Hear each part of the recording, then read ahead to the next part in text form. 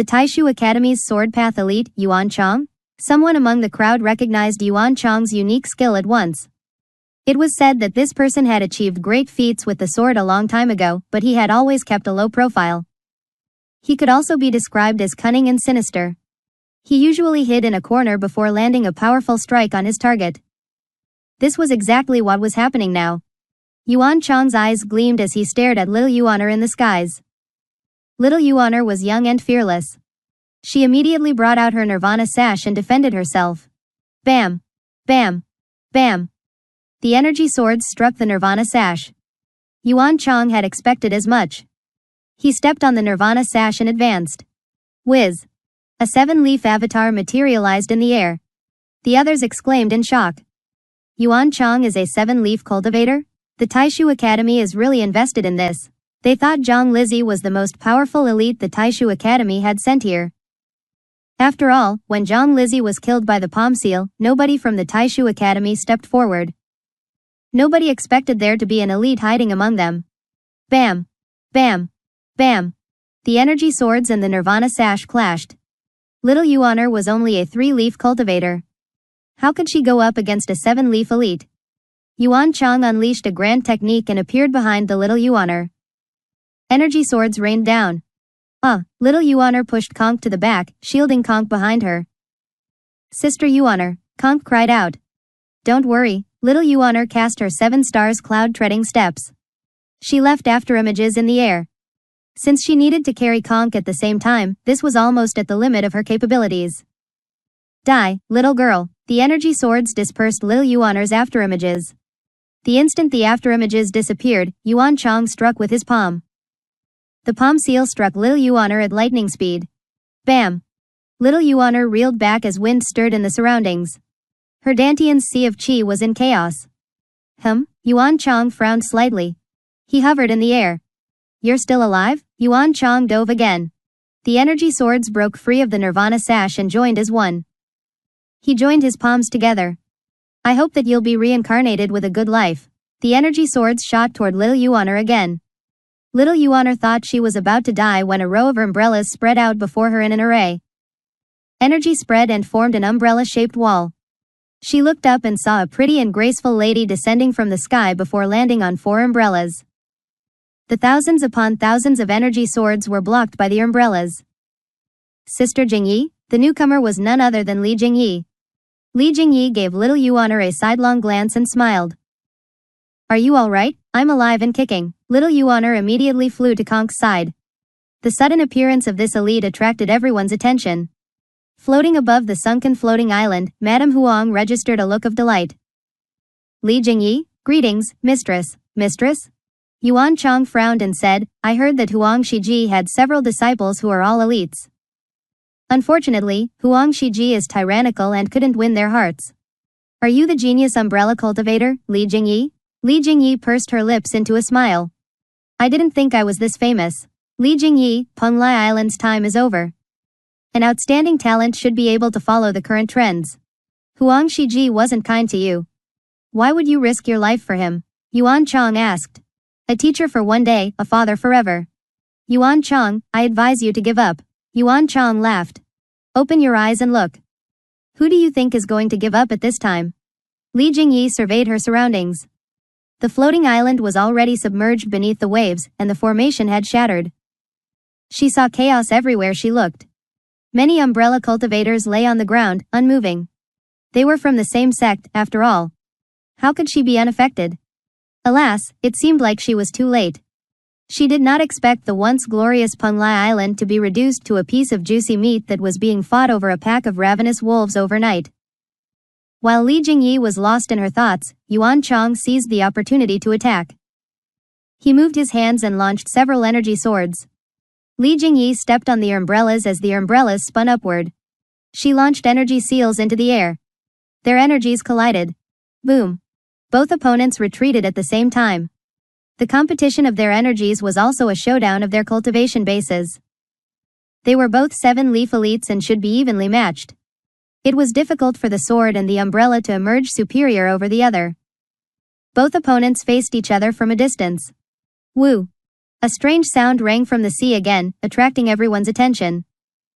Conk pointed at the sea and exclaimed excitedly, Luo Yu is coming. It had the body of a fish and the wings of a bird. Its voice was like a mandarin duck. Splash. Luo Yu broke the surface of the sea. Unlike the first time, it created huge waves that rippled outward. Whoosh. Whoosh. Whoosh. Li Jingyi blocked it with her umbrellas. Yuan Chang controlled his energy swords with his palms to block the splash from the water. Little Yuaner shielded Conk as she looked at Luo Yu in shock. Luo Yu treated everyone above the sea's surface as its enemies. Why?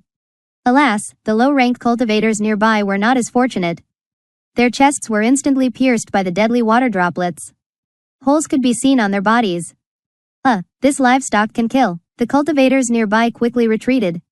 The umbrella cultivators from Penglai Island retreated as well. They stayed away and watched. Madame Huang flew up and looked down at Luo Yu. At this moment, Luo Yu did a complete turnaround in the air and flapped its wings. It was shrouded in a faint light. At this moment, it was diving toward Conk was standing near the sea's surface. Luo Yu is going in for the kill. Stand back. This was their first time seeing Luo Yu trying to kill someone. Li Jingyi frowned. There was a complicated look in her eyes. She turned to look at little Yuaner. With a deep voice, she said, stand back. Oh, little Yuaner brought Conk with her and flew backward. Li Jingyi asked, where's your master? Master? Little Yuaner smacked her forehead. That's right. Where's my master? Master. Help. I won't last for much longer. Li Jingyi. Yuan Chang. The cultivators stared at the young girl, baffled. All of them grew alert, guarding against the expert who might suddenly show up to protect the young girl. Fortunately, no such expert showed up to help this young girl. At this moment, Luo Yu moved between the young girls and the others. For some reason, it did not hurt the girls. It flicked its body, separating the two girls. Conk exclaimed in shock as she flew upward. The energy surrounding her was scattered by Luo Yu. Luo Yu's movements were nimble as it carried Conk away. Conk, little Yuaner exclaimed in shock. The situation was out of her control. Her master entrusted Conk's protection to her, but she had let him down. A panicked expression appeared on her face, stemming from her helplessness. It happened too quickly. Who could have reacted to it? Li Jingyi could not do anything even if she wanted to rescue Conk. Yuan Chang kept his eyes on Li Jingyi as he kept her occupied. At the same time, he ordered, Taishu Academy disciples, kill that young girl. Understood. The Taishu Academy disciples' voices were thunderously loud. 100 disciples from the Taishu Academy flew on their swords and shot toward the sea's surface at the same time. None of them cared about Luo Yu or Conk. They were focused on their target, little Yuaner. The 100 cultivators conjured up energy swords. The densely packed energy swords formed a mass of swords that flew toward little Yuaner. Li Jingyi's heart sank. The young lady was in danger. At this moment, whiz! A blue light shone from beneath the water's surface. The sea between the four islands was completely covered by the blue light. The members of the Taishu Academy did not even have time to react when they heard a splash. The floating island? The floating island broke the surface of the water, creating huge waves. The cultivators who were fighting intensely on the four islands were drawn by this scene. They stopped fighting and looked at the floating island. At this moment, they saw a dark blue palm seal huge enough to carry the entire floating island beneath the island. Everyone held their breaths. They looked at the massive palm seal that seemed to be able to cover the skies. For a time, they forgot about the battles they were engaged in. They forgot everything. The waves and the spreading blue energy struck the Taishu Academy disciples who were advancing toward little Yuaner. All of them were sent flying, spitting out mouthfuls of blood in the sky. Under the huge massive palm seal, one could see an old man who was the size of a leaf when seen from afar. The old man held his palm above his head. A blue light shone from his palm. It was obvious the massive blue palm seal came from him. His action of propping up the floating island was akin to directing the great rivers to flow east and returning the mighty waves. It was only natural for the others to be shocked. Lu Zhou stared at the underside of the floating island as he concentrated on controlling the massive palm seal. His extraordinary power surging out of his body in an eye-catching manner. He saw the stunned expressions on everyone's faces as they looked at him. Many of them sat limply on the ground, trembling in fear. It seemed like they had given up on resisting. Lu Zhou did not have the time to care about these people. He continued to hold the island up. Everyone was silent in awe as they watched this magnificent scene. Whiz! The huge palm seal carried the floating island and propped it up 100 meters above sea level. When the core island of Penglai Island returned to its position, a crisp sound rang in the air. It sounded grating and unearthly. Penglai Island's mistress could not suppress the joy that welled up in her heart after she regained her senses. Tears streamed down her face.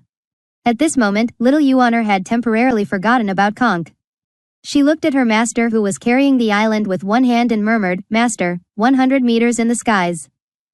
Lu Zhou's palm seal was still in position, but his extraordinary power was running out. He ignored everyone with a slight frown on his face. He had some extraordinary power left. Should he save some for himself or should he finish it? Rumble. The floating island shook.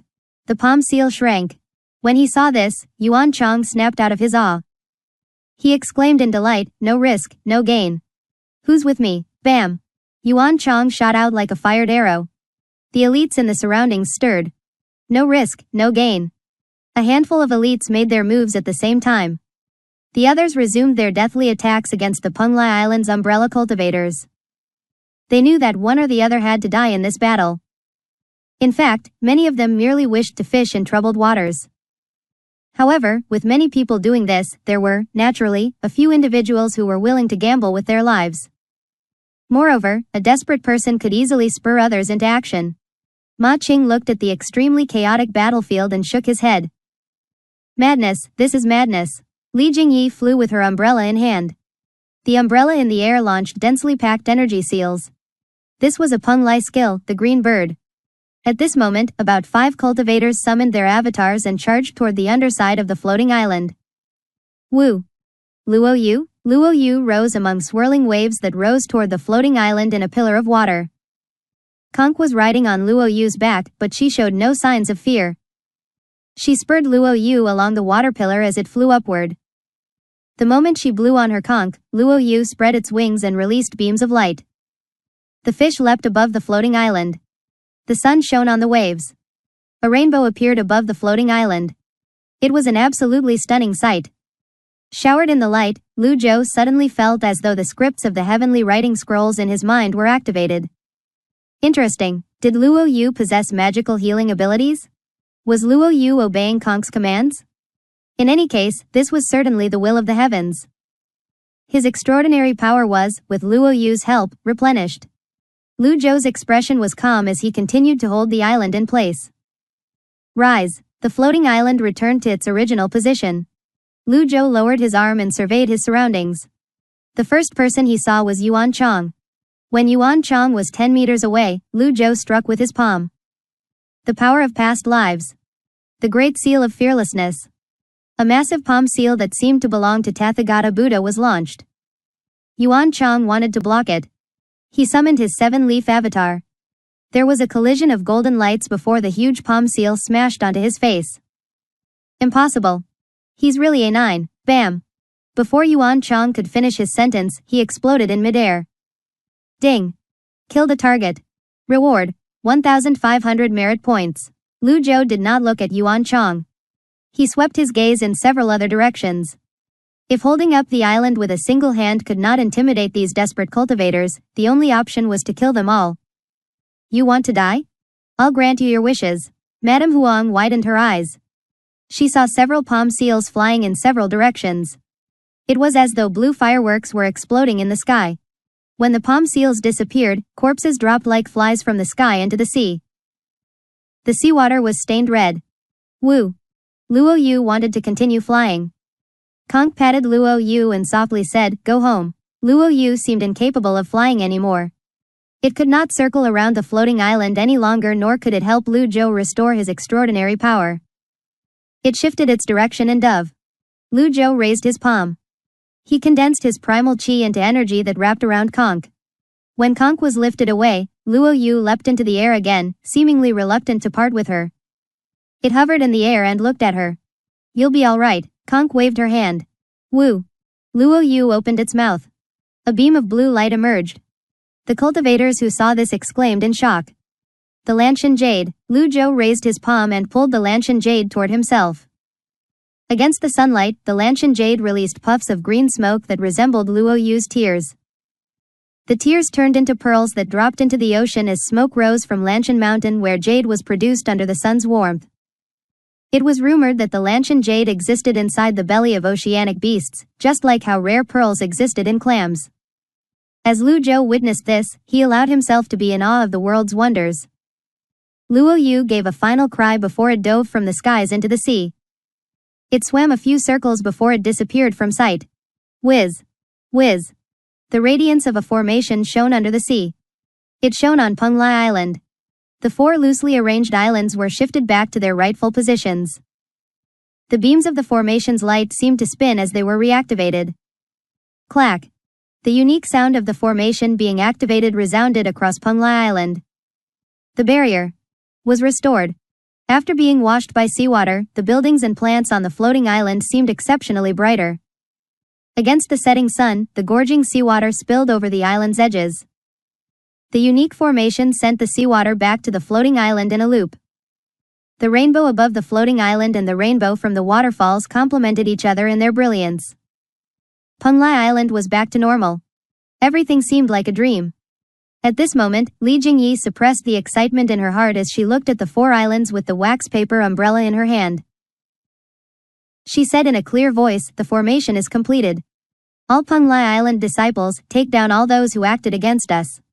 Under the formation's energy, the other cultivators were suppressed. Even flying seemed extremely difficult. On the contrary, the combat strength of the umbrella-wielding Penglai disciples was boosted. The tides of the battle on the island turned.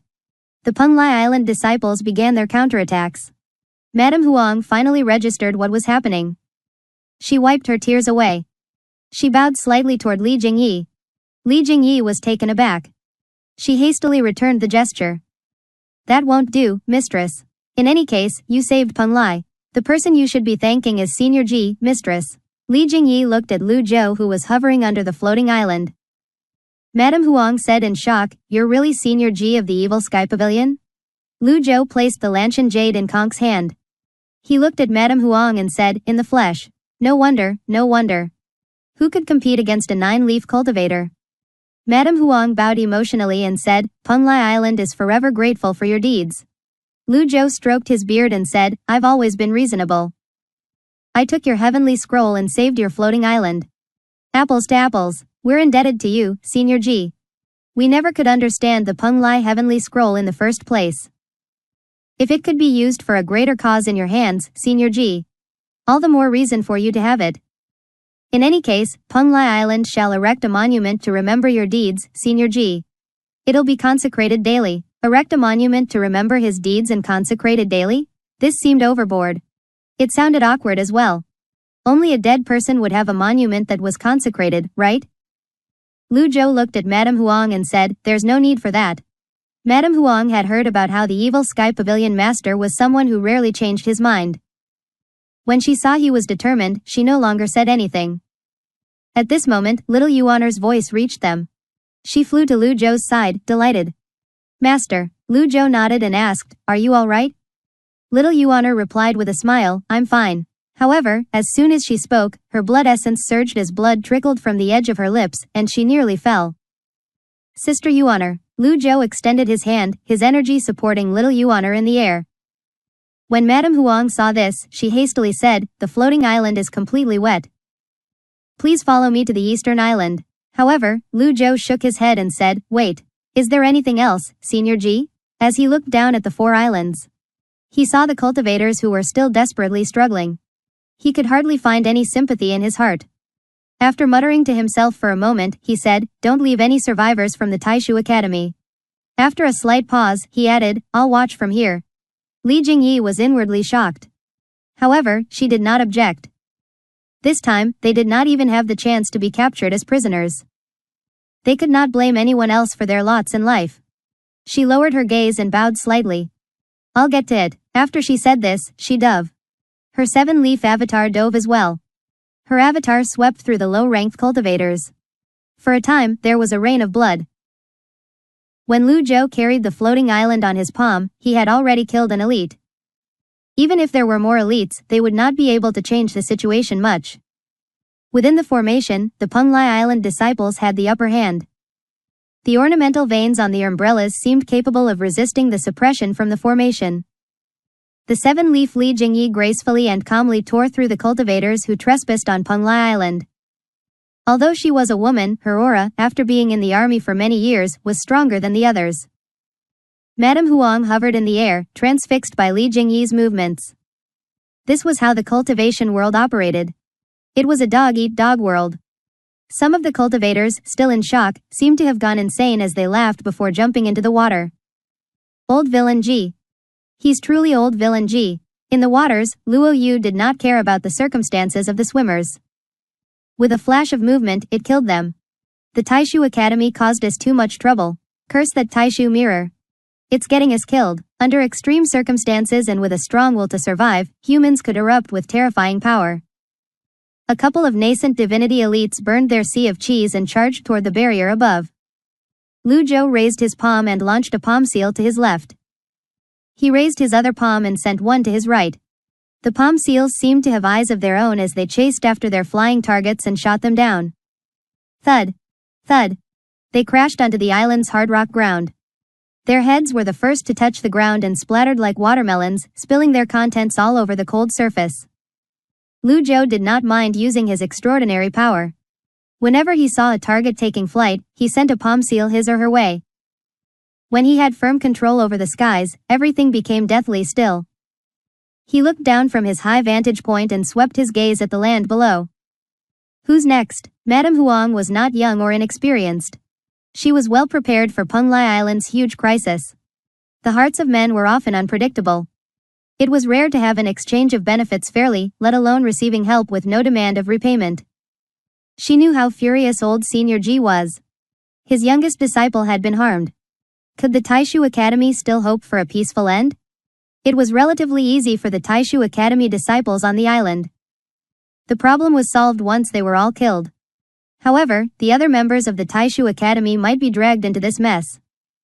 Meanwhile, Li Jingyi showed no mercy. As a former genius disciple of the Penglai sect, she displayed a mighty commanding power at this moment. Starting from the eastern island, the 4 islands were gradually cleared. The struggling cultivators registered looks of despair on their faces when they saw the wax paper umbrellas blotting out the sun as they flew toward them. Many fell on their knees and begged for mercy. As for the Taishu Academy disciples, begging for their lives made no difference. Many cultivators tried to fly out of the barrier as well, but they were repelled by the barrier and fell into the sea. Luo Yu was king in the water. It killed them as they came. When the smell of blood from the water had dispersed considerably, Luo Yu leapt out of the water with a school of fish in its wake. Tens of thousands of fishes broke the surface of the sea. It was a breathtaking sight to behold.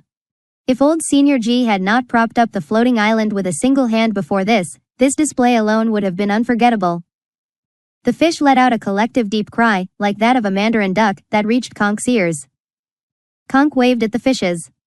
Goodbye. Madame Huang regarded Konk with an expression of shock. She said softly, I didn't expect this little girl to be capable of communicating with Luo Yu. Luo Yu is no ordinary beast. It lived in Penglai for a century. Over 100 years, the Penglai disciples didn't dare to enter or approach the water. I'm surprised to learn that Luo Yu was living right under the floating island. Lu Zhou said, when I dove into the sea, the formation was already damaged. With Luo Yu's wisdom, why would it smash its own foot with a rock? You're saying, Senior Ji, that someone else damaged it? Madame Huang was shocked. That's your problem, and none of my concern. Thank you for the reminder, old Senior Ji. A moment later, the cultivators who tried to take advantage of the situation were practically cleared away. As expected of an elite who experienced killings on the battlefield, Li Jingyi was not stained by a single drop of blood after taking care of her enemies. If one did not know her background, it would be difficult to imagine her as a warrior who had served in the army for many years. Lu Zhou could not have cared less about the condition of the others. This was Penglai Island's matter. He had obtained the Penglai Heavenly Scroll and kept the floating island up. They were now even. The Lanshan Jade was a welcome surprise. At this moment, Lu Zhou suddenly remembered Luo Yu. He turned to look at Konk and asked, Konk, can you understand Luo Yu? Konk nodded lightly and said, It said that its child is right below. How did you make it follow your orders? Lu Zhou asked, puzzled. A vicious beast of the sea such as Luo Yu had cultivated far longer than humans. It had at least cultivated for 100 years or up to tens of thousands of years. Although they were less talented than humans, they accumulated experience over the years. Up until now, humans had not figured out how expansive the seas were. There was once an 8-leaf cultivator who tried to cross the endless ocean to reach the shore on the other side. However, due to the long flight, his primal chi was depleted. He fell into the sea and was devoured by the oceanic beasts. Many oceanic beasts could fly for short spans of time. It was too dangerous for cultivators to fly too near the surface, and it was a waste of primal chi to maintain a high altitude. Hence, no cultivator had successfully crossed the endless ocean yet. Conk shook her head, seemingly at a loss, as she said, I just told it what to do and it listened. Luo Yu had considerable wisdom, after all. Surely, it did not wish for the floating island to destroy this place. Madame Huang said with a sigh, from now on, we'll treat Luo Yu with kindness. Lu Zhou said, once bitten twice shy. Perhaps, Luo Yu will leave this place. It leapt out of the surface to bid farewell to Conk earlier. That was a clear sign of its departure. Madame Huang nodded with a helpless expression on her face. At this moment, Li Jingyi had finished cleaning up the stragglers. She leapt into the air, bowed, and said, Senior Ji, the Taishu Academy cultivators have been eliminated. Lu Zhou nodded, pleased. Madame Huang said at once, come with me, please. Lu Zhou glanced at Conk and Little Yuan'er. Little Yuan'er was injured. She needed to rest here. Hence, he followed Madame Huang and landed on the eastern island. The Penglai disciples from the other islands, excluding those on the floating island, were already gathered on the plaza outside the Great Hall. Ma Qing led the Qingyun sword sect as they stood in neat rows outside the Great Hall as well. The people were arranged on two sides. The Penglai disciples, regardless of their strengths, were all looking at the sauntering old man with fearful respect. In line with Penglai's rules, the disciples bowed and turned to welcome them. It was also a show of respect. Welcome, old senior. On the steps before the Great Hall, Madame Huang turned around. She waited for Lu Zhou to walk up the steps. Then, with a deep voice, she said, kneel. Her voice resounded across the plaza. The Penglai disciples, including Li Jingyi, who had left the sect a long time ago, fell to one knee. Their movements were synchronized, and they kept their eyes on the ground. Ding. Received devout worship from 2,805 individuals. Reward, 28,050 merit points. Everyone was sincere in their worshipping. With a clear voice, Madame Huang said, Senior Ji kept the island afloat with a single palm and saved Penglai while we were in crisis. Please allow me to salute you. This time, she formally and respectfully saluted him. Lu Zhou waved his hand, a surge of energy stopped her. There's no need for this, Lu Zhou said, it won't do for the great Penglai Island's mistress to kneel before another. You're right, senior. Madame Huang was moved. At this moment, Lu Zhou suddenly said with a stern voice, well? Aren't you going to show yourself? The others were shocked. They looked to their sides. The Penglai disciples got to their feet hastily and searched the area. They thought there were still stragglers hiding amongst them. No, no, no. Behind the door of the Great Hall, a figure flitted out. The man held a sword in one hand and raised the other as he walked out of the Great Hall with a smile on his face. The others focused their gazes on him. Many Penglai disciples tightened their grips on their weapons tighter, filled with the urge to charge at the newcomer. However, Madame Huang exclaimed in shock, Lu Chen? Mistress, that name sounds awful. Call me Aijin. The I means love, and Jian means sword. In other words, sword freak or greatest sword under the heavens. Zhang Aijin shamelessly said. Madame Huang frowned slightly. When he said this, the Penglai Island disciples seemed to stir with emotions. Eldest senior brother? Is it really eldest senior brother Lu Chen? Zhang Aijin raised his hand again and waved at the crowd. He said, that's right. Backed by popular demand, I'm the Penglai genius cultivator, the handsome and cool sword path eldest senior brother Zhang. Jian, he emphasized his name. Lu Zhou said in a deep voice, had enough fun? Zhang Aijin stumbled. He bowed with a chuckle. Nothing escapes you, old senior. I've been observing for a long time. I've even taken care of several elites who wanted to attack the little girl. Little girl, don't give me that look. All in a day's work. Little Yuan'er bit back the pain and spat on the ground. Conk followed suit and spat on the ground as well. Zhang Aizhen. Lu Zhou said, I had to hold up an entire island with a single hand while you seem to be having a good time watching the show in the shadows. Old senior. That's unfair and untrue. Zhang Aizhen waved his hands frantically. I killed several of their members in secret. They were all first-rate elites. Look at my arm, there are wounds from swords. Lu Zhou frowned. Zhang Aizhen no longer dared to retort. He hastily said, you're right. You're completely right. Lu Zhou remembered that Li Jingyi had displayed some powerful umbrella cultivation techniques during the battle at Liang Province in Upper Prime City. However, he did not relate those to Peng Lai back then. In hindsight, it was not surprising for the two of them to be Peng Lai Island disciples at all. Zhang Aizhen, you cultivated Dao invisibility and love sword techniques.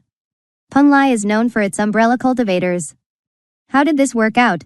Lu Zhou asked as he stroked his beard. An umbrella is not fit for a man.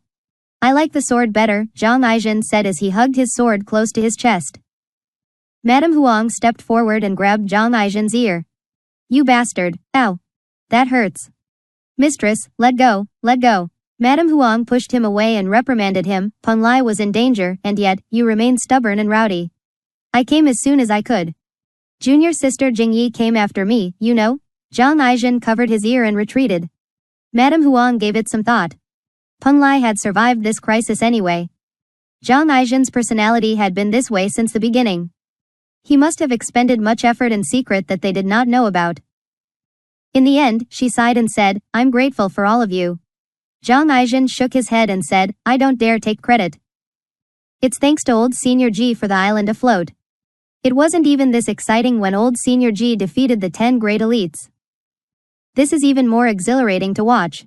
Propping up the island with a single palm was indeed magnificent, but it used up nearly all of Lu Zhou's extraordinary power. If it were not for Luo Yu's magical power, he could not have maintained it. At this moment, a faint green light glowed at Lu Zhou's side.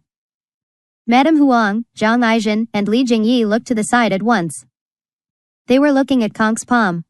The Lanshan Jade? The sudden radiance drew everyone's attention to it. Lu Zhou turned to look as well. However, he had to treat Lil Yuaner's injuries now. He said, put it away for now. Oh, Konk did not want to part with this jade. Zhang Aizhen said, the Lanshan Jade can be made into a pendant. It has protective and reconstructive properties on one's internal organs and extraordinary 8 meridians. It's well suited for this little girl. Hey, little girl, you don't look too good. Quote. Come inside, Madame Huang said immediately. They went into the Great Hall. Although Peng Lai Island's fame and strength were not comparable to the Evil Sky Pavilion, each of the islands had its own palace. That was not something ordinary sects could afford. Inside the palace, Madame Huang said, Men. Yes, mistress. Go and fetch Dr. Fang. Madame Huang turned to face Lu Zhou. Dr. Fang is a skilled healer, and the best we have on Peng Lai Island. She'll be fine in his hands. Lu Zhou raised his hand and said, no need. Madame Huang was taken aback. She did not understand. At this moment, Lu Zhou's palm was already raised. Faint blue light shone from between his fingers. A miniature blue lotus emerged from his palm. He pushed forward lightly.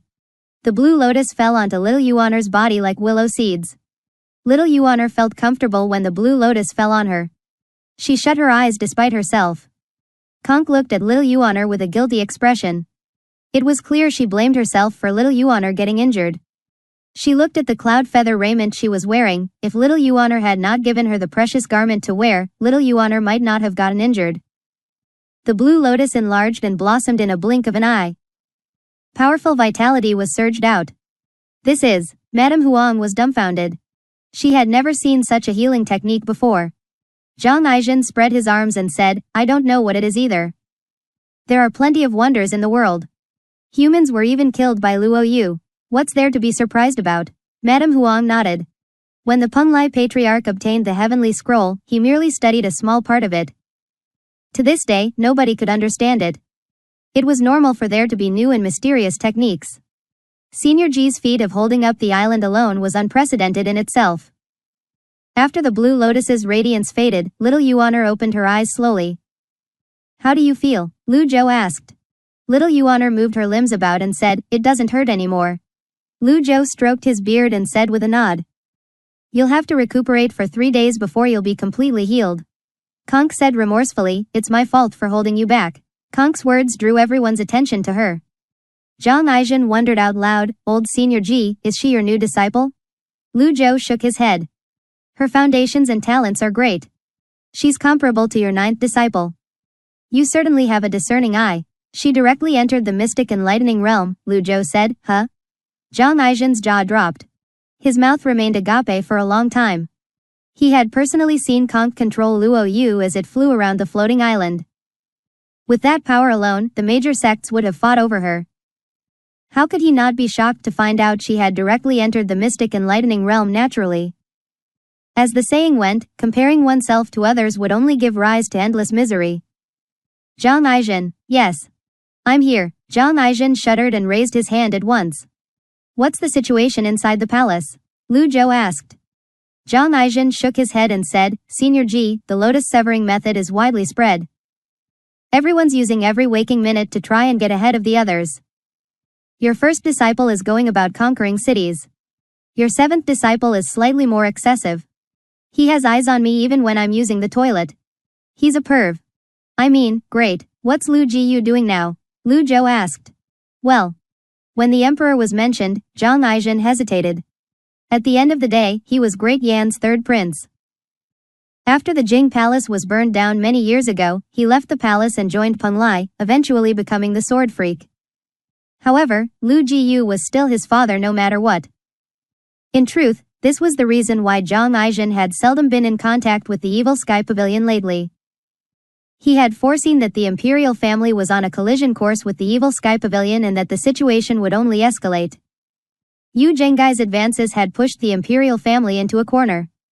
The more frustrating thing was that the imperial family had taunted the evil Sky Pavilion several times. Even the Taishu Academy and the Hengshu branch, which had been active lately, had gotten close to the imperial family. He's your father, after all, Lu Zhou said knowingly. Zhang Aijin remained silent. Lu Zhou continued, you've been my source for so long. Even if there weren't any meritorious deeds, you've worked hard. If only you tell me. Quote. Zhang Aijin widened his eyes slightly. In other words, could he be spared if he told Lu Zhou what he knew? His thoughts were immediately transported back to the past. The scenes in Jing Palace replayed in his mind. There was his tutor whom he feared and respected at the same time, his cultivation teacher who put him on the path of the cultivation world, and his biological mother, whose face he had long forgotten. Everything seemed close enough to touch, but they were from a time that could not be reversed. After what seemed like hours, Zhang Aijin's smile was replaced by a solemn expression. It was rare for him to be so serious. He bowed at Lu Zhou and said, the fates of each man are predetermined. I've done all I could. Lu Zhou nodded. With his hands behind his back, he walked up to Zhang Aijin and regarded with a deep look. You're smart. Zhang Aijin remained silent. Regardless if you begged for mercy or not, it wouldn't change my mind. Zhang Aijin felt speechless. Then what was all the talk about meritorious deeds and hard work about? He was shocked as well. Clearly, the old senior had asked this question because he did not want him to be an obstacle in his path. When he thought about this, a chill ran down his spine. However, in light of your special relationship with Lu Jiyu, I won't make you meddle in the affairs of the imperial family from now on. When he heard this, Zhang Aijin cupped his fists at Lu Zhou. Thank you, old senior. If he was not going to meddle with the imperial family's affairs, he would certainly be assigned to other tasks. Zhang Aijin suddenly remembered something. He hastily said, Senior Ji. That Luo woman you told me to look for, there's no way of searching for her. Little is known about her at the moment. That's also the reason why I'm here, Lu Zhou said. Luo woman? Madame Huang asked, puzzled. Zhang Aijin said, this Luo woman helped Yun Tin Luo become the leader of the 3 sects 300 years ago. She's gifted in tune as well. I haven't found anything about her up until now. It's like looking for a needle at the bottom of the ocean. How could a woman like that remain unknown? Madame Huang was perplexed. You're right, mistress. She's someone without a reputation. In any case, I couldn't find out anything about her. I don't think Si Wuya can as well, Zhang Aijin said. At this moment, Kong held up the Lanshan Jade and said, hot, hot. It's hot. The Lanshan Jade was emitting green smoke. Quick, quick, quick. Place it under the sun, Zhang Aijin said urgently. Conk was slightly stunned. She looked at Lu Zhou. Lu Zhou nodded and said, go. Conk ran out of the palace and placed the Lanshan jade on the steps. The sun shone on the Lanshan jade. The green smoke thickened as it rose into the air. Under the sunlight, the Lanshan jade seemed to glow vividly. With a deep voice, Lu Zhou said, raise your hands, regulate your breathing, and focus your mind. Oh, Conk did as she was told. Lu Zhou waved his hand. The Lanshan jade floated. The sunlight seemed to be melting the Lanshan jade. Acknowledge your owner, swish. Lu Zhou fired an energy blade that pricked Conk's finger. A drop of blood flew toward the Lanshan jade under his energy's guidance. A crackle rang in the air. The Lanshan jade seemed to have been activated. It grew softer as it released a gentle and green glow. The Penglai disciples before the palace wore envious expressions on their faces. There was no need to elaborate on the rarity of the Lanshan jade. Anyone who obtained it was certainly someone who had a lot of luck.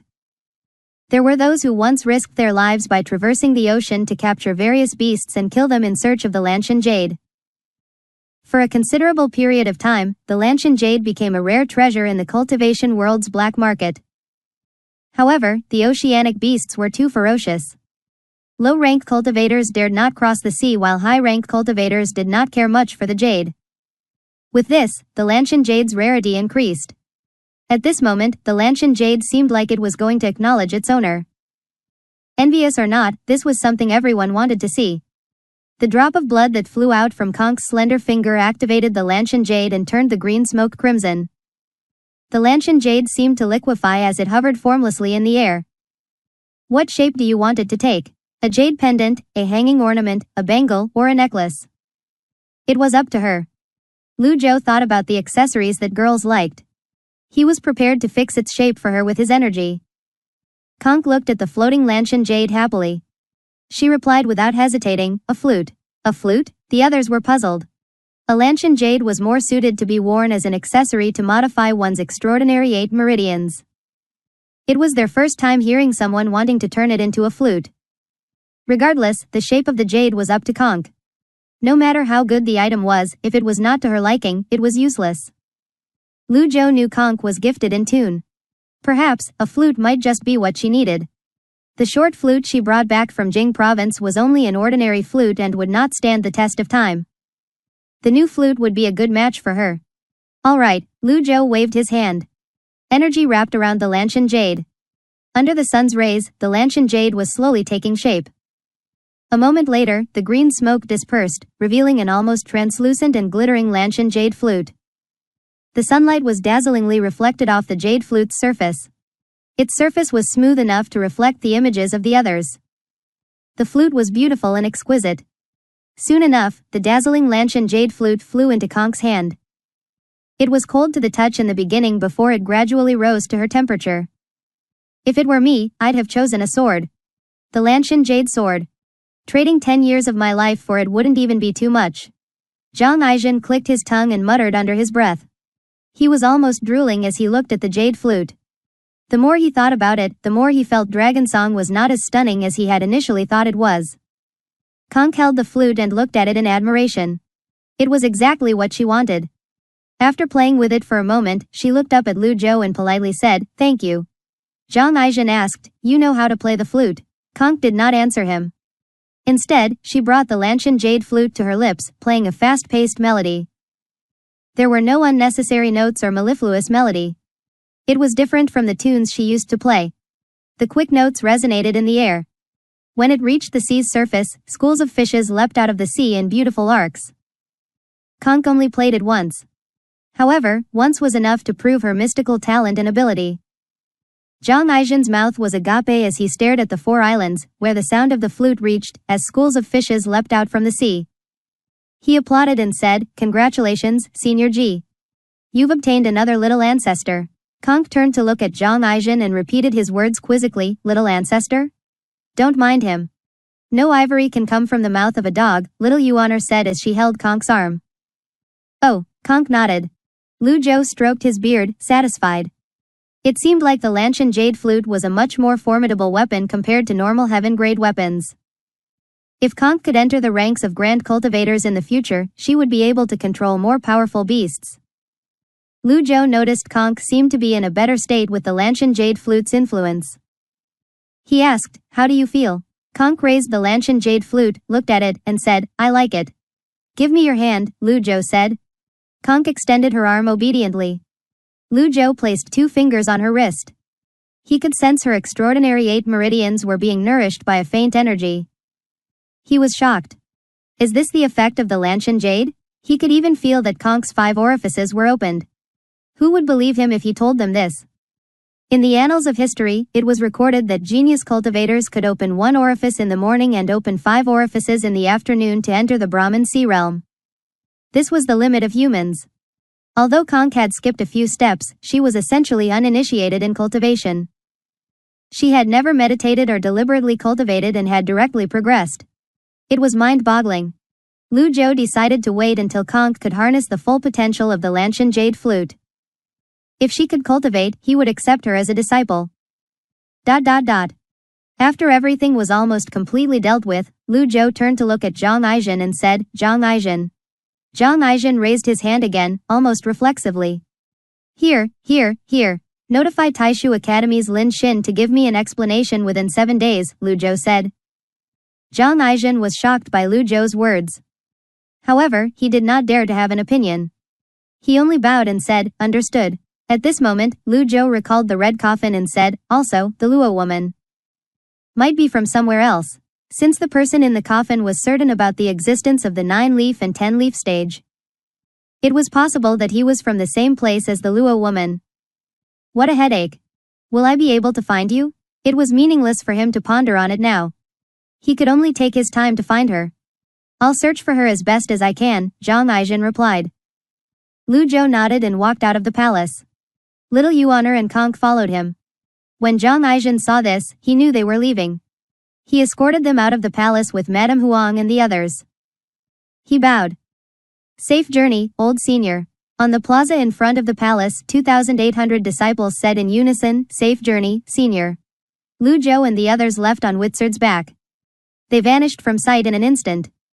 After Lu Zhou left, Zhang Aizhen carried his sword, cleared his throat, and said narcissistically, "Aren't all of you going to greet your handsome and cool eldest senior brother?" The crowd stepped forward. Eldest senior brother, eldest senior brother. How did you get acquainted with Senior G? Eldest senior brother, is Senior G really at the 9-leaf stage? What a shame that we didn't get to see it today. Eldest senior brother, the person I admire the most in the Evil Sky Pavilion is Mr. Second, the Sword Devil, Yu Shangrong. Is he handsome? Tell me. Eldest senior brother, why aren't you saying anything? Zhang Aizhen. Li Jingyi could not help but cover her mouth as she tried to stifle her laughter. She was used to awkward situations like this. Without thinking much about it, she walked toward the shore and looked up at the sky. The sun shone on the Penglai Island, lending it an air of magnificence.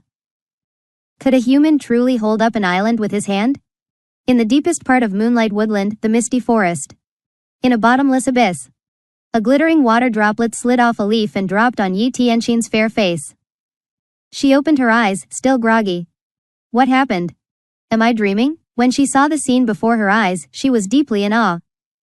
Vines crawled all over the extremely tall cliff face. Various beasts flew in the air. Their sizes ranged from being as large as mountains to as delicate as butterflies.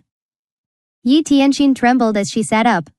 Where is this place? As soon as she got up, something moved under her. Yi Tianxin cried out involuntarily, Cheng Huang. Her memories came crashing back to her at this moment. She was not dreaming. This was real. The creature that carried her off the cliff was Cheng Huang, the beast that she had been painstakingly searching for. She traversed all of Great Yan, through fields and mountains, through the nations of the other tribes, crossing thousands of miles, just to find it. Oh! Cheng Huang stood up and looked behind. Their eyes met. It was like placing a soccer ball next to a soybean. Yi Tianxin tried her best to calm her racing heart and maintained her stillness. Her instincts told her that Cheng Huang was not hostile. Otherwise, she would have been dead long ago. Cheng Huang? Cheng Huang did not respond. Its delicate eyelashes moved as its eyes moved. Do you recognize me? Yi Tianxin attempted to communicate with it. However, Cheng Huang could not speak the tongue of men. It merely looked at her silently. Just when Yi Tianxin was about to try again. Oh! Cheng Huang cried out. Then, it stepped forward and ran. Yi Tianxin nearly lost her footing. She quickly circulated her primal chi to stabilize herself. With her previous experience in mind, she was not in much of a wretched state compared to before. She quickly held tight with energy seals and faced forward. The endless forest was ahead of her, countless winged beasts were above her, and countless vicious beasts were around her. Yi Tianxin was greatly shocked by the sight. Cheng Huang leapt across a small forest patch before it finally descended and came to a halt. Then, it sat on the ground and raised its head, letting out a cry that was clearer and louder than before. Oh! Its cry resounded through the surroundings, instantly causing the beasts in the vicinity to scamper away. Yi Tianxin looked at the skies. She noticed a 100-foot-tall stone statue opposite a lake. The statue was of a woman. Yi Tianxin, who was shocked by this sight, flew over and landed near the statue's feet. She discovered the word, "fair folk," etched on the statue's feet. There were smaller rows of letters protected by formation veins. However, with the erosion that came with time, the carvings were no longer illegible. They were now a collection of dents and holes. For some unknown reason, when Yi Tianxin saw the word, "fair folk," tough as she was, she could not control her emotions and began to cry. Scenes of the past played out in her mind. The citizens of the Fish Dragon village seemed to be standing before her. Alas, everything had changed. However, her efforts had paid off. Her hard work was worth it. Cheng Huang cried out at this moment, pulling her back from her thoughts. Yi Tianxin quickly calmed herself down before she turned around. She stood at the feet of the statue, dressed in garments as white as snow. Her gaze seemed more in her garments as white as snow. Her gaze seemed more steadfast than before. Cheng Huang, I, Yi Tianxin, have found you. Cheng Huang lowered its head and body. Its nose touched the surface of the lake.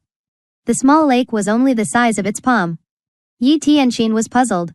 Are you telling me to drink from the lake? Cheng Huang shook its head. Bathe? Cheng Huang nodded. Yi Tianxin. She was a woman, after all. How could she not feel embarrassed about bathing out in the open? Swoosh. Cheng Huang suddenly swung its paw at her. Yi Tianxin started. She instinctively conjured up her primal chi and condensed it into energy to defend herself. Bam! Yi Tianxin was sent flying. Splash! She fell into the lake. Yi Tianxin poked her head out of the water with a quizzical expression on her face. Cheng Huang lowered its head and looked at her with what seemed like a helpless expression. It raised its paw as though to say it had been gentle with her. Then, wind stirred in the air as it turned around and leapt away. When the place finally fell silent, Cheng Huang was no longer anywhere to be seen. Meanwhile, she felt the warmth from the lake. The water contained some unique primal chi that was surging toward her. It felt exceptionally comfortable. What a unique lake. She lowered her head and was amazed to find a huge formation at the bottom of the lake. The formation illuminated the entire water body and shone through the surface, casting an imprint of its veins in the skies. The primal chi contained within the formation began to surge wildly into her body at this moment, and she felt her Dantian's sea of chi filling up. She was shocked to discover her cultivation base was improving just by submerging herself in the lake. The energy from the lake kept surging toward her. She did not dare to let her thoughts wander. She quickly sat with her legs crossed, half submerged in the lake, and closed her eyes. Primal chi began to gather around her at an alarming speed. The next day. In the discussion hall of the Taishu Academy. The evil Sky Pavilion is an insufferable bully. They killed 100 of our disciples at the Heaven Worship Platform and another 100 on Penglai Island. Zhang Renyi, Zhang Lizzie, and Yuan Chong all died in battle. The Golden Taishu Mirror has also been taken by the evil Sky Pavilion. I can't let this enmity go, Xiao Shan, the president, said. That's right. The evil Sky Pavilion has gone too far. Patriarch. We can't just let this slide. At this moment, one of the elders rained on their parade and said, the evil Sky Pavilion's GT on Dao is at the 9-leaf stage. How are you planning to seek revenge? They were loud when they vented their anger earlier, but they were rendered speechless now. Seated higher than the others, Lin Xin frowned slightly and said, a warrior may be killed but never humiliated. The Taishu Academy has always been on good terms with the divine capital and never colluded with parties of dishonest conduct. If we make a request to the divine capital's imperial family to intervene, maybe use the 10-terminal formation to lay out an inescapable net, perhaps we can capture a 9-leaf cultivator. That's right. A warrior may be killed but never humiliated. Old villain G has never regarded us as humans. His Majesty has been experiencing successive breakthroughs. He might be the next 9-leaf cultivator after old villain G. When that time comes, we'll see how the old villain can remain as obnoxious as he is now. At this moment, the voice of one of the disciples rang from outside. Report. A letter from the divine capital. The divine capital? Who is it from? The disciple opened the letter and said, It looks like it's from the evil sky pavilion. Why would a letter of the evil sky pavilion be sent from the divine capital? With no time to dwell upon it, Li Xin said, Read it. The disciple scanned the contents of the letter. Various expressions flitted across his face as he read the letter. Xiao Shan, the president, frowned and said impatiently, You were told to read the letter. Be quick about it. The disciple gulped before he began to read aloud, I'm the first 9-leaf expert under the heavens, the master of the evil sky pavilion, master of 9 disciples. Do you fear me now? I'm demanding an explanation from Lin Xin, the patriarch of the Taishu Academy patriarch, within 7 days. If you fail to do so, I'll kill your entire family. Ha ha ha, the others frowned. They regarded the disciple with puzzled expressions. Were these the words of the evil sky pavilion's patriarch, Ji Tiandao? Was it not some hooligan impersonating him? They had their doubts, but none of them dared to say anything. Bam! The old Lin Xin slammed his palm on the table, causing it to shatter immediately. He's bullying us just because he's a 9-leaf cultivator. I'll be damned if there isn't a way for us to deal with him. However, Xiao Shan, who was seated next to Lin Xin, suddenly rose to his feet and said, Patriarch. Why don't you apologize to him? Lin Xin glared at Xiao Shan. The elders around Lin Xin rose to their feet and bowed at him as well. Patriarch, the Taishu Academy has suffered a lot to reach where we are today. We can't afford to offend the evil sky pavilion. That's right. The evil sky pavilion's villain doesn't bat an eyelid when he kills someone. None of the 10 great sects had a good end. The Taishu Academy has worked hard to be where it is today. We can't let it be destroyed overnight. When one of us attains the 9-leaf stage in the future, we'll surely get our revenge, but until then. Lin Xin's wizened face and eyelids twitched. Just moments ago, were they not filled with indignation due to the injustice of the situation? It did not seem like they thought much of a 9-leaf cultivator when they were cursing him earlier. Was it all an act? Lin Xin's gaze darkened. He looked at them resentfully for not meeting his expectations. He said through gritted teeth, I'd rather die than submit. I'll head to the divine capital tomorrow. I'll see who can do anything to me then. Meanwhile, the story of the evil sky pavilion's patriarch holding up the floating island with his hand spread like a wildfire. It spread to Yu Province City. It was the talk of the people in the taverns and teahouses. Some even made it into a saga and wrote songs about it. Comrade, I'm sorry to bother you. Can you repeat your tale about how the evil sky pavilion's patriarch propped up the floating island with his hand, a green-robed swordsman to a cultivator opposite him in a teahouse? If you want to hear it, I'll tell you all about it, the cultivator replied with a smile. He poured a cup of water for himself, straightened his back, and said, the Peng Lai sect seldom dealt with the outside world. They managed to gain a foothold in the cultivation world thanks to their 5 islands formation. Somehow, recently, there was a glitch in their formation. The floating island is the core island of Peng Lai.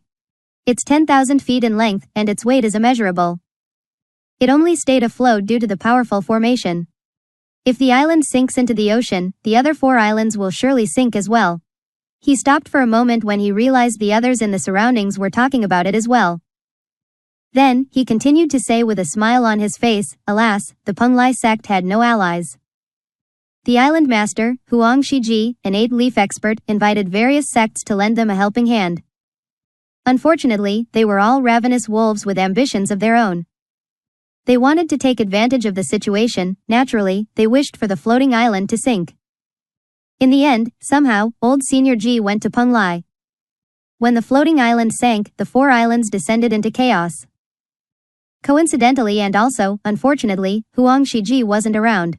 The cultivator continued to say animatedly, one thing led to another, the evil sky pavilion's patriarch, a 9-leaf elite, killed the Taishu Academy's Zhang Lizzi with a single strike.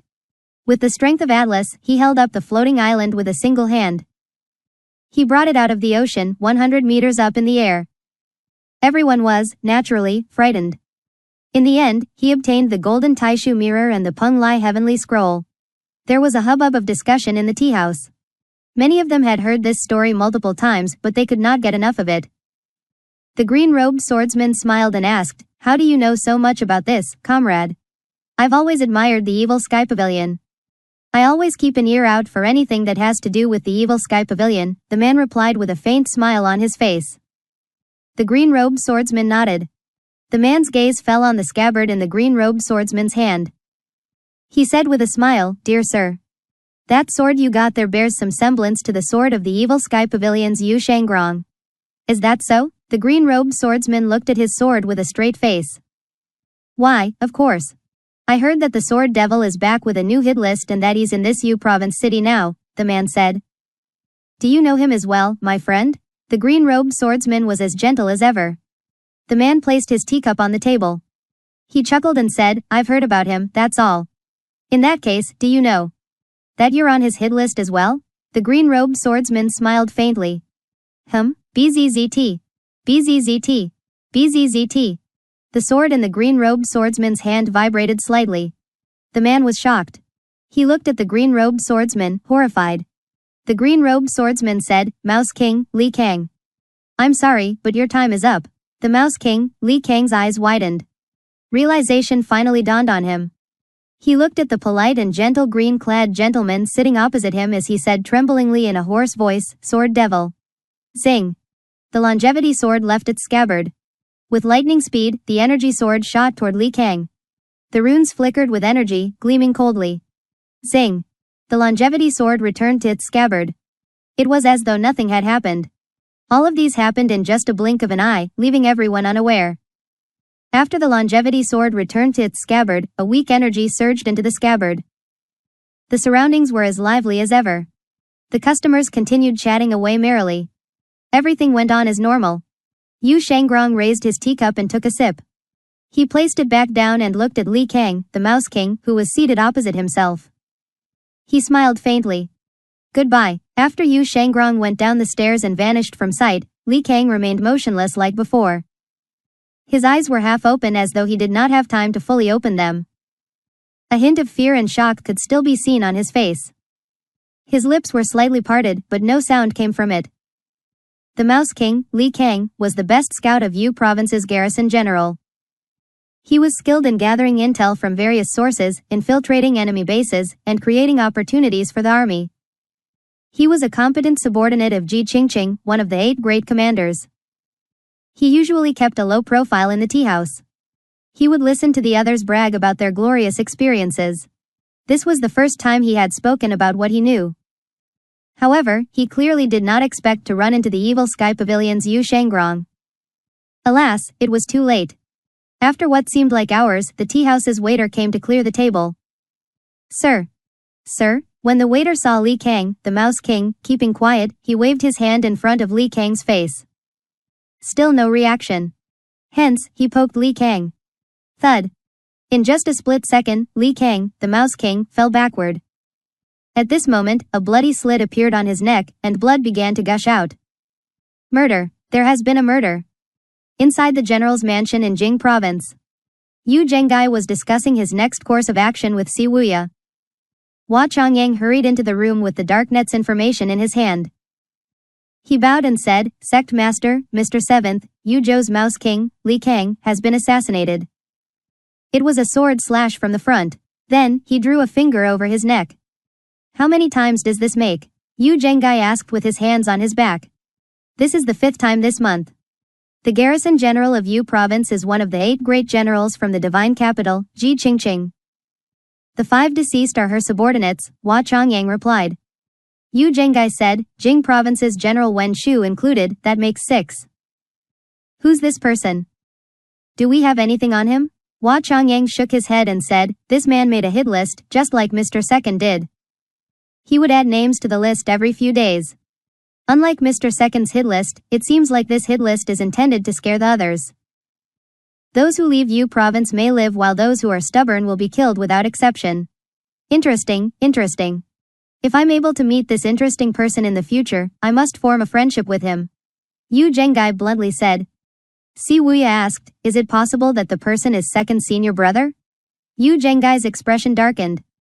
Him? Under the heavens, I'm afraid second senior brother is the only one who can kill his opponent in such a direct manner. After saying this, Si Wuya quickly added, of course, this includes you. Eldest senior brother. In fact, you're probably better. Wise brother, do you really think that it's him? Yu Zhenggai turned around and looked at Si Wuya. Si Wuya was taken aback. He said, perhaps, I'm just overthinking. That's what I think as well. Hua Chongyang understood the situation, so he did not comment on it.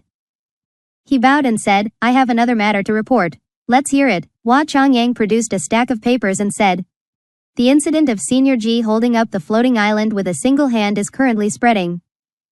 From what I know now, it seems like the news isn't fabricated. Yu Zhengai took the papers and looked through them. They were mainly ditties and limericks sung by the general public.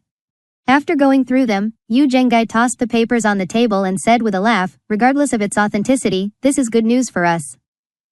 With the evil Sky Pavilion's fearsome reputation, the cultivators of Great Yan will think twice before meddling in the affairs between the Nether sect and the imperial family. Si Wuya said, but, eldest senior brother. Master doesn't like you using the name of the evil Sky Pavilion. Yu Zhengai shook his head and said, wise brother. You're intelligent, but even you can have a lapse in judgment. Si Wuya was puzzled. Yu Zhengai said shamelessly, Master has made it clear that he's not going to go easy on me. In that case, I might as well do as I please. Quote. He was going to be punished anyway. He would still suffer the same consequences if he did not do this. He might as well do as he pleased. Hua Chongyang said, when Island Master Huang heard that Senior Ji propped the island up with a single hand, he hurried back to Penglai Island without stopping to rest. Yu Zhengai nodded. Huang Shiji had been helping the Nether sect lately. When Penglai Island was in danger, he was helping the Nether sect here. In terms of morality, it had been more than enough. Very well, this meant that he would have one less helper in his quest to conquer Yu province. However, with a mysterious elite helping him in the shadows, he felt less pressured. Inside the abyss of the Moonlight Woodland. There was no sun to help Yi Tianxin keep count of the days. All she could do was estimate the time. After what seemed like days, Yi Tianxin felt that her Dantian's sea of qi was completely filled. She opened her eyes slowly. Yi Tianxin conjured up her primal qi and leapt out of the lake into the sky. She hovered in the air as she looked down at the lake.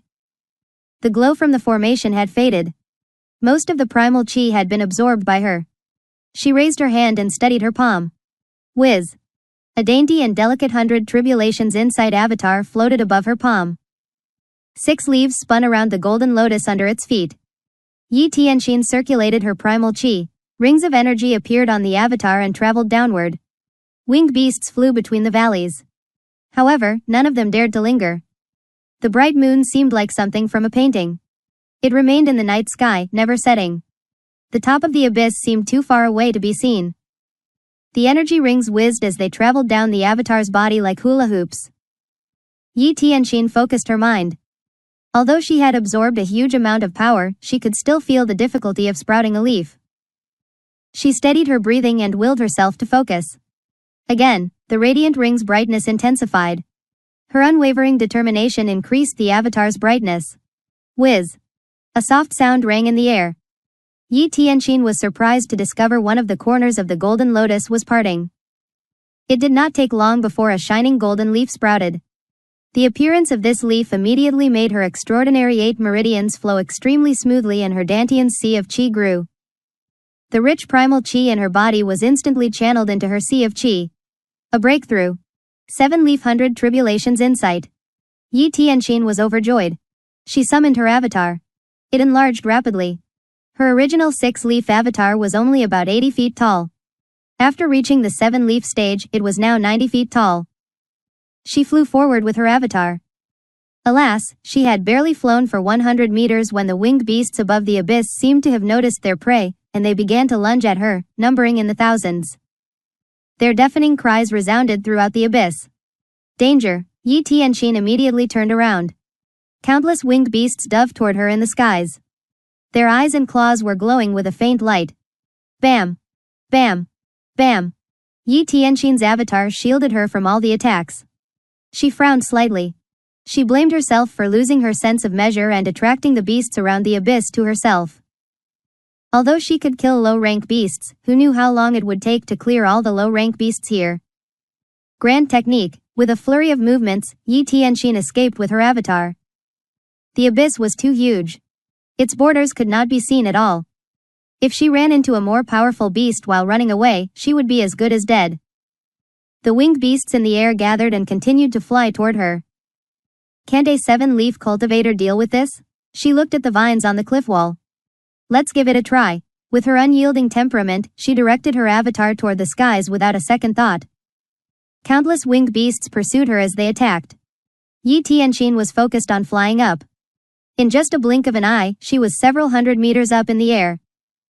She surveyed her surroundings and found various beasts holding on to the cliff wall as well. Her hairs stood on end. She did not want to remain in this dangerous place for another second. She did not even have the urge to kill them. She continued flying up. Suddenly, boom! A wing that seemed like a heavenly screen passed by and struck her avatar. Bam! Energy rippled out horizontally. Bam! Bam! Bam! Rocks fell from the cliff face, vines were severed. The blow on her avatar caused her to drop. The wind roared in her ears as it scratched at her energy shield like knives. She looked behind her. Countless flying beasts were still coming at her. Sharp beaks, cold, gleaming claws, and green eyes were all she could see. Her heart sank. Was she going to die from being killed by beasts right after she attained the 7-leaf stage? No, her avatar suddenly appeared and grew in size. Boom! The wild beasts were sent flying. Many of them were killed on the spot and fell due to gravity. However, compared to the beasts that survived, their numbers were negligible. More and more beasts were eyeing this falling prey. They lunged again. This was food from the outside. It was fresh. A never-before-seen delicacy. Yi Tianxin summoned her avatar again and merged with it. Bam! Bam! Bam! Bam! Bam! The beasts attacked the avatar, growing more and more ferocious by the minute. Oh! A huge being sailed through the skies. Its broad back with golden feathers caught Yi Tianxin as it swiped its paw at the other beasts. Boom! Hundreds of winged beasts were scattered and fell. Severed limbs rained down the depths of the abyss. The cliff face that once seemed like paradise was now hell. The 10,000 years Cheng Huang was here. When Cheng Huang struck, there was a rain of blood. It lowered its body and bared its fangs. Its sharp cry that shook the land scattered the incoming beasts. Cheng Huang leapt into the air. It easily covered 100 meters in just a move. Yi Tianxin was stunned. Cheng Huang was terrifying. Was an 8-leaf cultivator a match for it? She immediately felt a great sense of security. At the same time, she started blaming herself. How could she have been so foolish? She had been searching for Cheng Huang for such a long time. Why did she not think about leaving with it? Instead, she thought she could return to the top of the abyss with her 7-leaf cultivation base. How was that different from rushing toward her own death? Cheng Huang landed and swung its paw again. Boom! Rocks from the cliff wall shot into the air. Bam! Bam! Bam! Each of the rocks was bigger than Yi Tianxin. Yi Tianxin was stunned by this display. With this attack, the winged beasts scurried away. They vanished from sight in no time. Cheng Huang growled and leapt back to the shore of the lake before the rock statue. The distance she traversed after flying for such a long time was nothing to Cheng Huang that covered the same distance in a few simple leaps. Cheng Huang laid itself on the ground and lowered its head. The surroundings were extremely quiet. Yi Tianxin understood at once. This was its domain. A beast that was powerful enough would have its own domain. The other beasts would surely steer clear of it. Yi Tianxin kept her eyes trained in the distance. She hovered before Cheng Huang's eyes. She said, "Thank you." Cheng Huang remained on the ground without giving a reply. Its eyes merely shifted. What's wrong? Are you hurt? Yi Tianxin immediately felt worried. She flew around Cheng Huang. After examining it, she found no injuries. At this moment, Cheng Huang raised its paw and parted a pile of leaves before the statue. Yi Tianxin looked at it. There were signs of carvings on the rock. It was a golden lotus. There were 8 leaves on the golden lotus. The words carved beside the golden lotus were practically worn away by time. Yi Tianxin was stunned. She flew forward and touched the veins. Only humans could be capable of this. Humans were the only ones who would leave symbols like these behind. After pondering on it for a long time, Yi Tianxin turned around and faced Cheng Huang. You want me to reach the 8-leaf stage? Oh. Cheng Huang lowered its paw. Yi Tianxin nodded and said, all right, 100 years human and 10,000 years Cheng Huang. ... Inside the eastern pavilion, the evil sky pavilion. Lu Zhou called up the system dashboard and checked the merit points he had accumulated. Merit points, 97,430. He had close to 100,000 merit points. If he continued to save his merit points, he could purchase 2 golden lotus leaves. His current cultivation base was only in the 2-leaf nascent divinity realm. With these many merit points, he would be lying if he said he was not tempted to spend them. However, he knew he had to restrain himself. If he saved them until he became a grand cultivator, they could be used to their full potential. In any case, it should be fine if he spent some of them on lucky draws, right? Lucky draw, Lu Zhou muttered. Ding. Spent 50 merit points. Obtained reversal card X1. Not bad. Again, lucky draw, ding. Spent 50 merit points. Obtained the mount, Ji Liang. Note. Due to the system having spent too much energy sending the legendary mounts, Wizard and Bian, to the host. This mount would be coming to the Evil Sky Pavilion on its own. Ji Liang. A good steed from the land of Wuwang in the distant north. Lu Zhou's eyes widened when he saw this. It's been so long. When was the last time I received such a good reward? Finally, I'm a European emperor. Ever since he obtained Wizard and Bian, Lu Zhou had witnessed how powerful legendary mounts were. Even when Ji Tiandao was still around, he did not obtain a powerful mount. His first disciple, Yu Zhengai, on the other hand, obtained a powerful mount, but who knew how much trouble Yu Zhengai had gone to just to obtain his mount. The mounts owned by a handful of major sects were only lesser beasts. Lu Zhou's mounts were treasures that one could never hope to encounter. One could only dream about it. Not bad at all. I should quit while I'm ahead. I won't make any more draws. You can't do anything about that, can you? Based on Lu Zhou's understanding of the system, the next draws would only be thank you messages. Lu Zhou was extremely pleased. ... Meanwhile, in the faraway land of Wuwang in the distant north, a group of wild horses whose hooves glowed brightly was galloping across a grassless plain. At the end of the group, a horse that was clearly different from the others, with a snow-white coat and fiery red mane that was 10 feet length and 80 feet height, came to a halt. It seemed like it had heard its summons. It neighed before it broke off from the group and flew south. ... After obtaining the mount, Lu Zhou no longer touched the lucky draw system. Instead, he returned his attention to the 3 scrolls of heavenly writing. After meditating on the human scroll, Lu Zhou had practically understood the ways to use the 4 powers and their effects. He looked down, curious. What would the earth scroll be? Rows after rows of mysterious scripts appeared before his eyes. They looked strange and squiggly. If the scripts of the human scroll resembled hieroglyphs of ancient human civilization, the scripts of the earth scroll could only be described as extremely messy. He could at least find some pattern in the scripts of the human scroll. The earth scroll was just baffling. In any case, the chance for the heavenly writing powers would be slowly revealed to him when he began to meditate. Lu Zhou frowned slightly. Calm down. Let's look at the prices of the item cards to calm down. After that, he separated the human scroll and earth scroll. He did not rush to meditate on the earth scroll. Instead, he continued to meditate on the human scroll of heavenly writing. I should replenish my extraordinary power for now, just to be safe. With this thought in mind, Lu Zhou sat down with his legs crossed and placed his palms before his dantian. Breathing in and out. This was akin to a double cultivation exercise. ... Inside the discussion hall of Taishu Academy. Patriarch. How are we supposed to go against a 9-leaf cultivator? We're running out of time. Who can hold off the 9-leaf cultivator when he comes? We only have a few days left. One of the elders was so anxious that his face was flushed red.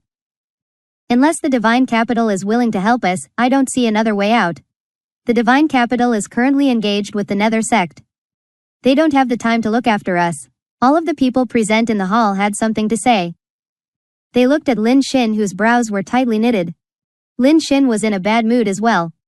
In the cultivation world now, even the top sects would retreat for a 3 days march if they encounter a 9-leaf cultivator, let alone the Taishu Academy. Most elites would choose to hide behind the barriers of their sects and cultivate in secret to improve their cultivation bases. Unfortunately, it was not easy to reach the 9-leaf stage in a short time. In truth, Lin Xin was completely out of ideas. At this moment, a disciple walked in, cupped his fists, and said, "Patriarch, His Highness the Crown Prince is here." The others were shocked to hear this. "Bring him here, quick." In no time at all, a disciple led the current Crown Prince of Great Yan, Lu Ji, into the discussion hall. The Taishu Academy's elders rose to their feet. Lin Xin descended the steps. Without waiting for them to speak, Lu Ji waved his hand at once and said, "No need for that. Let's get down to business." He strode into the discussion hall and assumed Lin Xin's seat at once. Lin Xin had no choice but to take the seat to the left. Lu Ji sat down and said, "I know you're being targeted by the evil Sky Pavilion. I'm here to give you a clear direction." The eyes of the members of the Taishu Academy brightened. Lin Xin cupped his fists and said, "Kindly enlighten us, Your Highness." At this moment, Lu Ji beckoned to someone outside the hall. 2 soldiers who escorted him here walked in, carrying a box between them. They lowered it onto the floor with a loud clang. The others looked at the box in confusion. Lu Ji said, "Open it." The 2 soldiers opened the box. When everyone looked over, they saw a set of armor that seemed extremely old inside the box. There were red threads made from a unique material running along the armor, forming defensive veins. There was also a unique red knot on the corners of the armor. However, having been eroded by time, this armor was worn out. Its red now carried a purple tinge. "What's this?" Lin Xin asked, puzzled. Lu Ji said, "I don't have time to beat around the bush with you lot. It's quite impossible for the Taishu Academy to face a 9-leaf cultivator head-on. Under the heavens, the imperial family is the only one who can. I'll lend you this armor, but I have one condition." Lin Xin was still baffled. "Armor? Condition?" Lin Xin hastily said, "Kindly enlighten us, Your Highness." Lu Ji glanced at Lin Xin and asked, "Do you know why the previous emperor was capable of subduing the 9 provinces and unifying the 12 nations from Rongxi to Rongbei? Naturally, it was due to the power that only the imperial family has. The Taishu Academy was close to the imperial family. Naturally, they knew just how powerful the imperial family was." Lu Ji smiled and said, "To tell you the truth, this armor came from an elite. The secret scrolls of the palace state that the elite came from the northern borders on a coffin. He traversed the 12 nations of the other tribes and reached Great Yan. He once said that nobody should and can attain the 9-leaf stage. The special power of this armor will be awakened when faced with a 9-leaf cultivator." "An elite?" When the others heard this, their expressions turned fearful. They looked at Lu Ji. He did not seem to be lying. Was this one of the imperial family's trump cards? Lu Ji suddenly said, "By the way, this elite was the one who created the 10-terminal formation in the divine capital." Quote. The power of the 10-terminal formation was known by everyone under the heavens. No matter how many leaves an elite had, they still had to maintain a low profile in the divine capital. For thousands of years, people had always assumed that the 10-terminal formation was born out of the collective wisdom of the Confucian schools. However, based on Lu Ji's words, that was clearly not true. Just how many secrets did the imperial family have? After a long pause, Lin Xin finally asked, "Are you asking me to don this armor and fight old villain Ji, Your Highness?" "That's right." The others exchanged a look among themselves. Although Lin Xin had lived for a long time, he still felt uneasy when he heard Lu Ji's words. "How do we know if this armor is genuine, Your Highness? The 9-leaf stage itself was a dream in and of itself. If old villain Ji did not show the splendor of the 9-leaf stage to the world, perhaps nobody would believe in the existence of the 9-leaf stage until today." "You don't have a choice," Lu Ji replied in a deep voice. Lin Xin was speechless. "If you don't believe me, you can have a good look at the armor."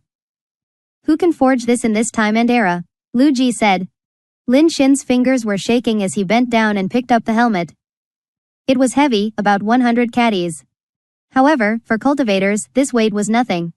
Lin Xin cradled the armor in his hand and studied it. He was the Taishu Academy's patriarch and an 8-leaf expert, after all. He was, naturally, more discerning than other people. When he saw the exquisite ornamental patterns on the armor, he felt his emotions stirred. He cried out excitedly, unprecedented. Truly unprecedented. The other elders with lower cultivation bases could not understand Lin Xin's excitement, nor could they discern what was so special about the armor. Seeing Lin Xin's reaction, Lu Ji knew Lin Xin could tell the armor was unique. He smiled haughtily. Quote, Do you think His Majesty would expend so much effort to study the nine-leaf stage just because of some baseless legend? No wonder. No wonder. That's enough. The formation veins on the armor are one of a kind. It can't be copied, Lu Ji said. Lin Xin suppressed his excitement and asked, What's your condition, Your Highness? Lu Ji straightened his back and rose from his seat. With his hands on his back, he said, I'm trying to help my father out.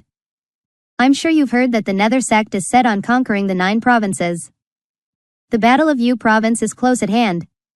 The Taishu Academy is to send every one of its members to the battlefield to aid General Ji. Lin Xin was not surprised by Lu Ji's condition. He had expected as much. If the Taishu Academy wanted help from the divine capital, there was, naturally, a price to pay. He nodded, acquiescing to Lu Ji's condition. Okay. You have my promise, Your Highness. Lu Ji stood before Lin Xin as he said, Don't think you're getting the shorter end of the stick here. After this tribulation, you'll receive another 5-leaf sprouting pills as a reward. Don't forget. The Big Dipper Academy only listens to the imperial family's orders. Thank you, Your Highness. Lin Xin bowed. The Battle of Yu province is of high importance. You should send your men there as soon as possible. I'll give you another something to calm your nerves. Then, Lu Ji moved his head close to Lin Xin and whispered to Lin Xin. The others could not hear what was said, but they saw Lin Xin's eyes widening and eyelids twitching. Lin Xin had tried to maintain his dignity as the patriarch of the Taishu Academy before this. However, at this moment, he could only respectfully say, Thank you for the pointers, Your Highness. I'll leave it to you, then. Farewell. Lu Ji did not stay for long. He turned around and walked out of the discussion hall. Lin Xin hastily said, Zhou Wenlang, see His Highness off. Me? Yes, you. The second elder, Zhou Wenlang, nodded and ran out at once. Lin Xin said, Xiao Shan, bring 1,000 core disciples with you to reinforce General Ji's army. Patriarch. See, can we trust the crown prince? Xiao Shan seemed apprehensive. Lin Xin's expression grew stern as he said in a low voice, Do it. Understood. Ever since the elders had proposed that he apologized to the evil Sky Pavilion, Lin Xin had been furious with them. He was in no mood to waste words with them. So long as he could survive this disaster and continue to ally with the divine capital, it might be possible for them to attain the 9-leaf stage in the future. At that time, his great limit would be a thing of the past. Zhou Wenlang returned soon after Xiao Shan left. He looked at the armor in the box and tentatively asked, Patriarch. Is the armor really that powerful? Can it repel a 9-leaf cultivator? It can't be fake. Lin Xin placed his hands on his back and said, I visited the imperial city many years ago and was fortunate to enter the inner warehouse. The items there are rare treasures and weapons gathered from all over the world. The person who managed the inner warehouse back then was Princess Yun Zhao. At that time, she had maintained that the 9-leaf stage was achievable. The second elder, Zhou Wenlang, bowed and said, Patriarch. The academy is safe with you personally making a move. Lin Xin glanced at Zhou Wenlang and said, I want to find the best place to lay out a formation and come up with a plan to defeat old villain Ji. Send the armor into my room. Understood. 7 days passed by in just a blink of an eye. In the evil Sky Pavilion. When Lu Zhou opened his eyes again, he gauged his extraordinary power. After confirming that his extraordinary power was completely replenished, he called up the dashboard.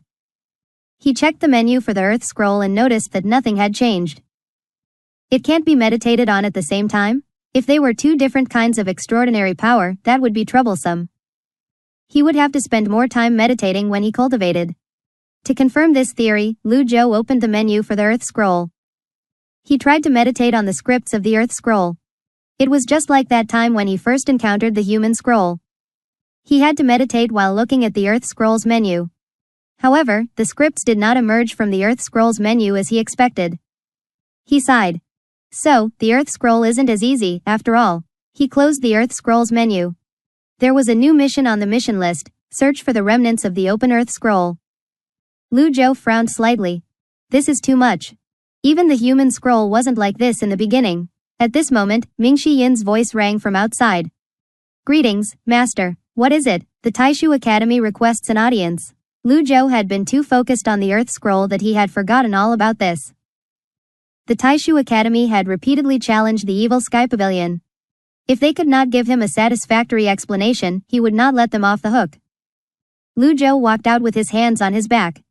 When he saw Mingxi Yin standing respectfully, he asked, "You're alone?" Lately, Mingxi Yin was the only one who came to greet him. He did not see the others.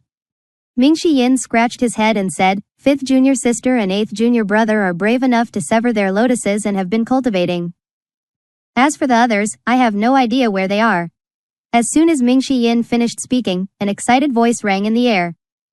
Old Fourth, where are you? I've improved a lot in my Overlord spear skills. You have to believe me." Swoosh. Mingxi Yin disappeared without a trace. It's no wonder he has been lingering around the Eastern Pavilion. He knows the others wouldn't dare to recklessly come in. Duanmu Sheng did not enter the Eastern Pavilion. He passed the Eastern Pavilion and soon vanished from sight. Lu Zhou shook his head as he walked toward the Evil Sky Pavilion's Great Hall. Inside the Great Hall, Lu Zhou sat in a stately manner on his seat. Apart from Pan Zhang and Zhou Jifeng, the others were not there.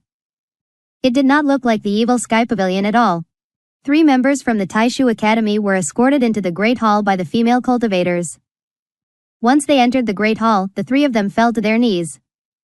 Greetings, old Senior Ji. I'm Taishu Academy's second elder, Zhou Wenlang. Greetings, old Senior Ji. I'm Taishu Academy's third elder, Wang Jianrong. Greetings, old Senior Ji. I'm Taishu Academy's fifth elder, Zhang Gong. What do we have here?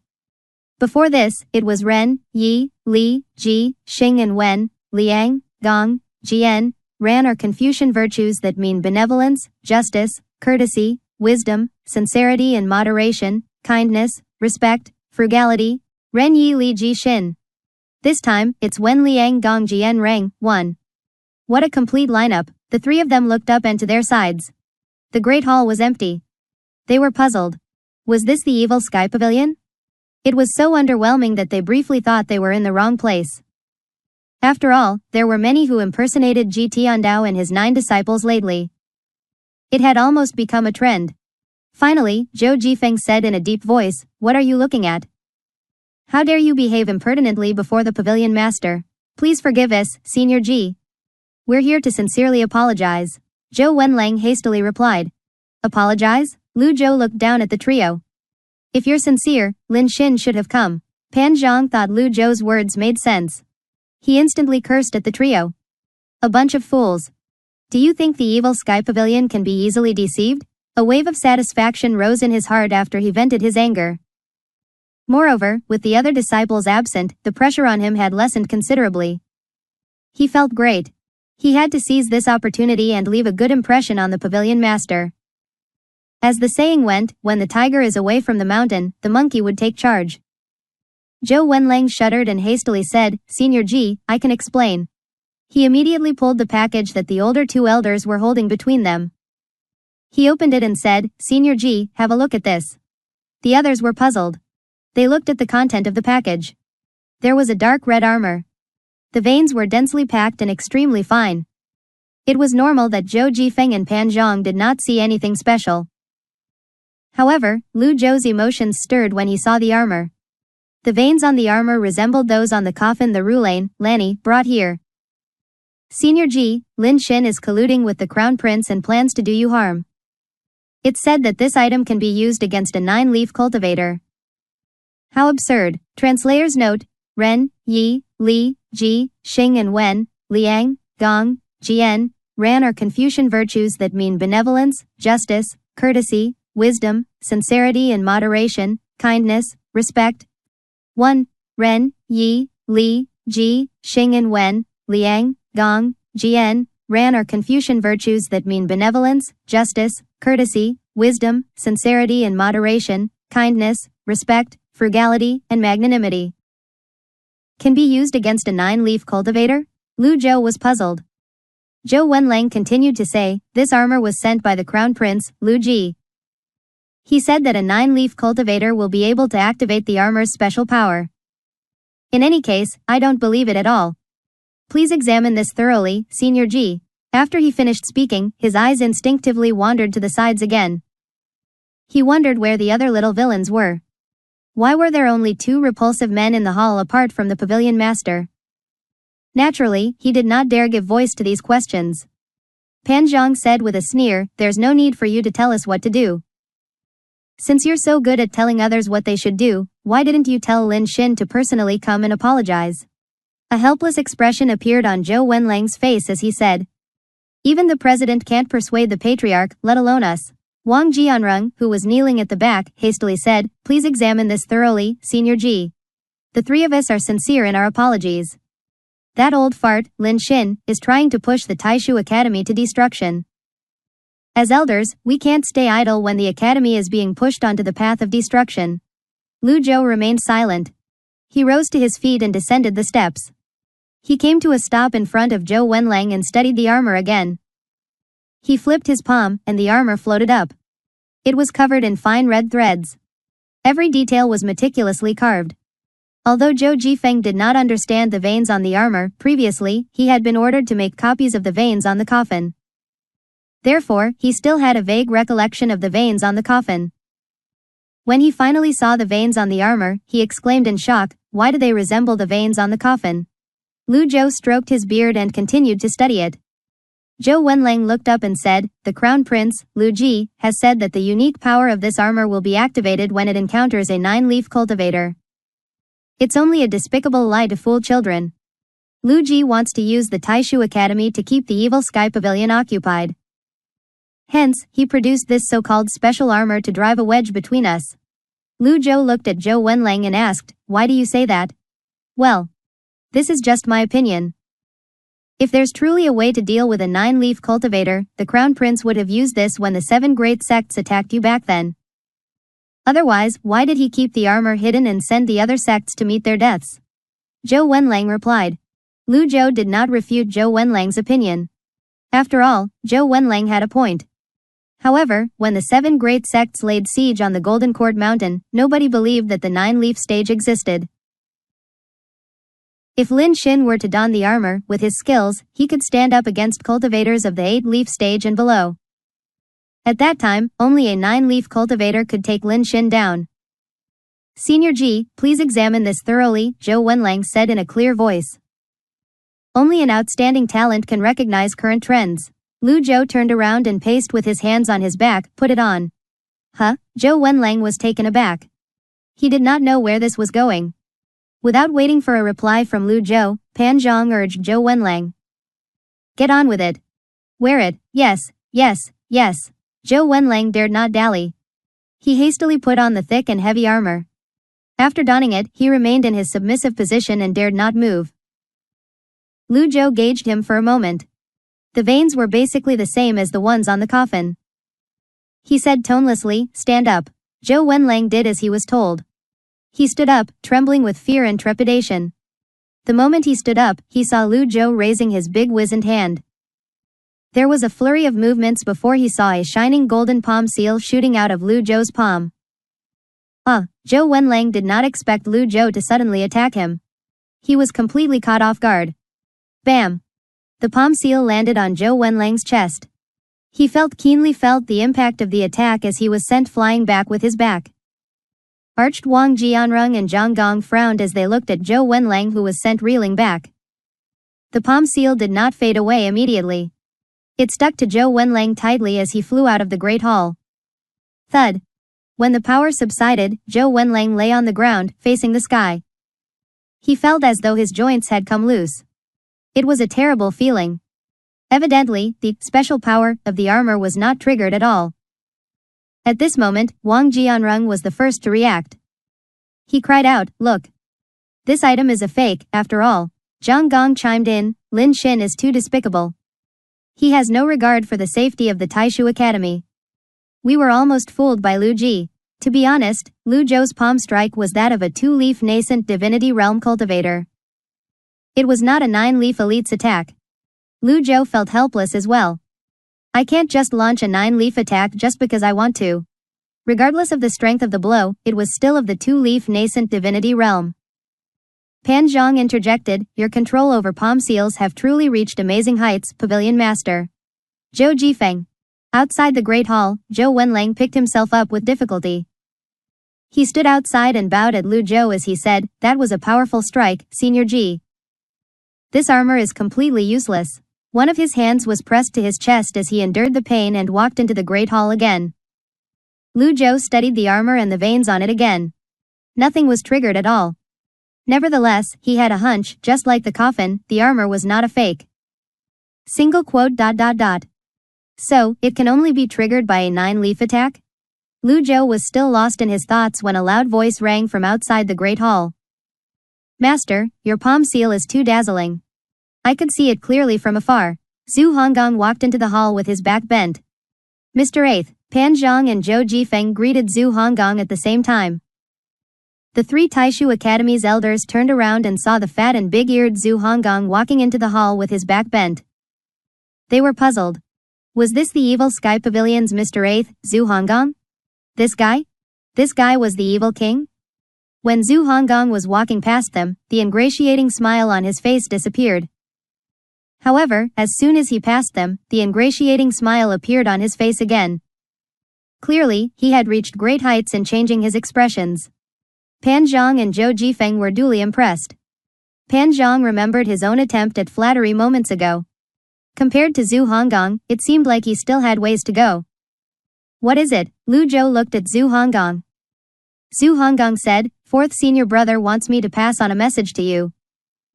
He said that the Taishu Academy has long been associated with the imperial family. Is he not a disciple of the evil Sky Pavilion? Why does he need to help someone to pass on a message? Despite the thoughts running across his mind, Zhou Wenlang fell to his knees immediately as soon as he heard Zhu Honggong's words. Please examine this thoroughly, Senior Ji. That's the old fart, Lin Xin's idea. The 3 of us have nothing to do with it. Lu Zhou looked at the trio calmly. Nobody could tell what was running through his mind. Finally, he said indifferently, I can feel the sincerity from 3 of you. Leave the armor here. Zhou Wenlang was overjoyed. He immediately removed the armor. Then, the trio from the Taishu Academy thanked Lu Zhou in unison. Thank you, Senior Ji. Ding. Worshipped by 3 individuals. Reward, 3 merit points. But, the trio who had just relaxed tensed up again. Once I ascertain Lin Xin is the only one causing trouble, I'll spare the 3 of you. Lock them up for now. Lu Zhou waved his hand. Pan Zhang and Zhou Jifeng bowed at the same time. Understood. Please examine this thoroughly, Senior Ji. Senior Ji, I'm telling the truth. As he was dragged away, Zhou Wenlang wondered when he had misspoken. He could find any fault with his words. What was happening? In the end, the trio was locked in the Northern Pavilion's warehouse where they could even see the sun. Inside the warehouse, Wang Jianren asked, Elder Zhou, will you plan work? Don't worry. It'll work. With his hands on his back, Zhou Wenlang said, at the very least, old villain Ji didn't outright kill us, right? The problem is, now that the armor is proven to be fake. How is Lin Xin going to deal with old villain Ji? Wang Jianren asked. Zhou Wenlang frowned. It doesn't matter if it's real or not. So long as old villain Ji believes Lin Xin is in cahoots with the crown prince, it's enough. With Lin Xin out of the picture and President Xiao Shan in Yu province, the Taishu Academy will belong to the 3 of us. Old villain Ji is a 9-leaf cultivator, after all. He won't be defeated that easily. Wang Jianren nodded. You've truly thought this through, Brother Zhou. Zhou Wenlang snorted. Men die for riches while birds die for food. How can you get the cub without entering the tiger's den? When the tiger's den was mentioned, Zhang Gong said in a hushed tone, by the way. The evil Sky Pavilion doesn't look as scary as I expected it to be. Zhou Wenlang nodded and said, you're right. Based on our short exchange, old villain Ji didn't seem as short-tempered as rumored. Also, he's somewhat reasonable. What are we going to do now? Wang Zhongrong asked. It's all right for us to stay here. Once Lin Xin is dead, old villain Ji should release us. Most importantly, we can't afford to say the wrong things after this, Zhou Wenlang said warningly. Understood. Meanwhile, in a certain court in the southern pavilion of the evil Sky Pavilion, the 4 elders had gathered together. At this moment, Leng Luo, Pan Lishan, Hua Wudao, and Zuo Yushu took turns to study the armor. After learning about the situation with the Taishu Academy, the four of them were lost in thought. After a moment, Lu Zhou said, "Elders, what do you think?" Leng Luo said, "The formation veins on the armor are fine. I've never seen them before. I don't think anyone in this world is capable of making them." "That's what I thought as well." "I agree," Hua Wudao chimed in. The three elderly men exchanged a look as though commending each other for sharing the same wise opinion. Lu Zhou looked at Zuo Yushu, who remained silent. Zuo Yushu rolled her eyes at the three old men. She muttered to herself for a brief moment before she asked, "Is this the armor really from Lin Xin, brother?" Of course, Lu Zhou suddenly recalled that Zuo Yushu was originally a Confucian elite. She shared the same roots as Lin Xin. Zuo Yushu said with a front, "To think that he has gone and colluded with the crown prince. I am reminded of one thing, though." "What is it?" "Back when I had just attained the 8-leaf stage, I was invited to the palace to meet His Majesty. We discussed our thoughts and experiences of being at the 8-leaf stage. His Majesty once asked if I looked forward to the 9-leaf stage. I smiled and said there was no such thing in the world." In hindsight, the imperial family must have long known about the 9-leaf stage a long time ago. "This armor is surely made by a 9-leaf cultivator," Zuo Yushu replied. Leng Luo, Hua Wudao, and Pan Lishan were inwardly shocked by Zuo Yunshu's words. It was common knowledge that the Confucian school was adept in formation veins. There was no reason to doubt her words.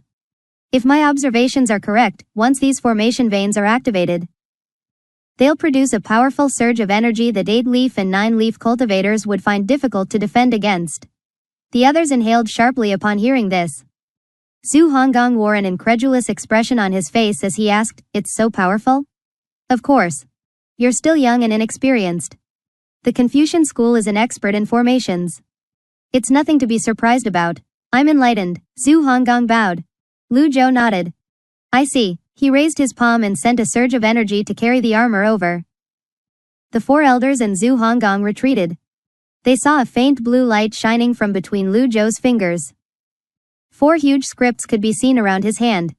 This was the technique, Abandon Wisdom. The palm seal struck the armor. Lu Zhou had thought the armor's special powers would not be triggered, but it suddenly buzzed. "Stand back," Lu Zhou said gruffly. The four elders pushed away from the ground and shot out of the great hall. Wait. Me. Wait for me." Zhu Honggong turned around and ran out. The armor unleashed a scarlet light. Lu Zhou did not leave.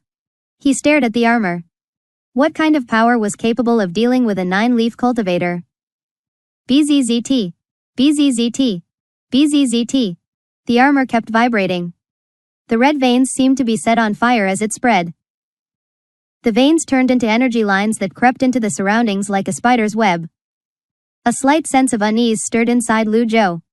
Should I use my critical block card? Lu Zhou could sense the danger from the energy lines. It was strange, stranger than those on the coffins. At this moment, realization dawned on him. The Heavenly Writings human scroll was slightly stronger than a 9-leaf cultivator. It was the heavenly writing power that triggered the special power of the armor. Whoosh. Whoosh. Whoosh. Whoosh. Whoosh. Pavilion Master. Master. The powerful energy instantly enveloped the courtyard at lightning speed. Stand back. Zuo Yushu grabbed Zhu Honggong and flew away.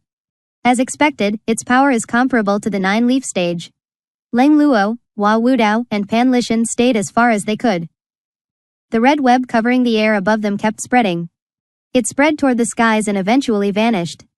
Everything fell silent again soon after. The four elders and Zhu Honggong stood unmoving, stunned. Although they were former 8-leaf elites, they were still shocked by the strange power that emitted great danger. A frown could be seen on their faces as they looked at the courtyard. None of them dared to speak or move. Zhu Honggong fell backward and sat limply on the ground. He began to cry out, "Master! Master! You can't die! Master!" The four elders of the old age pavilion. Die? That's unlikely. However, the elders were uncertain if Lu Zhou was completely unharmed.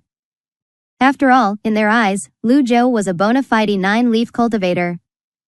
Although the armor could unleash an energy comparable to a 9-leaf elite, surely, the pavilion master could withstand it if he went all out?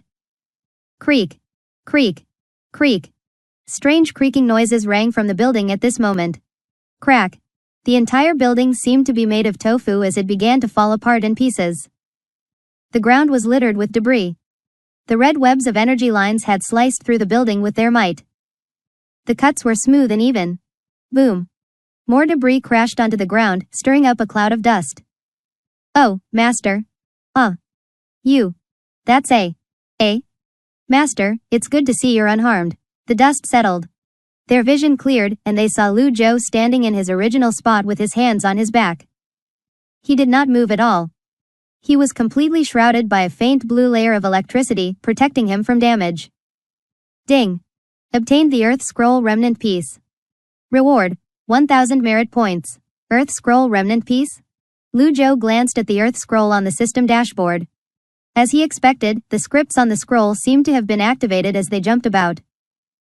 This resembled the scene when he first read the contents of the human scroll. This meant that he could start meditating on the Earth Scroll. He had traveled far and wide to search for it only to find it so easily. Then, he checked his critical block cards. They were not triggered at all. This meant his power to silence everything had negated the blast from the energy lines. If it were not for the heavenly writing scroll, he would have had no choice but to use an impeccable card to defend against the armor's mysterious power. For the time being, it was a win. Your amazing might is astonishing, Pavilion Master. I'm impressed by your technique, brother. Although I don't know what this technique is, it's certainly more powerful than an 8-leaf move. Hua Wudao was stunned speechless. Then, he quickly said, when I first came to the Evil Sky Pavilion, I could still spar with the Pavilion Master even if I lost. However, now, I can't imagine sparring with you at all. To think I've treated you as a rival. What a joke. Someone like you can only be admired but never surpassed. The 4 elders offered their praises. Zhu Honggong was taken aback by this. He was about to say something as well when Lu Zhou asked, Old Eighth, why are you sitting on the ground? Huh? Zhu Honggong immediately raised his hand to slap his face a few times. Master, I will deeply reflect on my actions. Reflect? Zhu Honggong continued to slap himself loudly. That's enough. Lu Zhou had just obtained the Earth Scroll and was in a good mood. He had no time to entertain Zhu Honggong. He said, tell Lin Xin that I've changed my mind. I want to see his head in 7 days. Lu Zhou walked out of the courtyard. It completely exceeded his expectations to obtain the remnant piece from the armor. When the red energy lines exploded, he discovered someone had hidden the Earth Scroll remnant in the armor. The heavenly writing scroll in the Melilot graveyard was not damaged even though it had been left there for a long time. How did the armor survive for centuries? It was all due to the Earth Scroll remnant piece. Is this the source of the armor's so-called unique power? At this moment, Zuo Yushu bowed at Lu Zhou and said, Brother, Lin Xin and I share the same roots, after all. Should I pay him a personal visit? Lu Zhou looked at Zuo Yushu. If you have your cultivation base, I'd approve of this without question. However, you've severed your lotus and are recultivating. How are you going to deal with him? Zuo Yushu raised her walking stick slowly and tapped it on the ground.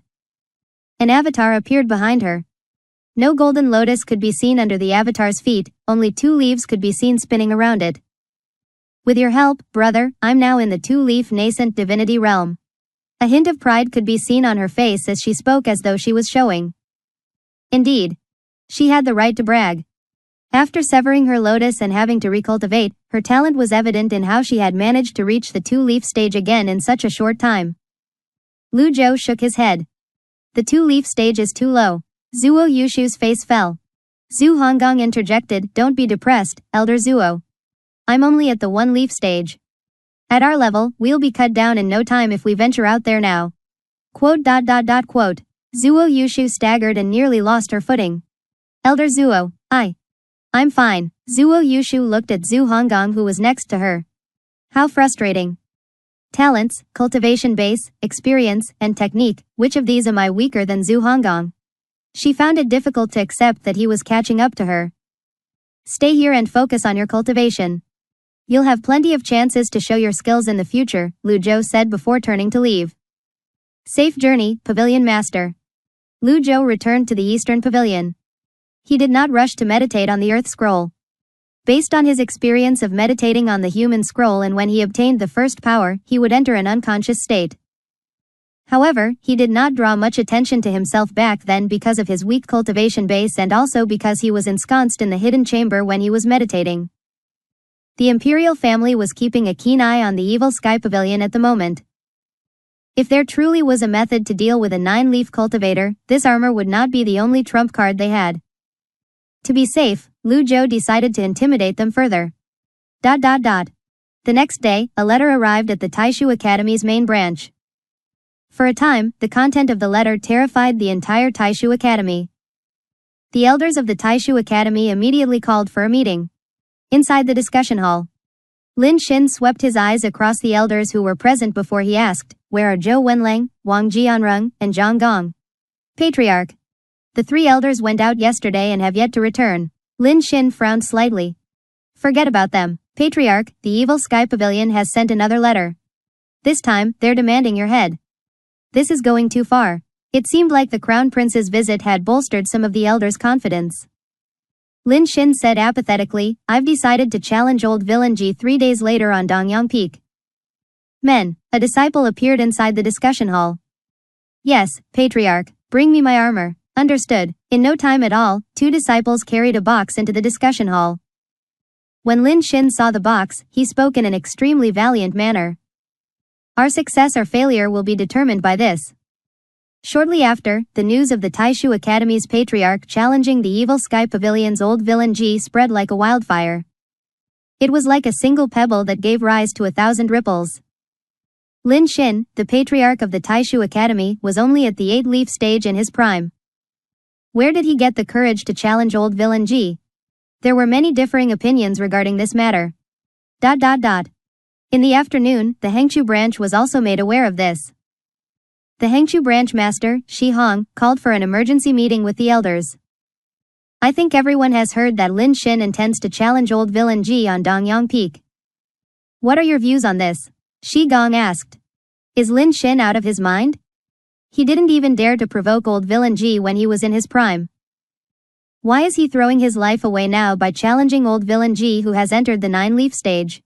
At this moment, the 3rd elder said, "I heard that the Crown Prince, Lu Ji, visited the Taishu Academy and had given them a boost of confidence." A boost of confidence? Unless someone else in the divine capital has attained the 9-leaf stage or the 10-terminal formation has been moved to Dongyang Peak, I don't see where their confidence could have come from. The branch master, Shi Hong, shook his head and said, "Our grand elder, Zhang Can, is most likely killed by the evil sky pavilion. There's a chance the next target on the evil sky pavilion's list is our branch." The others were stunned.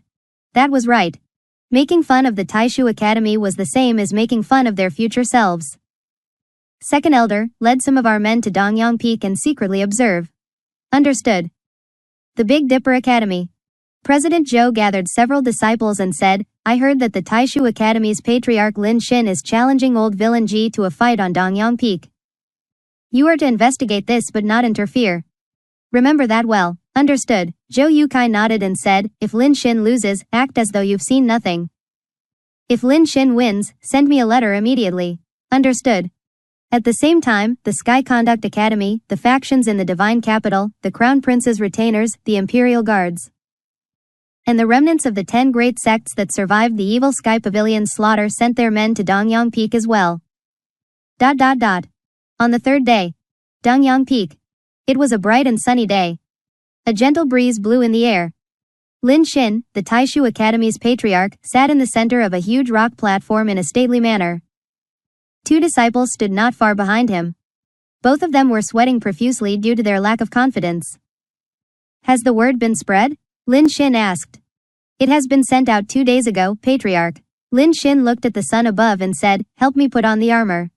"Yes, Patriarch." The 2 disciples opened the box and took the armor out. They walked respectfully to Lin Xin's sides. Lin Xin glanced at the armor and asked, "Why is it wrapped in a cloak?" Elder Zhou said, "This way your magnificence would be magnified when we unveil it," one of the disciples replied dutifully. At Lin Xin's age, he no longer cared for appearances. However, on this day, he felt that it was necessary to appear valiant and formidable. He donned the armor as he said, "Just as well. I'm sure many sects are here to watch me fall. I'll show them, Patriarch." "We're counting on you," the 2 disciples said before retreating. Lin Xin said with a chuckle, I know that people in the academy and the other sects are saying that I've lost my mind. However, they don't know the source of my confidence is given by His Highness, the Crown Prince. Patriarch. Is the armor the source of your confidence? You'll see soon enough. Lin Xin stroked his beard and nodded. The two disciples did not know what else to say. At this moment, many cultivators flew to Dongyang Peak and hid in various corners and crevices around the peak. All of them had their eyes trained on the peak. When the sun was beginning to set, Lin Xin turned around and looked in the direction of the evil sky pavilion. He did not see any cultivator flying toward him in the cloudless sky. He scoffed before he said, It seems like old villain Ji is afraid. You're right, Patriarch. The later Lu Zhou arrived, the more confident he felt. Finally, after some time had passed, he was about to turn around and leave. At the same moment, a flying chariot that left a glowing tail in its wake like a comet appeared on the horizon. It was finally here. The cultivators who were hiding around the peak saw the flying chariot as well and began to spread the word. The evil sky pavilion's flying chariot is here. The hidden cultivator looked at the meteor-like cloud-splitting chariot unblinking eyes, unwilling to miss even a single detail. It's here. It's truly the evil sky pavilion's cloud-splitting chariot. I'm scared. What if old villain G goes all nine leaf on us and kills? Scram. There were some cultivators gathered at the foot of the mountain as well. When Lin Xin saw the cloud-splitting chariot, he was taken aback at first. Then, he said loudly, right on time. The others should stand back. Understood. The Taishu Academy disciples retreated until they were off the round stone platform. At this moment, Lin Xin was the only one left standing on the round stone platform. The cloud-splitting chariot flew quickly. From the moment it appeared within everyone's eyes, it took only a few brief moments before it arrived above Dongyang Peak.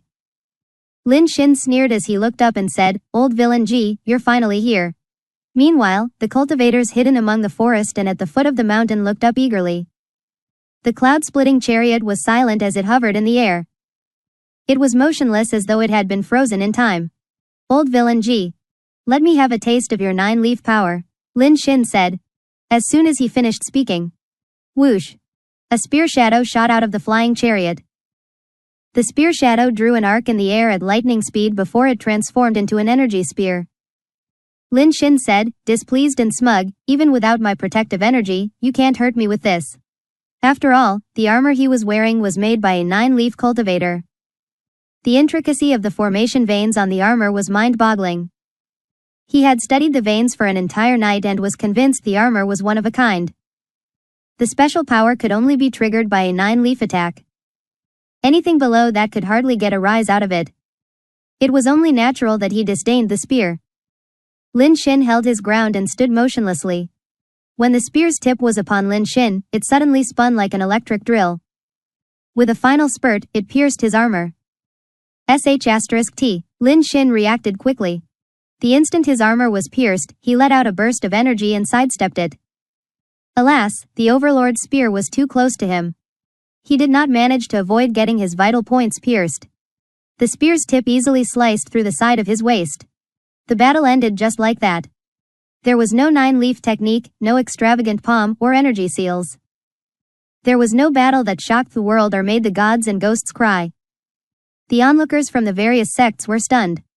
They felt as repulsed as though they had been forcibly fed flies. That's it. Meanwhile, on the flying chariot, Duanmu Sheng had the same thought. He had gone all out when he attacked. He would never hold back when he attacked even if it was just his first move. He had thrown his Overlord spear out with all his might, but he did not expect his spear to easily stab a great 8-leaf elite. He looked at his palms in confusion as he thought to himself.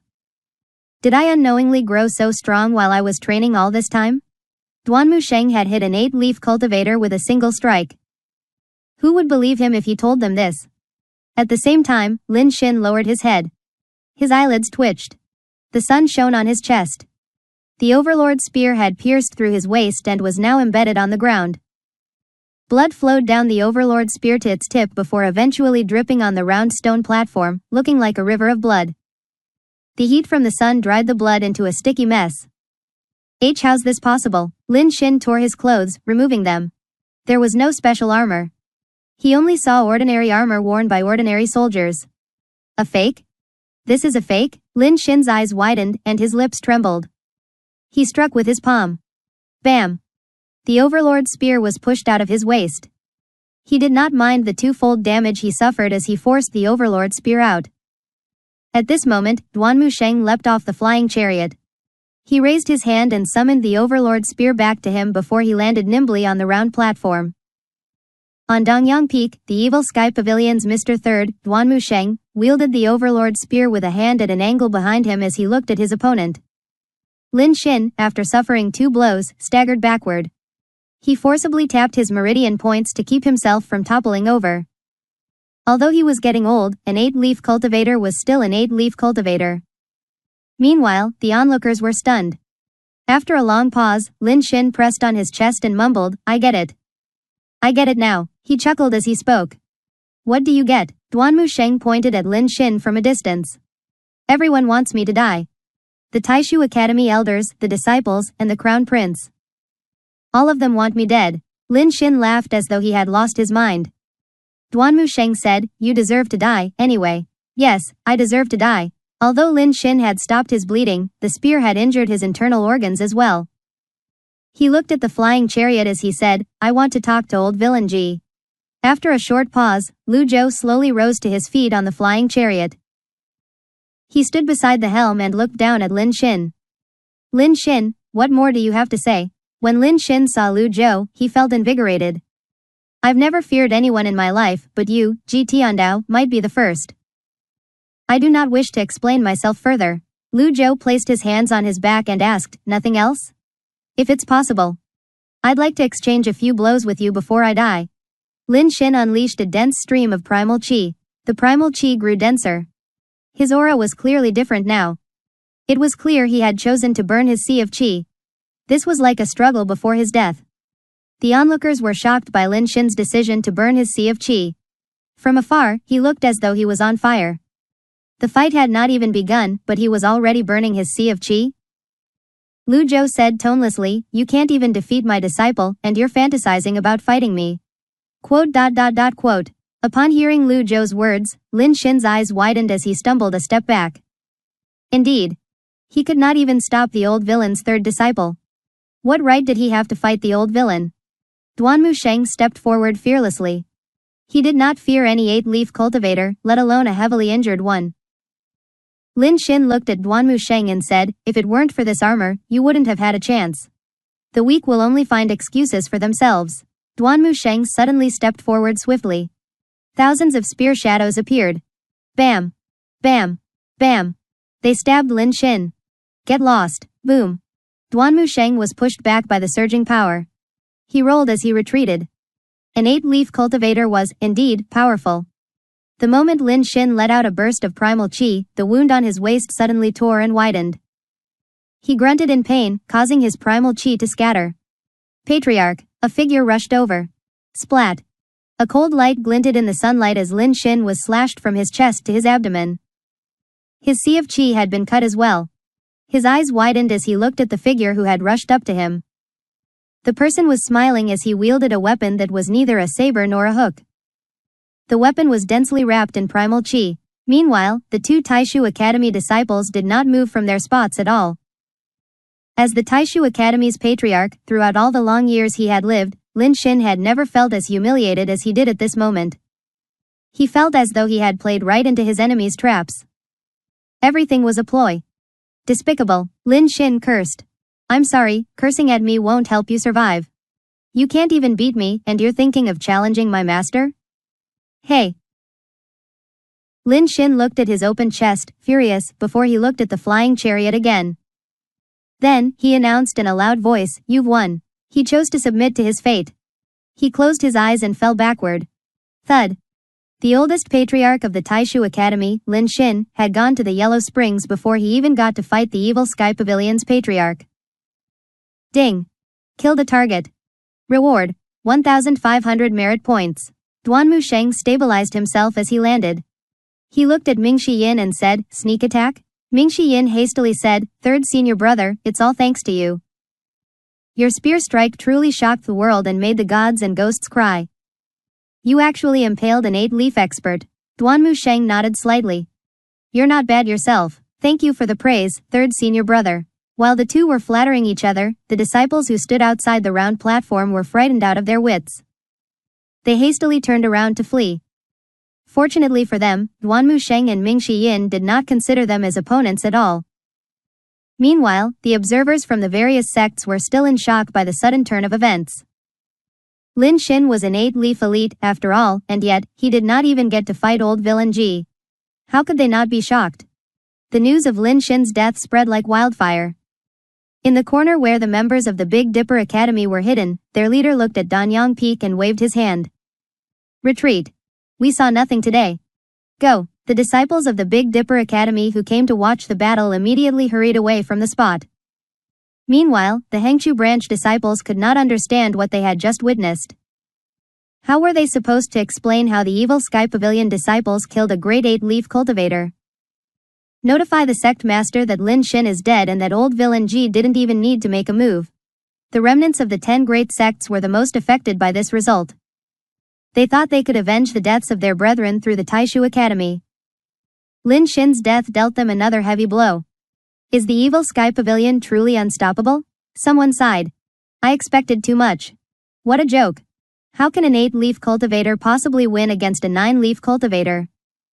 It's laughable, really. If I were old villain Ji, I would have summoned my 9-leaf avatar and annihilate the Taishu Academy. Old villain Ji is too merciful. As the saying went, it's better to remove the roots of all troubles.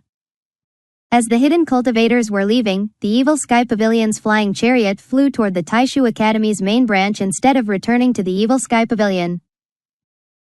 Duanmu Sheng and Ming Shiyin had already returned to the cloud-splitting chariot. Lu Zhou stroked his beard expressionlessly as he looked at the Taishu Academy's main tower. Ming Shiyin said, the eye of the formation should be on the main tower's tip. I don't think they'll be bold enough to stop us. Shortly after, under everyone's eyes, the cloud-splitting chariot moved to the air above the main tower. The Taishu Academy disciples were baffled. The cultivators who had not left yet were perplexed as well. What's old villain Ji trying to do? He can't be thinking of breaking the barrier and letting loose, right? None of the Taishu Academy disciples dared to step out of the barrier. In the cultivation world, the reason why the major sects remained firmly established was due to their respective formations. When the 10 great sects attacked the evil Sky Pavilion back then, Golden Court Mountain had remained untouched for quite some time due to its barrier. The Taishu Academy is a Confucian school, after all. Confucian schools are filled with great formation users. I'm afraid it'll be difficult to breach their barrier. Indeed. Will old villain Ji use his 9-leaf strength to wipe them out? It's possible. In any case, an 8-leaf cultivator can't possibly break this barrier. At this moment, Lu Zhou stood next to the helm of the cloud-splitting chariot as he directed a palm downward.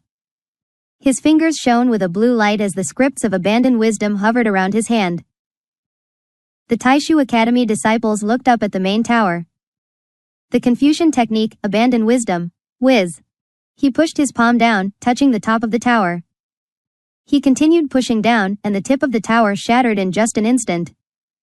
Debris fell to the ground. Boom. A huge palm seal struck the barrier, and a stunning scene unfolded.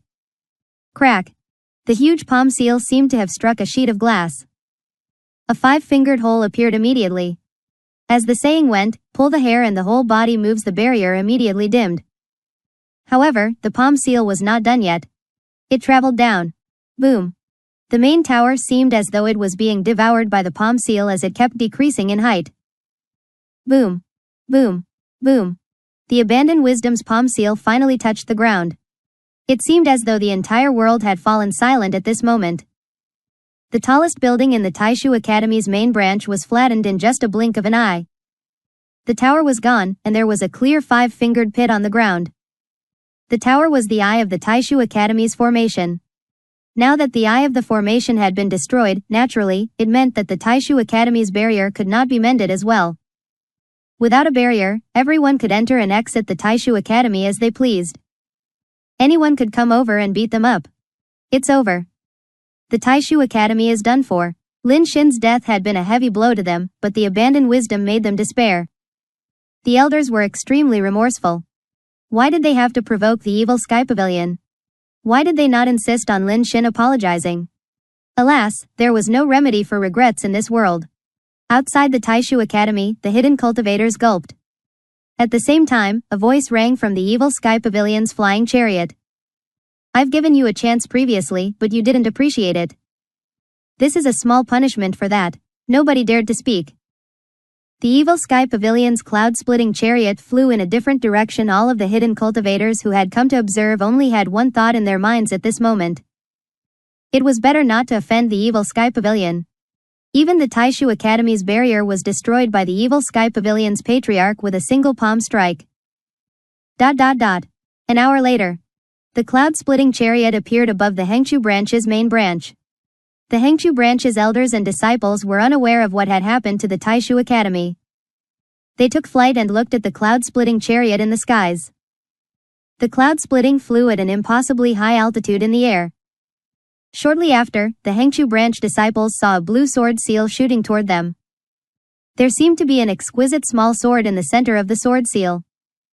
The small sword was unleashing a strange runic power that complemented the blue radiance. Rip. Everyone had to cover their eyes. The collision between the sword seal and the barrier released a dazzling spark. Eventually, it penetrated the barrier and embedded itself into the ground. Boom. The Hengchu branch's barrier was shattered. After the radiance faded away, the cloud-splitting chariot had already turned around and was sailing to the horizon. In the Eastern Palace in the Imperial City. The Crown Prince, Lu Ji, was clearly pleased as he hummed a little tune to himself and admired the drawings before himself. Your Highness, the outcome of the Taishu Academy's Lin Xin challenging old villain Ji is out, a eunuch said as he stood respectfully behind Lu Ji. Lu Ji snorted and said, I bet old villain Ji didn't expect such a powerful trump card from the imperial family. We've been too lenient on him in the past. That's why he has grown so arrogant, Your Highness. The results are, the eunuch tried to speak up. There's no need to say anything else. I'll explain the matter regarding the armor to my father. He's currently cultivating in seclusion. I'll take the responsibility and clear away the remnants of the evil sky pavilion. Lu Ji smiled confidently. It won't be long before my father attains the 9-leaf stage and unify the 10,000 tribes. After Lu Ji finished speaking, an expression of confusion appeared on his face when he saw the eunuch standing still with no intention of leaving. He asked, perplexed, what are you still standing here for? The eunuch shook slightly as he fell to his knees with a loud thud. He stammered, have mercy, Your Highness. Have mercy on me. Lin Xin failed to defeat old villain Ji and has died on Dongyang Peak. Lu Ji, the crown prince, froze. His eyes slowly widened as he looked at the kowtowing eunuch. His voice was hoarse and stern as he said, come again.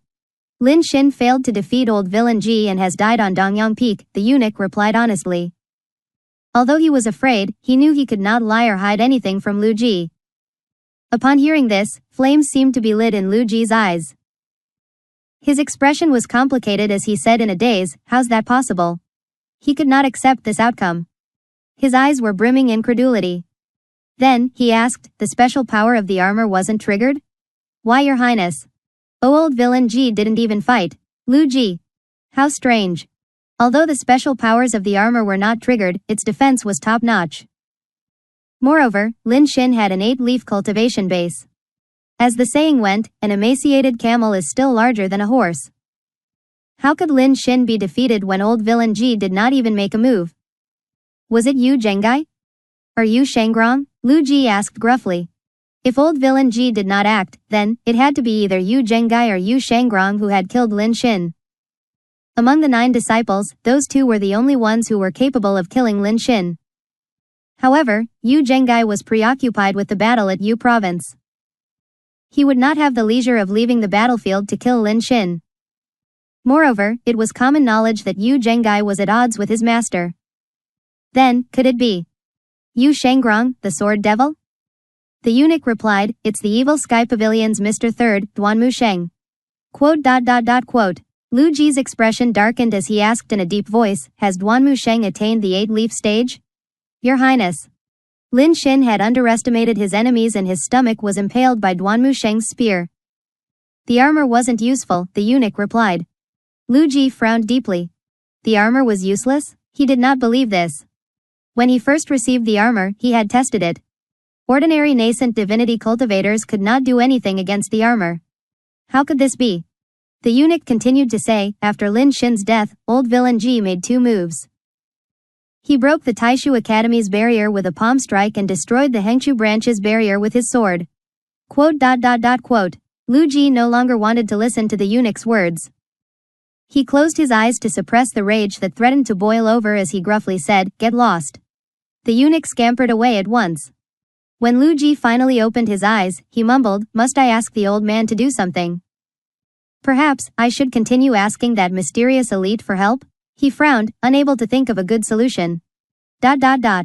Meanwhile, the news of Lin Xin's death on Dongyang Peak spread like a wildfire. If it had only been Lin Xin's death, it would not have spread this quickly. However, the act of destroying 2 huge barriers with a palm and sword strike truly intimidated the various sects.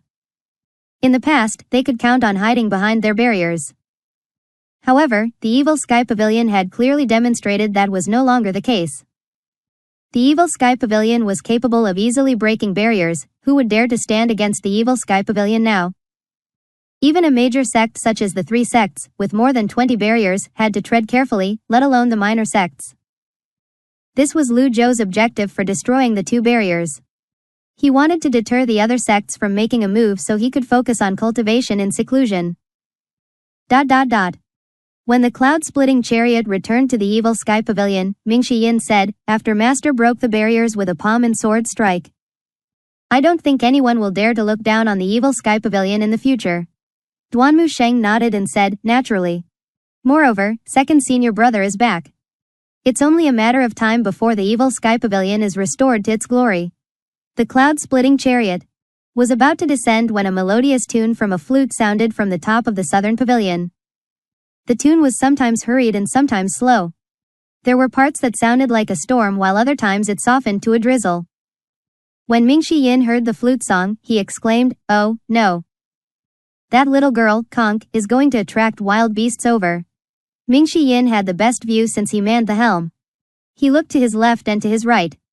At this moment, he saw a fine horse with a red mane, snow-white coat, and shining golden eyes circling above the Evil Sky Pavilion while stepping on auspicious clouds. He remembered Tiangu and said, "Master, a beast has breached the barrier." Duanmu Sheng shouted, "Cursed livestock!" He flew out of the flying chariot with his overlord's spear in his hand before he launched himself at the steed. Nay! The steed suddenly rose to 2 feet and neighed at the skies. It did another lap before running away.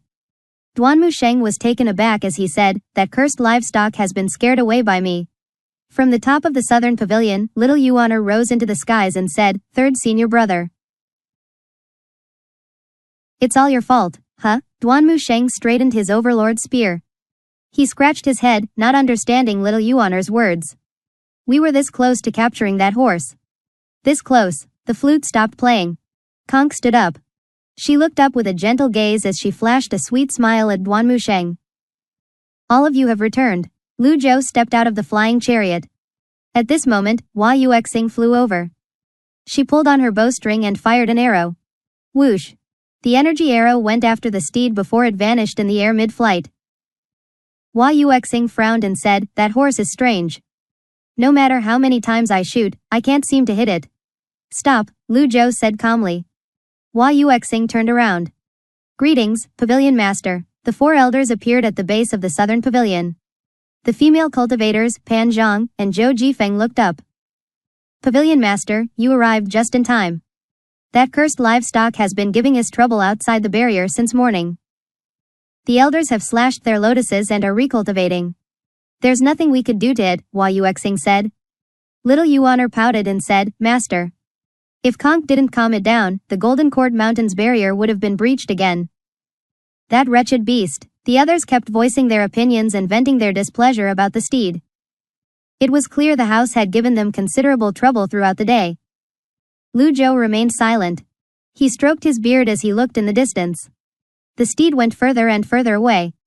When it was quite some ways away from the Evil Sky Pavilion, it came to halt, standing on auspicious clouds. Lu Zhou looked at Conk and asked, "Did it say anything?" Conk knew the tongue of beasts. She should have communicated with it. Conk shook her head and said, "It doesn't want to talk." In other words, it was not willing to communicate. Leng Luo cupped his fists. Even the little girl couldn't tame it. This beast is wild and might end up causing disaster. I propose that you kill it to protect Golden Cord Mountain's barrier, Pavilion Master. I support the decision to kill it as well, Pan Lishan chimed in. Zuo Yushu said, it's strange. Golden Cord Mountain is bustling with human activity. Powerful beasts wouldn't venture into human territory, usually. Why would this beast come all the way here? Perhaps this is a scheme of the other tribes. Don't forget, the other tribesman envoy, Lanny Boner's family had even sent a coffin here. If a vicious beast such as Tiangu were to let loose here, how are we supposed to deal with it? Hua Wudao asked. While the others were actively discussing this matter, Lu Zhou said tonelessly, calm down. He stepped into the air. He covered dozens of feet with a single stride. In the next instant, he was already above the evil sky pavilion. He looked at the steed that was hovering in the distance. The pavilion master is making his move. That cursed livestock. It'll taste the might of the pavilion master's invincible strike. Pan Zhang and Zhou Jifeng's eyes gleamed with anticipation. Lu Zhou did not summon unnamed. Instead, he looked at the steed and waved his hand. He said apathetically, Ji Liang, come here. His voice rolled out thunderously in a sound wave. The others were stunned. That horse is called Ji Liang? In any case, will it obey the old man just because he asked it to come over? Is this a joke? They were still fearfully respectful of Lu Zhou, but Lu Zhou's action left them puzzled. The cultivation world knew how difficult it was to tame a beast. Otherwise, everyone else would have been riding on mounts through the streets.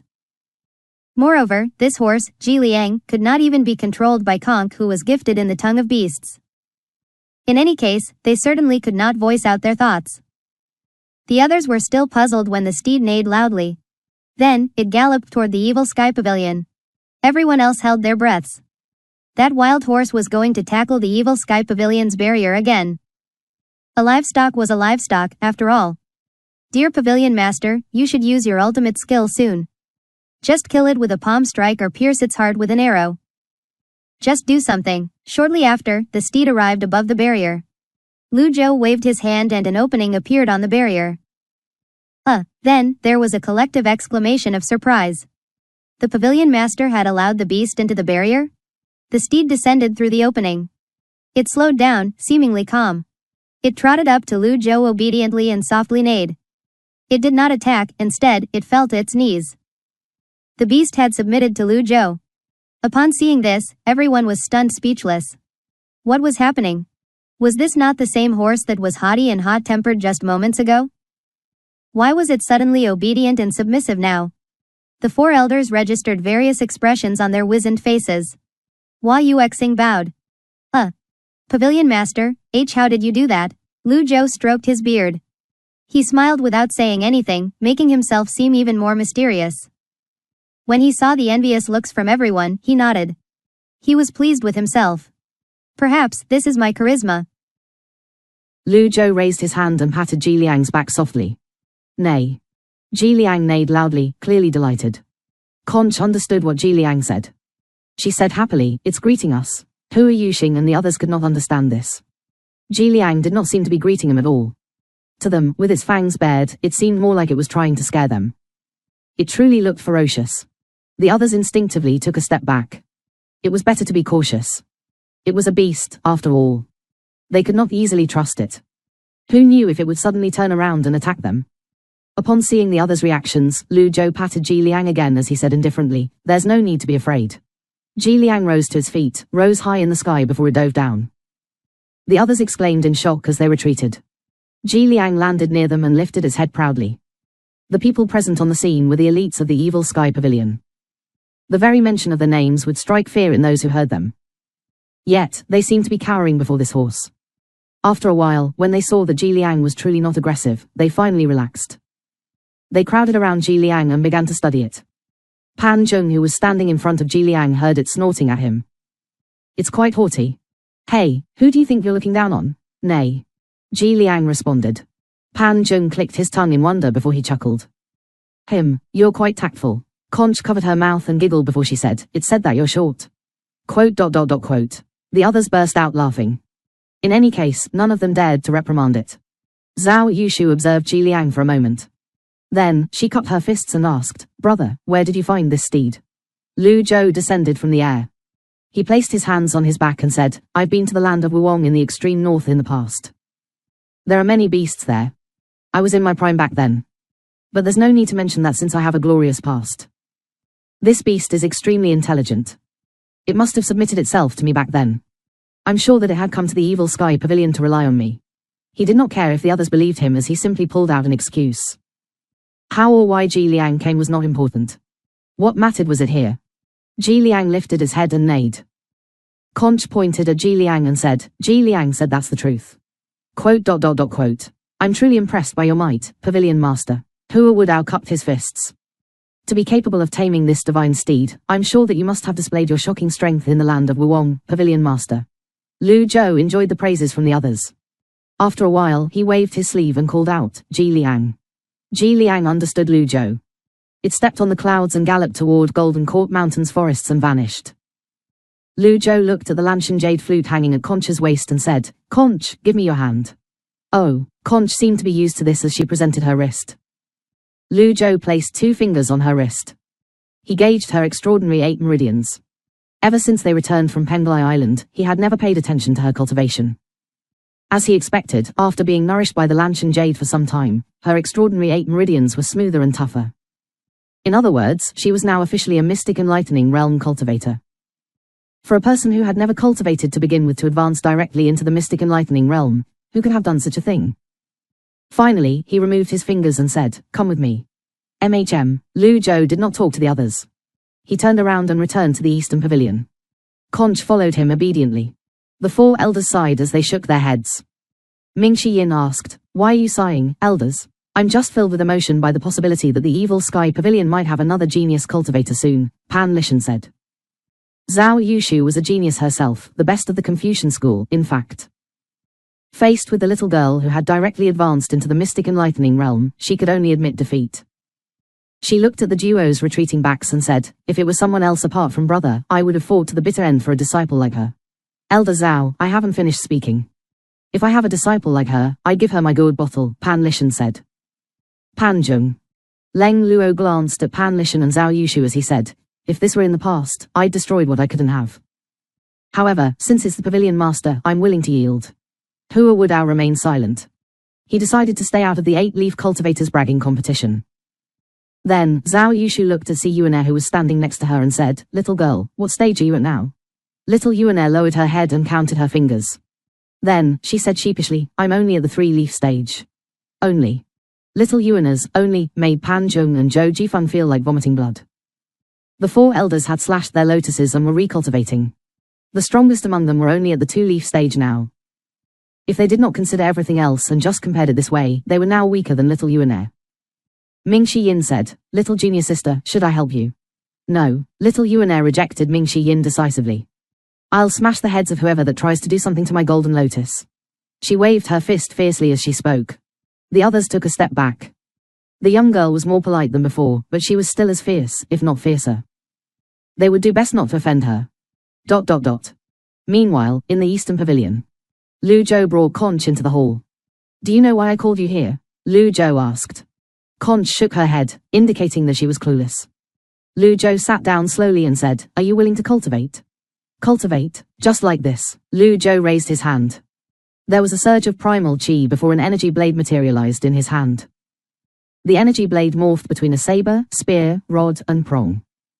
Conch's eyes gleamed as she watched. She pointed at the energy blade and applauded as she said, That's fun. I want to learn this. Fun? Lu Zhou felt slightly helpless. However, when he thought about it, the people who started cultivating in their youth did so for various reasons. Some wanted to walk on air, some wanted to fly on swords, some wanted to traverse the lands armed with a sword or tame beasts. There were countless reasons. I'll test your perceptivity. Talents and foundations were one thing. Perceptivity was also important.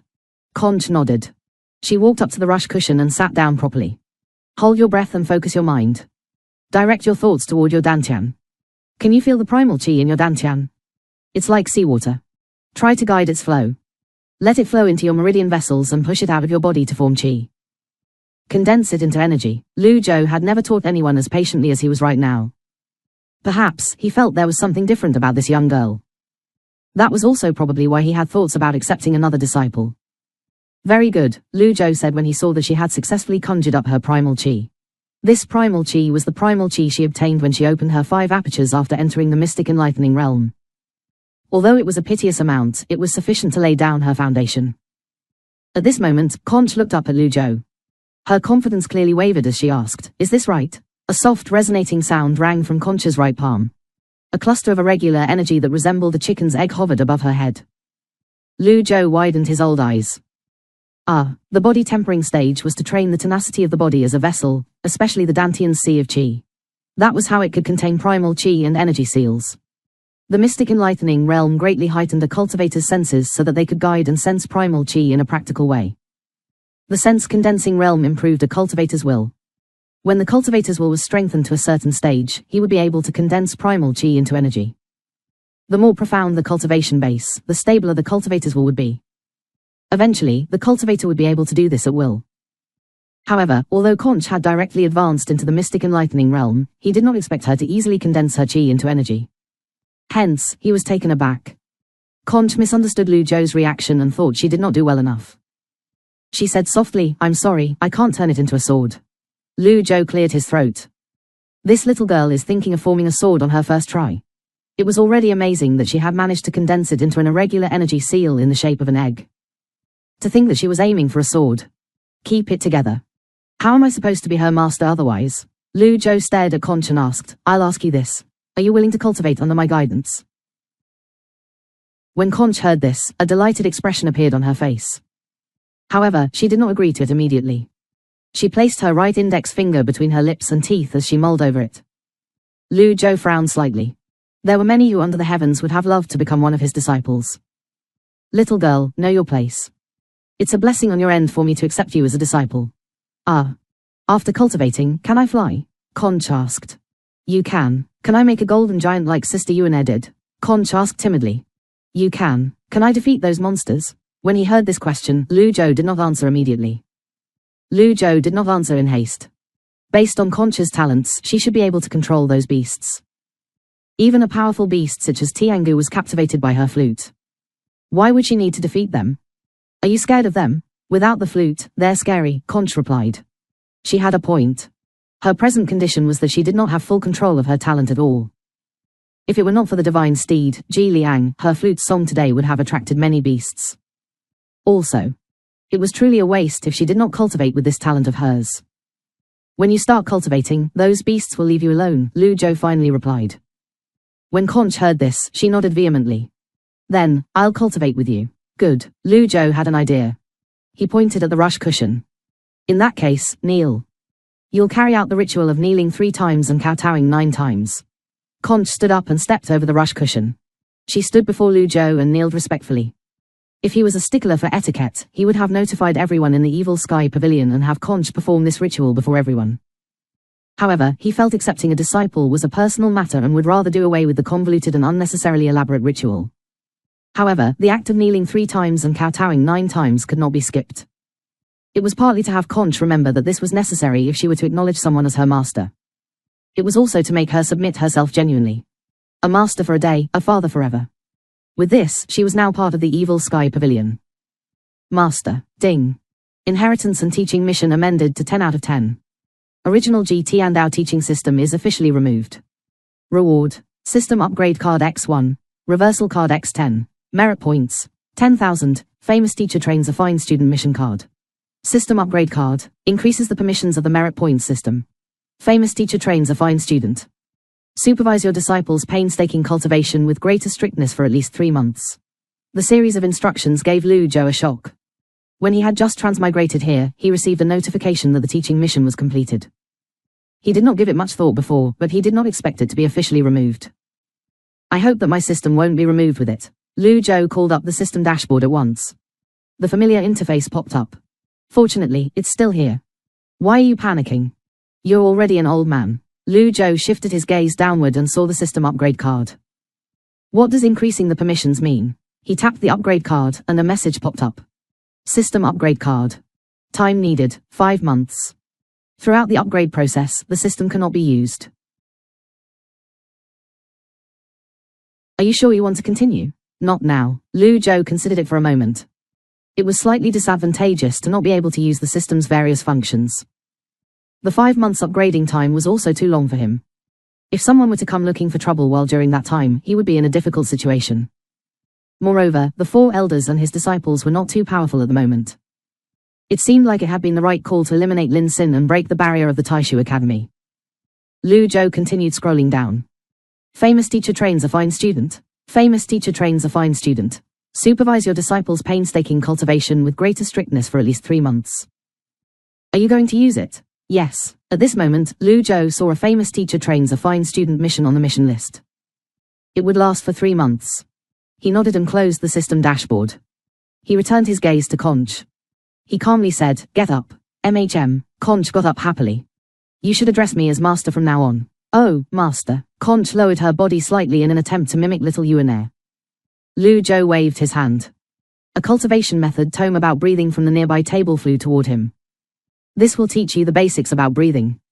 Cultivate according to the instructions listed inside every day. You can look for me if there's anything that you don't understand." Lu Zhou tossed the tome toward Conch. The basic cultivation method was something every cultivator must cultivate after entering the mystic enlightening realm. This was the basic way to increase one's primal qi and widen one's Dantian sea of qi. Then, they would choose between the directions of Confucian, Buddhist, or Taoist methods, combine it with their own advantages and inclinations, and eventually, fix the direction of their cultivation. "Thank you, master." Conch received the tome with a dazzling smile on her face. Lu Zhou expected to hear a notification and receive a reward from the system. Unfortunately, the system did not give him any merit points. According to the system's treatment of his 9 disciples, apart from Yi Tiangson who was banished and would not earn him any rewards, he would receive merit points as rewards so long as they acknowledged that they had returned to the pavilion. Yet, Conch was not counted. This was awkward. The bright moon shines over the sea. From far away we share this moment together. Could it be that the criterion for accepting disciples is so rigid? Lu Zhou wondered. In the end, he decided it was pointless to dwell on it. If he truly had to recruit disciples according to the poem, he could just recruit another one when he ran into him or her. Moreover, Conch's talents were comparable to his 9 disciples. She would surely become a great helper to him in the future. With this thought in mind, he brightened up. "Anyone there? Your orders, Pavilion Master." A voice rang from outside the door. "Summon everyone to the Great Hall." Understood. Inside the Great Hall, everyone from the Evil Sky Pavilion was gathered there. Yet, Lu Zhou was taking his time to show up. The 4 elders, Duan Musheng, Ming Yin, Zhu Hengong, Zhao Yue, and little Yuan stood at the side. They occasionally looked out of the Great Hall as they waited for their master. The others stood at the other side. "What's with master today? What's with all the ceremony?" Ming Yin wondered out loud. "Just stay calm. We'll know once the pavilion master is here," Pan Lishan said. At this moment, Lu Zhou held Conch's hand with his other hand placed on his back as they slowly strolled in from outside the Great Hall. The others turned to look. The 4 elders were perceptive enough to understand what was going on when they saw Lu Zhou leading Conch here. The 4 of them bowed and said in unison, "Congratulations, Pavilion Master." Lu Zhou brought Conch to the front and turned around to face the others. With a clear voice, he said, "I have 2 things to announce." He paused. The Great Hall was silent. "From this day onward, Conch will officially be my 10th disciple." Although the others had expected this, they were still slightly taken aback. Everyone knew about the strict requirements of becoming an Evil Sky Pavilion disciple. There were countless people who wished to become a disciple of the Evil Sky Pavilion's patriarch. Even geniuses such as Pan Zheng and Zhou Jifeng were not considered by him. It was clear just how difficult it was to become his disciple. Pan Zheng and Zhou Jifeng felt nothing but envy at this moment. They looked at Conch before both of them and the female cultivators bowed in unison. "Greetings, Miss 10th. Conch seemed reserved-faced with all this situation. Lu Zhou glanced at her. Conch nodded. She stood before Duan Musheng. "Greetings, 3rd senior brother." "Hello, little junior sister." Since Conch was just a young girl, he did not think it was appropriate to maintain a stern expression. Therefore, he mustered up what he thought was an acceptable smile. Conch walked up to Ming Yin and said, "Greetings, 4th senior brother. Little junior sister, you must work hard in your cultivation. If you want to slash your lotus, you can look for me," Ming Yin said with a smile. Conch immediately turned toward Zhao Yue and said, "Greetings, 5th senior sister." Zhao Yue said, "I've only learned about this today, so I didn't have the time to get you a welcome present. I'll get you a present in the future." "Thank you, senior sister." Conch went up to Zhu Hengong. "Greetings, 8th senior brother." You're very polite, little junior sister, Zhu Hongong replied. At last, Conch finally stood in front of little Yuan. Before Conch spoke, little Yuan said, from this day on, you're my little junior sister. I'll protect you. Thank you, ninth senior sister. You're very nice, Conch replied. Shortly after, Conch greeted the four elders. Lu Zhou nodded, pleased. After the ceremony, Conch was officially a member of the Evil Sky Pavilion. Old Fourth, notify Old Seventh about this. Yes, Master. Fellow disciples should know about each other's existence. Lu Zhou continued, the second matter I have to announce is that I'll be cultivating in seclusion for 5 months. Throughout these 5 months, no Evil Sky Pavilion disciple is to venture out without due cause. The others looked confused. The Pavilion Master was already at the 9-leaf stage, why would he need to cultivate in seclusion? Constant improvement? Yes, that must have been why. The Pavilion Master was constantly trying to improve himself. Yes, Pavilion Master. Yes, Master. Everyone bowed. Lu Zhou stroked his beard and nodded. The disciples will stay back. The others may leave. Apart from Lu Zhou's disciples, the others left the Evil Sky Pavilion's Great Hall. Lu Zhou walked up the steps.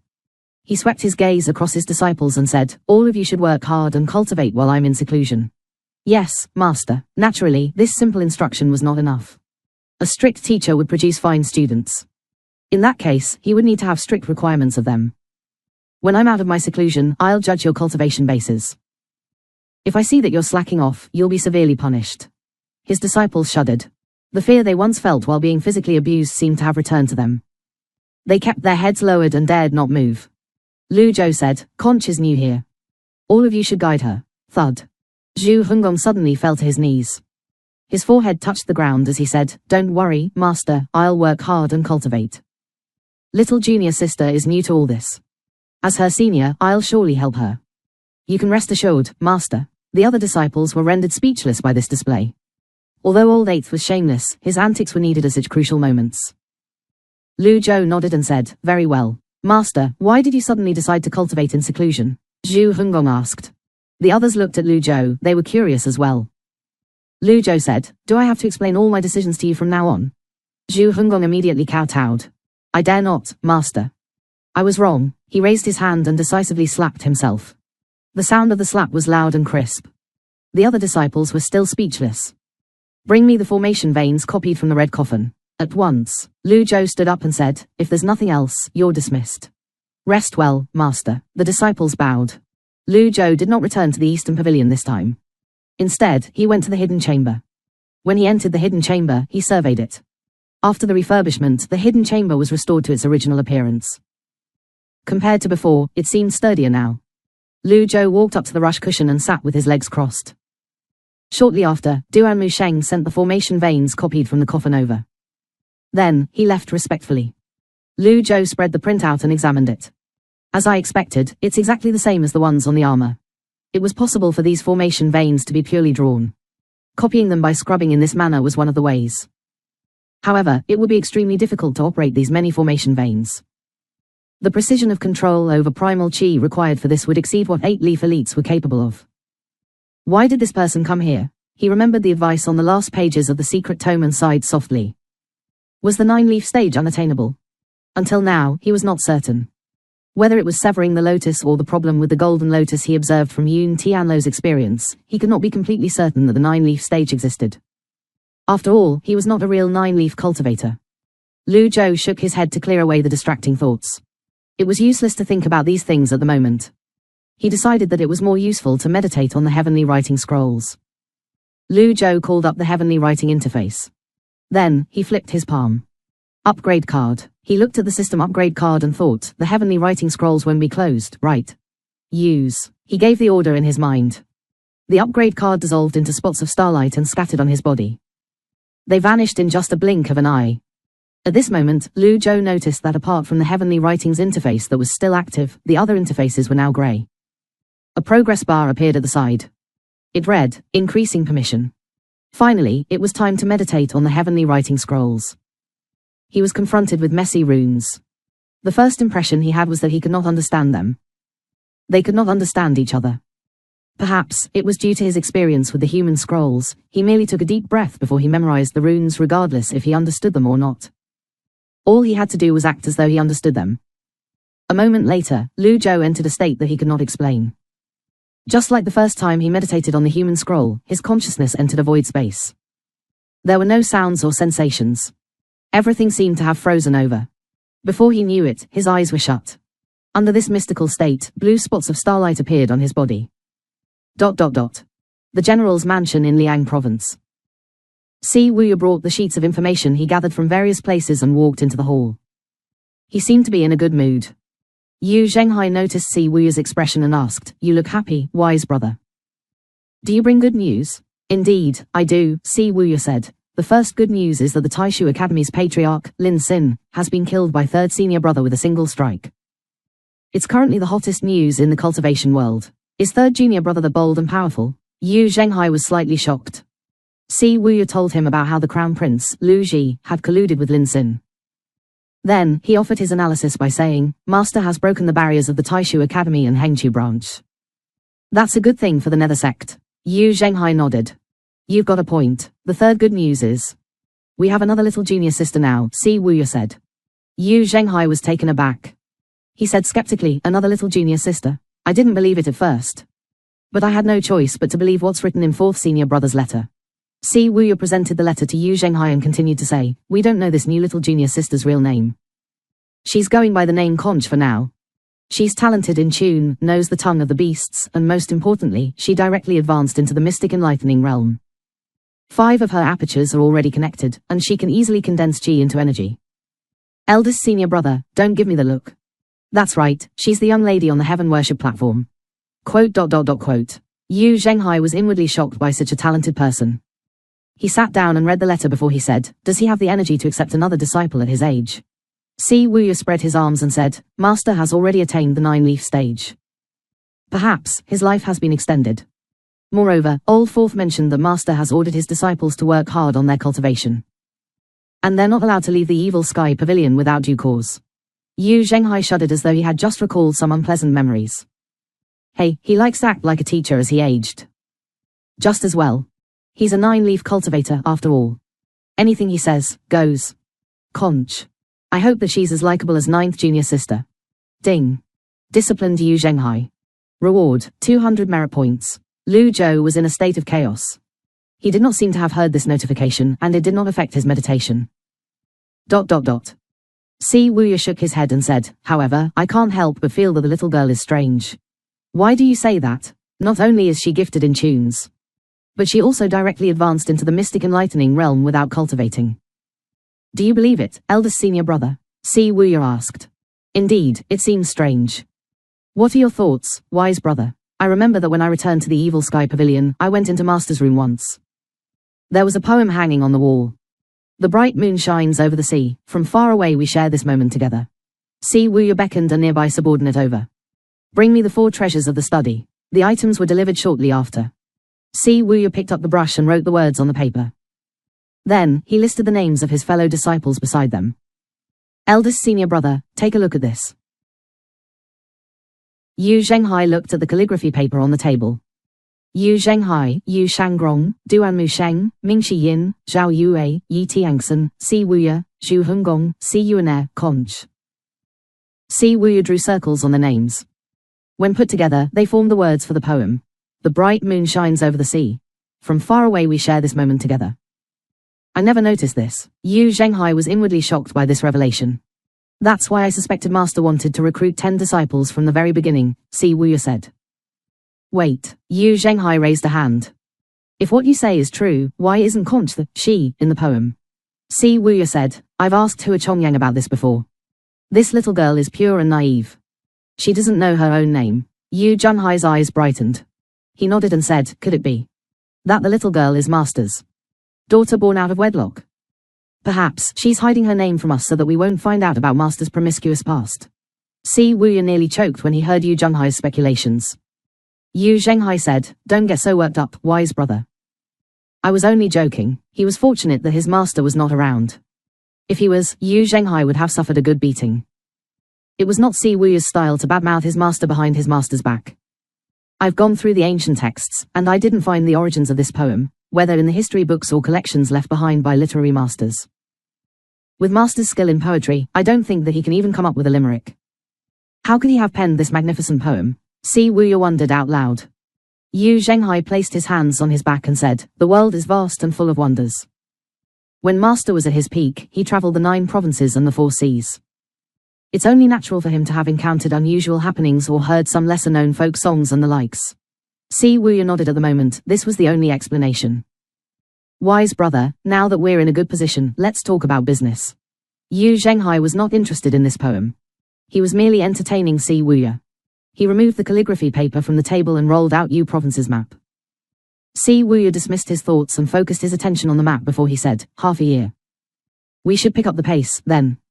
I think tonight's our best chance." His statement was shocking. Yu Zhenghai did not expect that. He asked, "Are we in a hurry? We should strike when our enemy least expects us to." "Good." Yu Zhenghai smacked Si Wuya's shoulder heavily. "Your words are just what I like to hear, wise brother." Inside a room in the temporary general's mansion in Yu Province, a valiant-looking woman was tidying her martial attire in front of a mirror. Her hair was tied into a bun. Even her armor and sword could not hide her fair facial features. "General Ji, you're certainly a match for men. It's up to you to defend Yu Province now," a person next to her said in an attempt to flatter her. This woman was the only female among the 8 great generals, Ji Qingqing. Ji Qingqing said disapprovingly, "Do you think that Yu Province can be defended?" The deputy general immediately fell to one knee. "General, you're our mainstay. You must remain strong." "Nonsense." Ji Qingqing frowned and placed one hand on her sword. 4 of my 8 deputy generals have already been lost before the battle started. The Nether sect is like the sun at high noon. How am I supposed to keep them at bay? The deputy general stammered. The Taishu Academy's president, Xiao Shan, is bringing 1,000 disciples here as reinforcements. They'll certainly be of some help to you, General. That's enough. Ji Qingqing waved her hand. She did not want to discuss this further. Night fell. On the southern city gate, a huge, dark flying chariot slowly sailed into view. Yet, the Ji province city remained silent. The cultivators at the top of the gates looked up at the night sky. What's that? A flying chariot? The night was too dark. They did not have much visibility. They rubbed their eyes and widened them to look again. Suddenly, a saber shot out from the flying chariot. The saber glowed with faint radiance. Then, there was a bright flash as the energy saber instantly enlarged. It dropped toward them like a large pinwheel. As it descended, scores of densely packed starlight shot out. This was the feigned saber technique, Great Dark Heaven Memorial's Dark Heaven Starlight, that Yu Zhenghai, the sect master of the Nether sect, cultivated. This is bad. The Nether sect is here. Boom. Boom. Boom. Boom. They did not even have the time to light the fire signals before they activated the ballistae. The Great Dark Heaven Memorial broke through the western city gate in no time at all. Outside the gate, tens of thousands of Nether sect members swarmed into the city. Their shouts resounded in the skies. On the flying chariot, Yu Zhenghai stood with his hands on his back as he observed the battle below. Wise brother, what do you think? Your saber technique is shocking, eldest senior brother. I'm awestruck. Si Wuya looked at the Great Dark Heaven Memorial, stunned. The Nether sect cultivators poured into Yu Province city swiftly. Whenever they ran into the garrison, they killed. The flying chariot began to slowly advance. It was progressing like a hot knife through butter. High above the southern city gate, a figure crossed his arms in the dark night skies as he looked down. He glanced at the skies to the west and shook his head disapprovingly. What a crude way of swinging his saber. Utterly boring and ostentatious. Its lethality is low. All it has got going for it is its appearance. He continued to watch the battle, he did not join in. This was because the garrison soldiers were too weak. They were boringly weak. He could not bring himself to be bothered with them. A moment later, he saw almost 1,000 individuals flying toward him in groups. Perhaps he had been hovering in a remote part of the skies. Combined with his green robes and the night skies, the people did not seem to notice him. Shush. The leader raised his hand. President, what do we do now? Let's avoid being caught for now. We'll take a detour and leave Yu Province.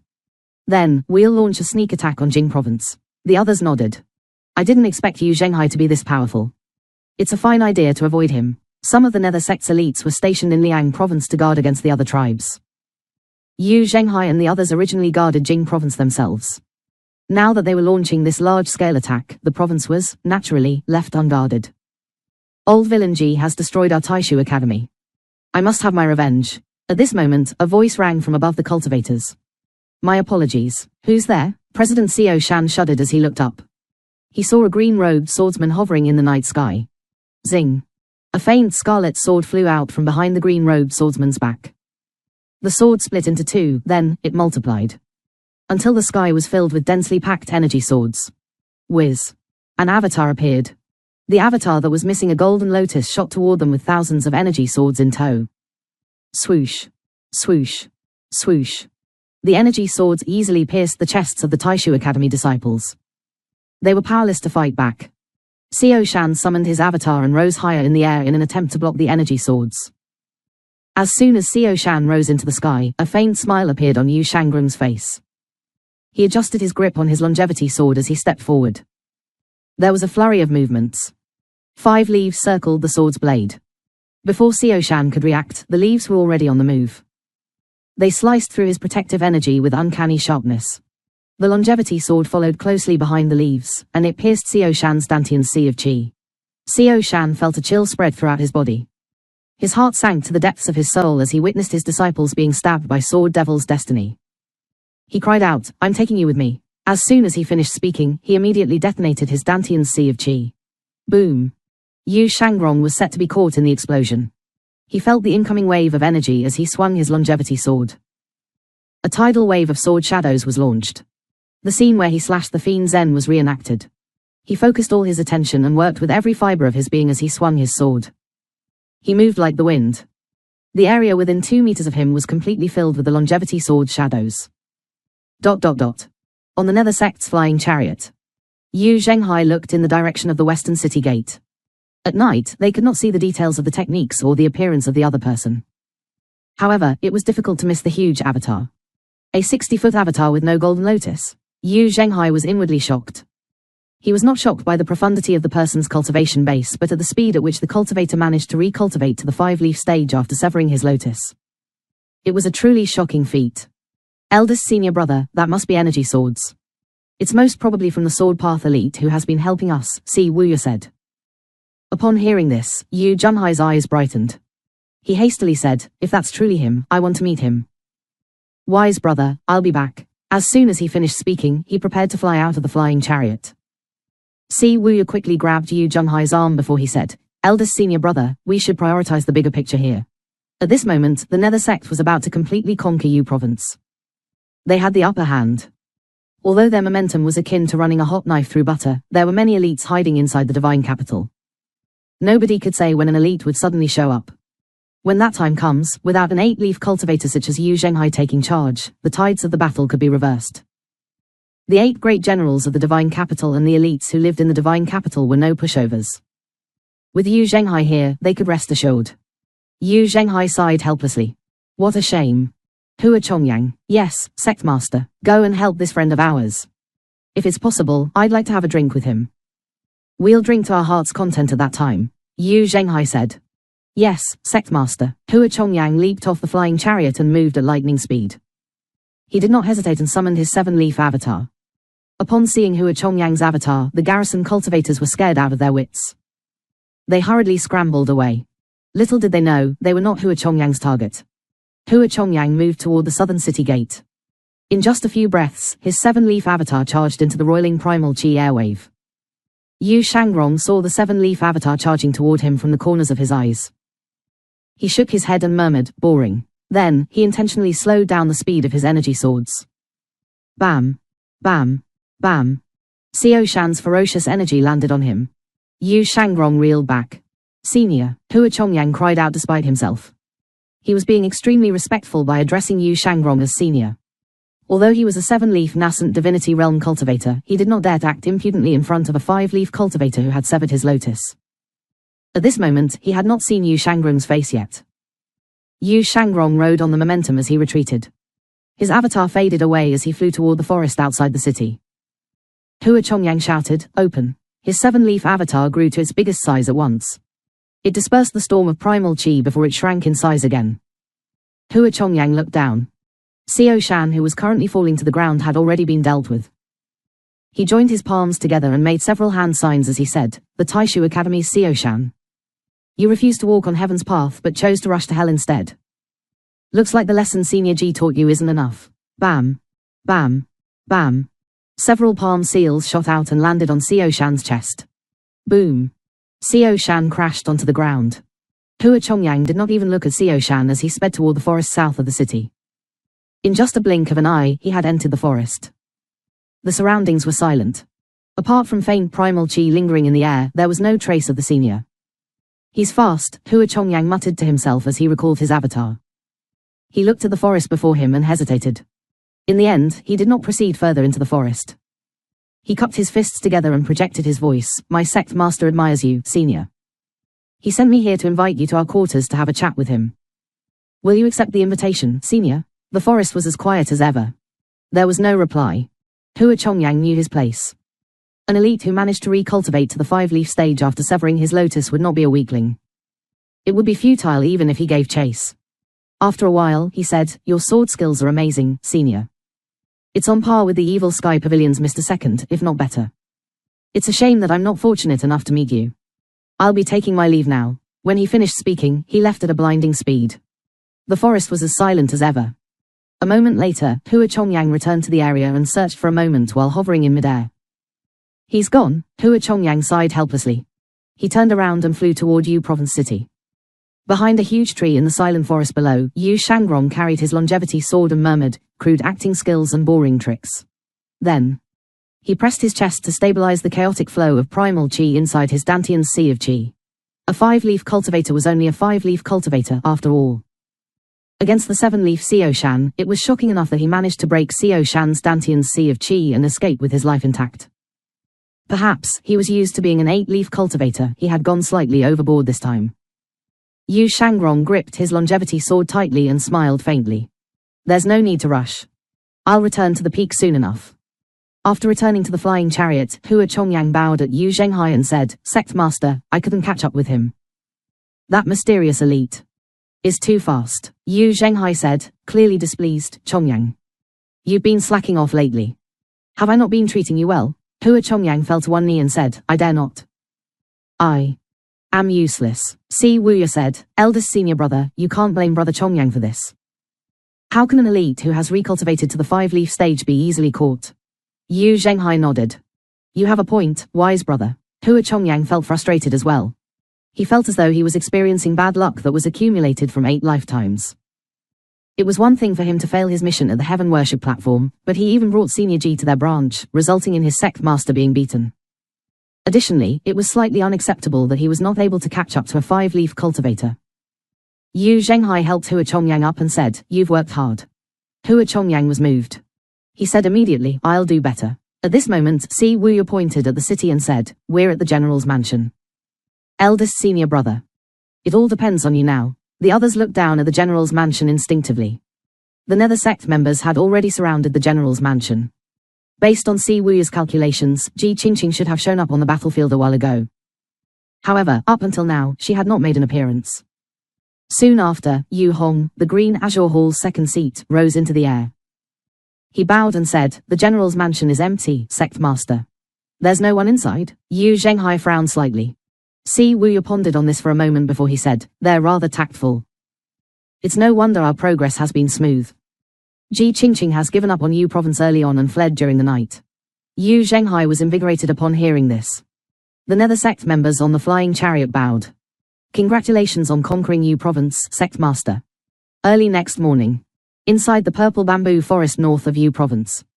Ji Qingqing, one of the 8 great generals, sat in a stately manner among the bamboo. Her 4 deputies kept watch around her.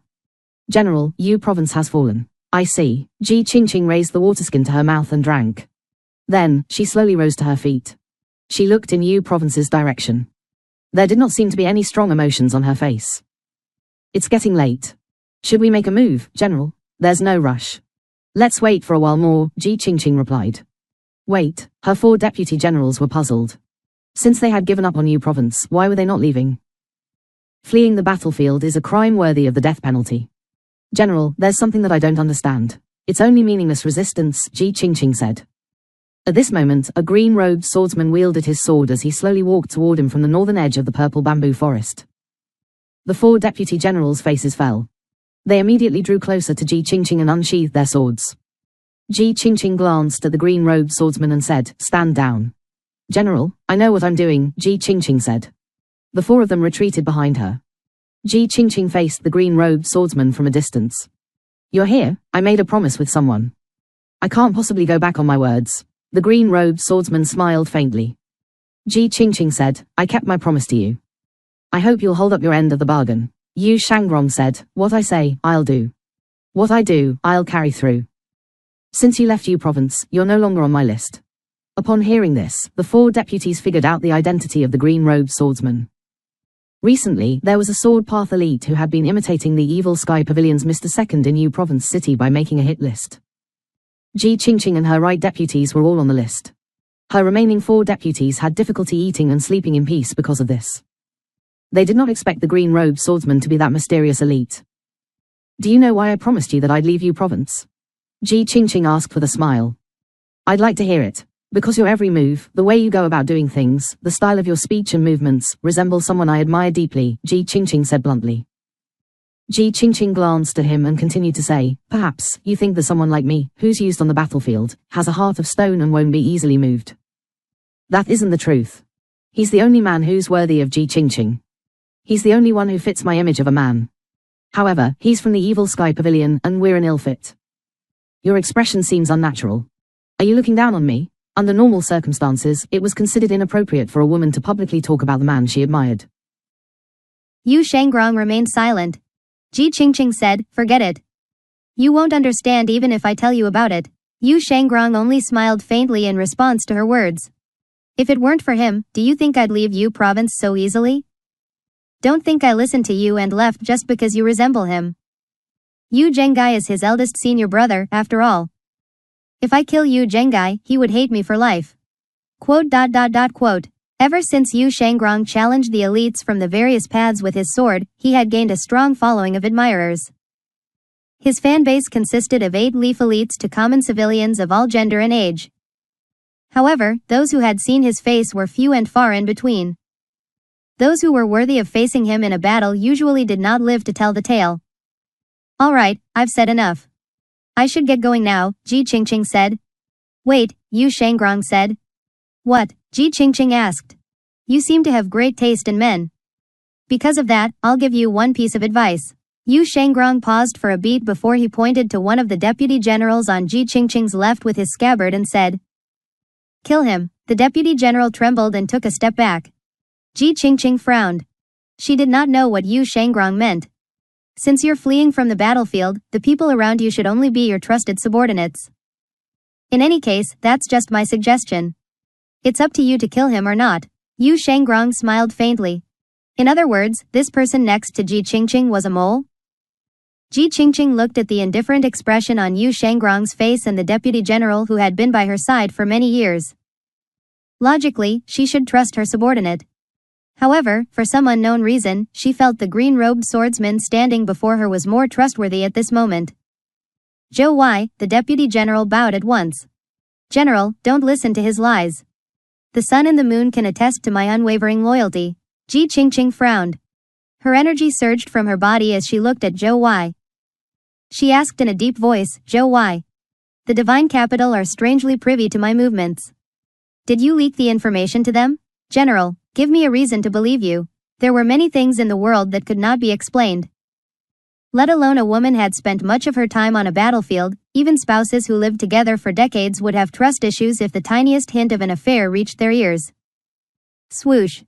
Without a second word, Zhou Wei turned around and ran. Things might have turned out differently if he remained calm. Alas, as soon as he fled, it was as good as admitting his crimes. Ji Qingqing shook her head with disappointment. She raised 2 fingers.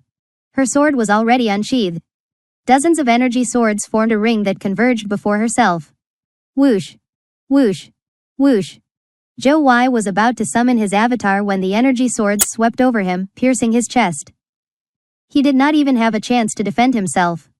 Soon enough, he dropped to the ground. Ji Qingqing turned around. With an indifferent expression on her face, she cupped her fists together and said to Yu Shangrong, thank you for the advice. It's nothing, Yu Shangrong replied. Ji Qingqing took a liking to his polite and gentle manner, so she asked, I'm not sure that I've gotten your name.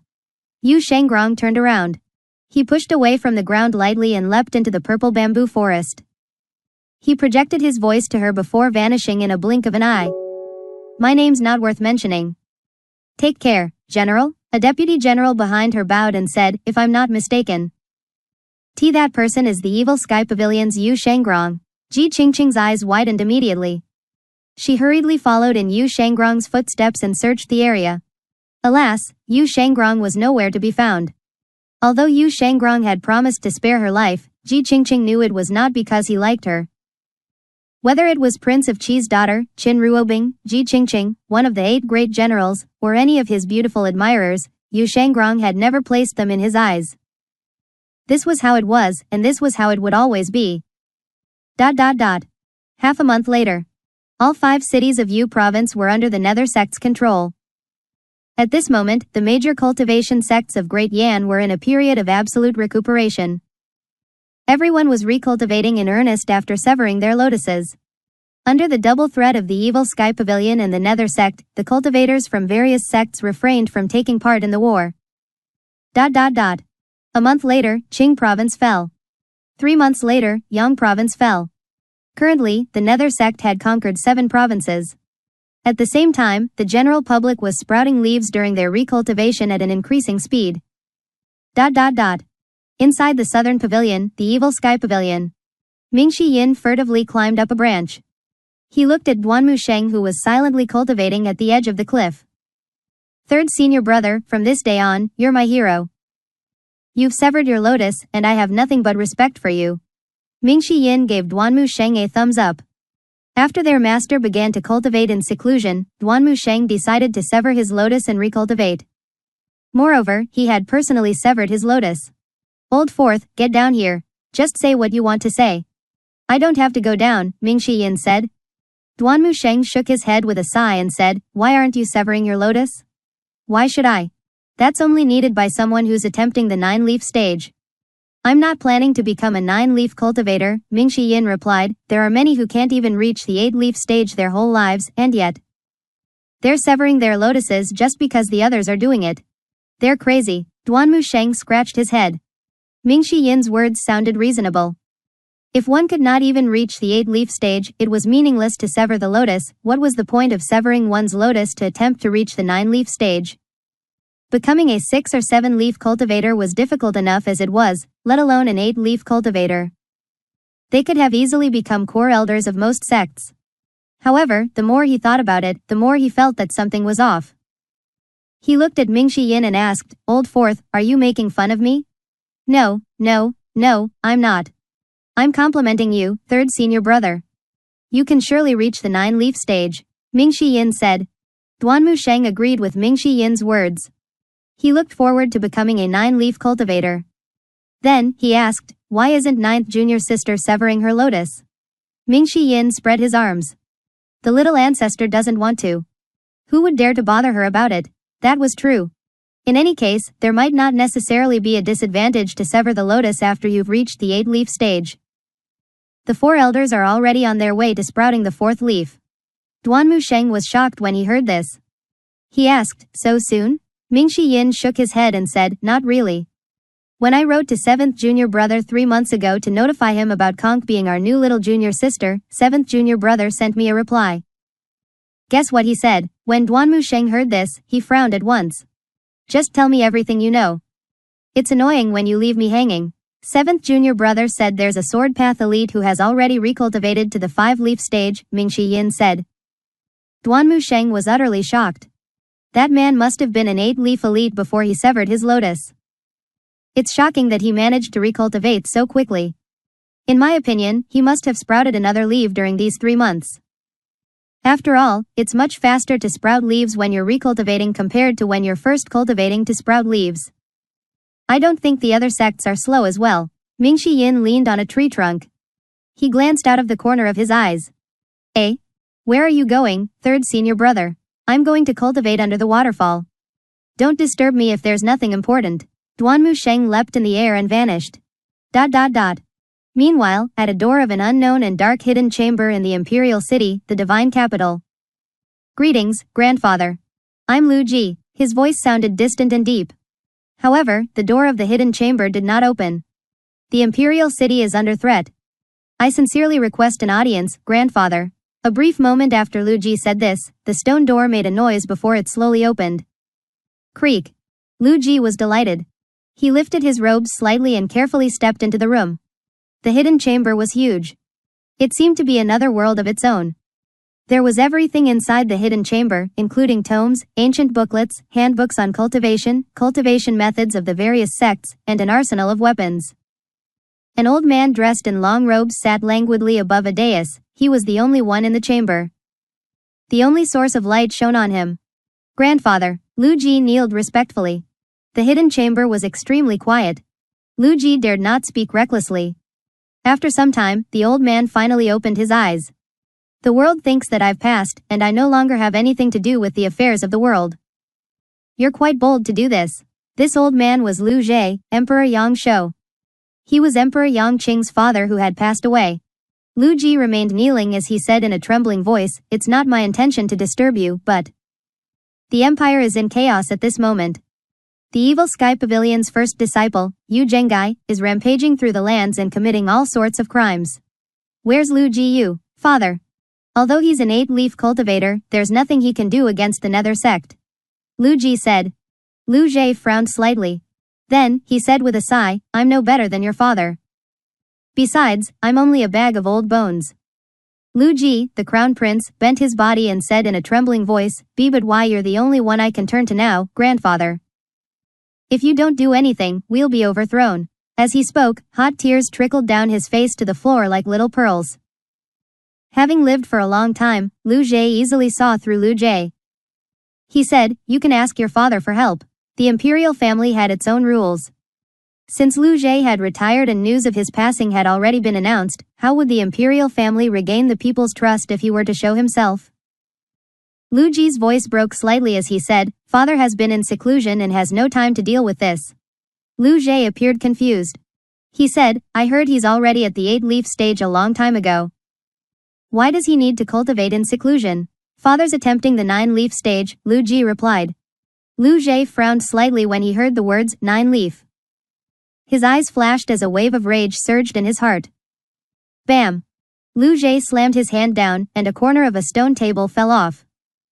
Lu Ji was so frightened that he shuddered and kowtowed at once. "Please calm down, grandfather. Calm down. I've said many times that no one from the imperial family is to attempt the 9-leaf stage." Lu Jiyu, that impudent fool. Summon him here. Lu Ji's face was ghastly pale from rage. Lu Ji did not expect his grandfather to be this infuriated. He was feeling less confident with every passing minute. However, at this point, he had no choice but to plow on. "Grandfather. You've been in this hidden chamber for too long, there are many things you're not privy to about the outside world. The cultivation world has already been turned upside down.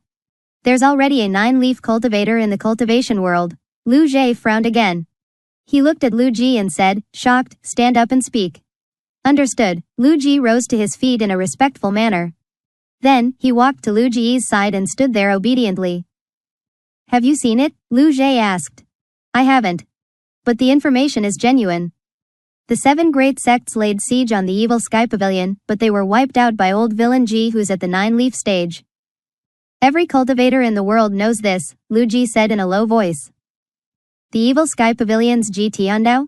Shock flashed in the depths of Lu Ji's eyes. "Yes," Lu Ji said in a small voice.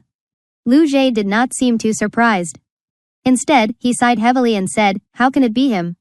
His voice was tinged with slight remorse and confusion. "You know him, grandfather? Know him? We go way back. You can even call us old acquaintances," Lu Jie replied. "Alas, the paths we seek are different. He's dedicated to cultivation while I'm dedicated to the empire. Hence, we parted ways. I didn't expect that he truly became a 9-leaf cultivator after all these years." Lu Ji complained out loud, not only did old villain Ji become a 9-leaf cultivator, but the cultivation world has also changed. Changed? Allow me to explain in detail. Then, Lu Ji recounted how old villain Ji wiped out the 7 great sects with his 9-leaf powers. The cultivation theory of severing one's lotus and the recent events of the cultivation world to Lu Jie, Emperor Yang Shou. Lu Ji's eyes widened when he heard this.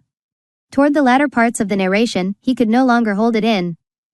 He waved his arm and cursed. "That's too much. Who proposed the cultivation method of severing one's lotus? Lu Ji replied slowly, it originated from some information posts. Then, it was spread further. When it's known that someone has survived the ordeal, more and more people followed suit. Father has severed his lotus and is currently recultivating. His voice faltered toward the end of his sentence, and his voice was barely audible. The flames of rage in Lu Ji's heart grew hotter. However, he was no longer the emperor who had control of the heavens and earth. Time was cruel. How was he supposed to intimidate the others with his old bones? The rules and decrees he had once established were disregarded. In the end, he sighed heavily and asked, are there any strange happenings in the cultivation world? Strange happenings? Lu Ji was puzzled. Do you know why I've decreed that nobody is to attempt the 9-leaf stage? Lu Jie, Emperor Yang Shou, asked in a gruff voice. Lu Ji shook his head. Lu Jie looked at Lu Ji's puzzled expression and shook his head. Forget it. All you have to do is tell me if there are other changes. The theory of severing one's lotus, the appearance of a 9-leaf cultivator, and the crisis of the imperial family. Were these not changes? Lu Ji shook his head again. Lu Jie spoke earnestly, I was fortunate enough to be enlightened by a mysterious elite many years ago and reached the 8-leaf stage. Then, I brought peace to the lands. To think that someone else has taken that step, after all. Lu Ji was further puzzled by this statement. Grandfather, I don't understand. Can that mysterious elite be trusted? Lu Jie looked at him. With a gruff voice, he said, impudent. I've spoken out of turn, but I can't help but wonder. It's said that the 9-leaf stage will bring forth disasters, but old villain Ji is already at the 9-leaf stage. Yet, there haven't been any disasters so far. The path of the heavens was a cycle. The heavens must have their reasons to list the 9-leaf stage as taboo. If humans wanted to encroach upon the forbidden, they would have to pay the price. Lu Jie shifted his gaze away from his grandson and said, I'll judge whether the 9-leaf stage is true myself. Lu Ji was delighted to hear this. Grandfather, are you emerging from this mountain? Lu Jie moved his arm and slid off the dais. Like any other old man, his movements seemed rigid and slow. After descending from the dais, one could see his slightly hunched back. He asked, who are the 8 great generals of this time? Lu Ji counted. General Zhan Jingyun of the Northern Gate Garrison, General Wang Yu of the Southern Gate Garrison, General Han Yuan of the Eastern Gate Garrison. But General Han has lost his life at the Obedient Villa and is currently replaced by the Taoist elite, General Ji Qingqing. There's also General Shang Lai of the Western Gate Garrison whom we, unfortunately, lost in the Battle of Liang Province. His position is currently vacant. We have General Ma Luping of the Southeastern Gate Garrison, General Ji Yu Yiren of the Northeastern Gate Garrison, and General Su Sheng of the Northwestern Gate Garrison. Finally, there was General Wen Shu of the Southwestern Gate Garrison, but he died while reinforcing the troops at Jing Province. When he heard these names, Lu Jie said, Han Yuan likes to play petty tricks. I'm not surprised that he ended up like that. Wen Shu and Shang Lai had always been steady and mature, how did they die? The Evil Sky Pavilion's 7th disciple, Si Wuya, is skilled in scheming. He's a cunning and despicable person. He had been a grand tutor, an official with a meteoric rise in the palace once. Yang Ning takes his side. This man has founded the darknet that has an extensive information network. It's even possible that he has sources planted around me. Generals Shang and Wen fell prey to his schemes and lost their lives. Lu Jie shook his head and said, I've underestimated him slightly. He has truly recruited many talented disciples. Then, he stepped forward and said, in that case, have Su Sheng and Ji Yu Yiren accompany me. When Lu Ji heard this, he bowed hastily. I'll see to it at once. When Lu Ji left the hidden chamber, Lu Jie glanced at the dusty box in a corner and muttered to himself. I pray that peace will descend on the world and that everything's just a dream. Meanwhile, inside the hidden chamber in the Evil Sky Pavilion, Lu Zhou was surrounded by a sea of mystical runes. He was seemingly unconscious, unaware of his surroundings. He did not know how much time had passed, but he did not want the state he was in to come to an end. This immersive feeling was like being in a deep sleep. The runes surfaced in his mind. Slowly, the runes shifted and morphed into scripts that formed this sentence. The first step is to connect chi before connecting the mind and finally connecting the spirit. Enlightenment comes after all are connected, and the path toward the throne will be shown. To gain the power to hear everything so that we can hear voices in all realms at will. Lu Zhou's consciousness stirred slightly. He had seen these words when he first opened the human scroll. Why would they appear in the earth scroll as well? He was puzzled. At this moment, he vaguely heard someone's voice. Little junior sister, this is how you do it. Like this. Yes. Outside the Great Hall. Zhu Honggong was patiently showing Kong how to condense qi into energy. The bigger the energy sword, the more primal qi and control you need. You've just started cultivating, we'll focus on the basics for now. Once you have enough primal qi and you're in the sense condensing realm, you'll be able to form a purer energy sword. Oh, Conch seemed to only vaguely understand what he meant. She had been cultivating the breathing technique that Lu Zhou gave her during the past 3 months. She was forming primal qi and expanding her Dantian sea of qi. These basic cultivation exercises were inevitably bland. When she saw her seniors unleashing various energy seals every day, she could not help but feel envious. Let's start small, the size of your finger. Follow my instructions, calm your breath, focus your mind, guide your primal qi along the extraordinary 8 meridians, and release them from your finger into energy. Zhu Honggong was instructing her seriously. At the same time, an energy sword materialized above his palm. It was only the size of his finger as it hovered there silently. You're amazing, 8th senior brother, Conch said as she applauded Zhu Honggong. A proud expression appeared on Zhu Honggong's face. He said, this is nothing. With better control, you'll be able to form purer, larger, and more energy swords. Be patient. It won't be a problem so long as you're willing to spend some time on it. Is this how you do it? Whiz. A finger-sized energy sword hovered above Conch's fair palm. It seemed more translucent than Zhu Honggong's. Zhu Honggong was stunned. He could not believe his eyes. He rubbed his eyes and focused his gaze again. It was a genuinely bright energy sword. Faint red radiance swirled around the energy sword. 8th senior brother, Conch said softly. Oh. Yes, that's what you can do once you reduce the size enough. Zhu Honggong focused his mind and raised his hand. A palm-sized energy sword hovered above his palm. Surely, he could show his prestige as a senior brother with an energy sword of this size, right? Is this it? Conch spread her palm again. A palm-sized energy sword appeared. Zhu Honggong. She's so powerful, who should he turn to? No, I must soften her edges. As he looked at Conch's pure and innocent face, Zhu Honggong decided to try something more difficult. He had to establish his superiority as a senior brother, after all. Condensing energy is only at the beginner's level. I think that you're initiated enough to form a palm-sized energy sword. To be honest, energy swords aren't my forte. That's more of second senior brother's specialty. He can instantly form 100 energy swords. The sword saint, Luo Shisan, can form 13 substantial energy swords. What about you, 8th senior brother? Conch looked at Zhu Honggong expectantly. Then, she added, I want to see. Quote. Zhu Honggong cleared his throat and calmed his spirit. Then, he said, I'm more skilled in energy fists. After he said this, he raised his hands. The tear-stained boxing gloves covered his hands, and he punched the air. A fist-shaped energy shot out. Bam. It struck a tree. A dent could be seen on the tree's trunk. Do you want to learn this? Zhu Honggong looked at Conch. A hint of delight could be heard in his voice. Conch, who was initially interested, shook her head when she saw the huge fists that were in no way aesthetically pleasing. No, what do you want to learn, then? I'll teach you, Zhu Honggong said. Energy swords. Zhu Honggong was rendered briefly speechless. Then, he said, energy swords are fine. I might not be skilled in them, but I think it's more than enough for me to teach you. He put his boxing gloves away. He focused his breathing and mind. 3 energy swords materialized above his palm. Although they were not huge, it was an easy feat for a nascent divinity realm elite. Conch spread her palm and asked, like this. 3 energy swords appeared above her palm. Zhu Honggong's eyes widened. He felt stifled. Ordinary cultivators would need years to reach the sense-condensing realm from the mystic enlightening realm. They would have needed 2 to 3 years of training to produce energy swords like these. Yet, she managed this in 3 months. He looked at the 3 energy swords. Stay calm. Hold the fort. This time, he did all he could. Within a few meters of himself, palm-sized energy swords filled the air. They were arranged neatly, and they shone brightly. What do you think, little junior sister? Indeed, Conch could not achieve this level of energy condensation. However, she seemed to like such gorgeous displays. Hence, she applauded him and said, again, 8th senior brother. More, quote. More, what? He was not skilled in this to begin with.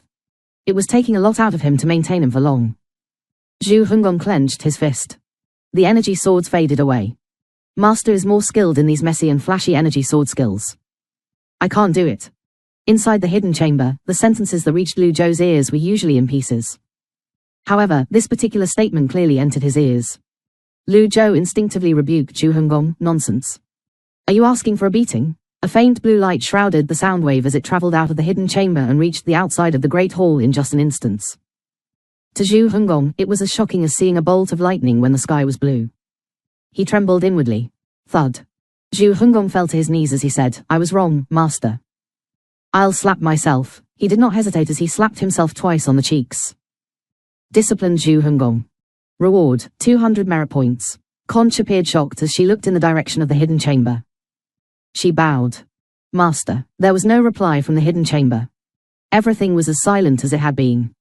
Zhu Hongong looked up, making a mental note to himself. Master is too powerful. It's as though he's omnipresent. How did he hear that? I should stay far away from now. He got up and looked at Conch meaningfully.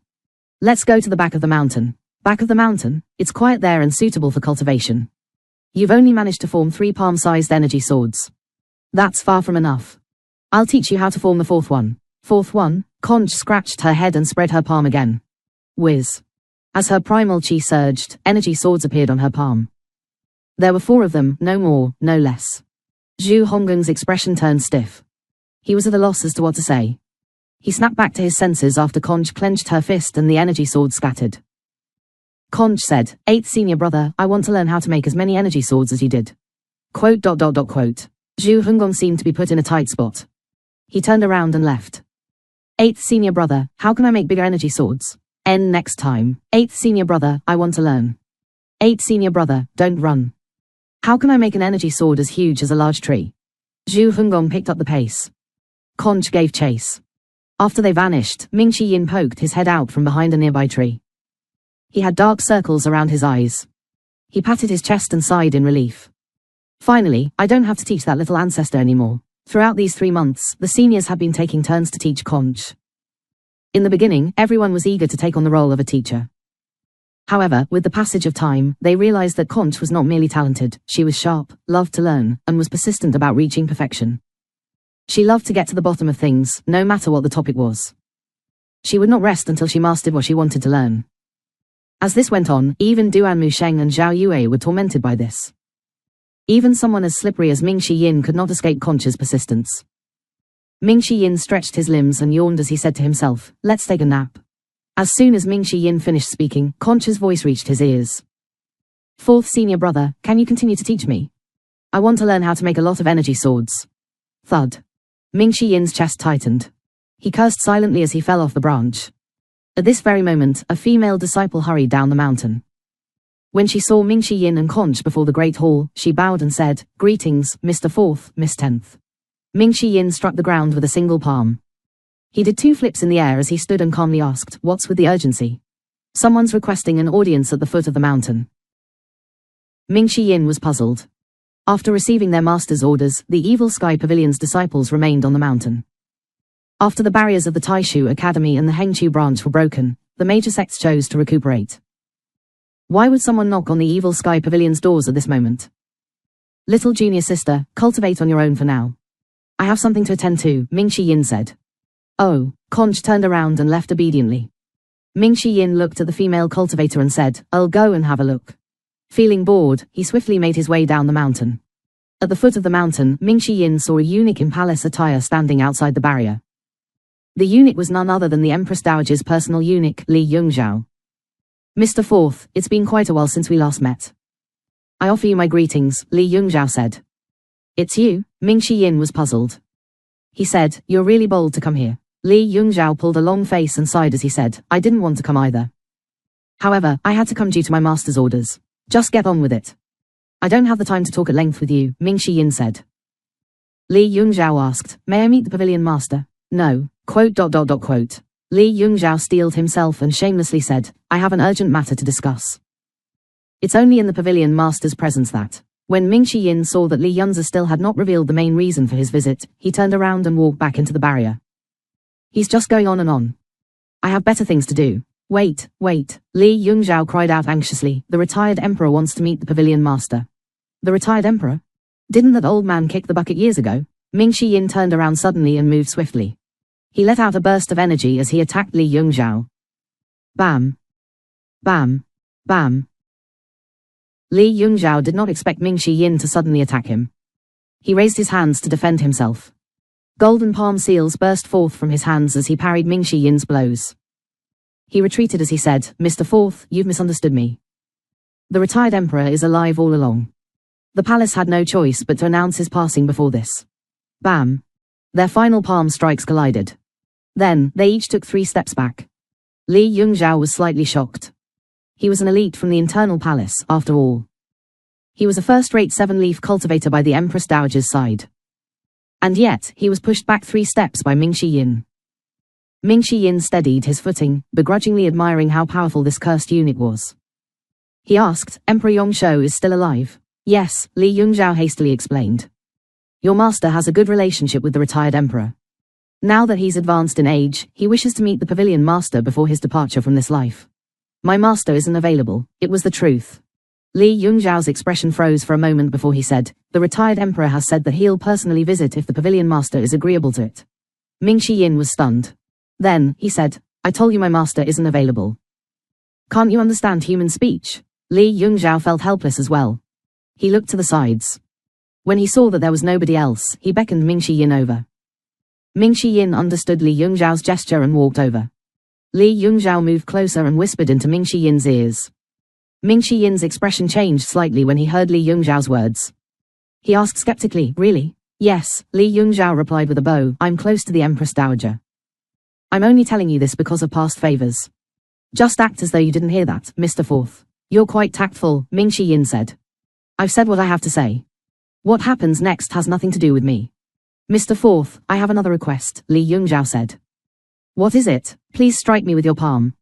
It's easier for me to explain myself when I return," Li Yongzhao replied. Ming Shi Yin scratched his head and said, "That won't do. I'm a reasonable man, just like my master. I can't hit someone without due reason. Please do it, Mr. Fourth. The retired emperor is personally invested in this matter. I have no choice but to do this," Li Yongzhao pleaded. No, Ming Shi Yin waved his hands. "I'm not the kind of person. I can't help you with this. If it were a friend who goes by the surname Ri, he might be able to help you." Li Yongzhao appeared morose as he bowed and said, "That's fine. You're truly a righteous man, Mr. Fourth. There's no need to trouble your friend with the surname Ri. His strikes won't mean anything. You're a person from the Evil Sky Pavilion, Mr. Fourth, and you should not associate yourself with a petty man like him. That's all I have to say. Farewell." "Wait." Li Yongzhao stopped. He turned around in confusion. Bam! Ming Shi Yin punched Li Yongzhao at a close distance. Li Yongzhao reeled back and rolled on the ground. "Ow, my face. I suddenly feel that I should help you." "Does it hurt?" Ming Shi Yin put his fist down. Li Yongzhao did not expect Ming Shi Yin to strike without warning. "You could have helped me without going overboard." "Ow." Ming Shi Yin no longer looked at Li Yongzhao. He hummed a ditty as he flew back to the Evil Sky Pavilion. When Ming Shi Yin returned to the Evil Sky Pavilion, he began to fret. Lu Ji, the former emperor of Great Yan, wanted to visit the Evil Sky Pavilion. His visit coincided with the Nether sect acting against the imperial family. What good could come out of this visit? After pondering on it for a moment, Ming Shi Yin decided to consult his master. After all, the person with the highest position in Great Yan was acquainted with his master. After making sure no one was around, he made his way to the hidden chamber. Soon enough, he arrived outside the hidden chamber. "Greetings, master." There was no reply nor sounds of movements in the hidden chamber. Despite feeling uneasy, Ming Shi Yin raised his voice slightly as he said again, "Greetings, master." Once bitten, twice shy. He remained kneeling on the floor as he waited for a reply. He dared not get close to the hidden chamber's door. There was still no reply from the other side of the door. Ming Shi Yin shook his head and sighed. "I should think of something myself. I must resist the urge. Hold it together. I shouldn't try and peek through the gap." Then, he turned around and left immediately. Inside the hidden chamber, Lu Zhou's consciousness was in a muddled state. After reprimanding Zhu Hongong, he was once again immersed in the state and had closed off his senses. Naturally, he did not hear Ming Shi Yin's voice. 3 days passed. In the morning, the sun rose from the east at the Evil Sky Pavilion. Meanwhile, a small, grey flying chariot departed from the divine capital toward the Evil Sky Pavilion. On the flying chariot, two of the Imperial Guard's 8 great generals, Gu Yiren and Su Sheng, were standing respectfully behind Emperor Yongshou. The two of them were former subordinates of Emperor Yongshou. They had trouble calming their emotions when they looked at Lu Ji, who was surprisingly alive. "Are you afraid?" Lu Ji glanced at them. The two of them bowed. "We're just slightly moved." Lu Ji looked at the rising sun in the east. The flying chariot sailed smoothly through the clouds. "The two of you once stood by my side as I launched a campaign to conquer the lands. The 10,000 tribes submitted to me. Many years have passed since then. You too have grown old as well." Lu Ji sighed. Gu Yiren and Su Sheng's hairs were fairly white now. "Time was cruel. It's the natural cycle of life to grow old," Su Sheng finally replied. As he looked at his former subordinates, Lu Ji nodded slightly and said, "You've done well by supporting Gue all these years. That's what we're supposed to do. So long as we can defend Great Yan, we'd climb a mountain of blades or cross a sea of flames," Su Sheng said. Lu Ji studied the duo for a moment before he suddenly asked, "Have the two of you ever considered severing your lotuses to attempt the 9-leaf stage?" Upon hearing this, the duo fell to their knees immediately. Sweat could be seen glistening on their faces.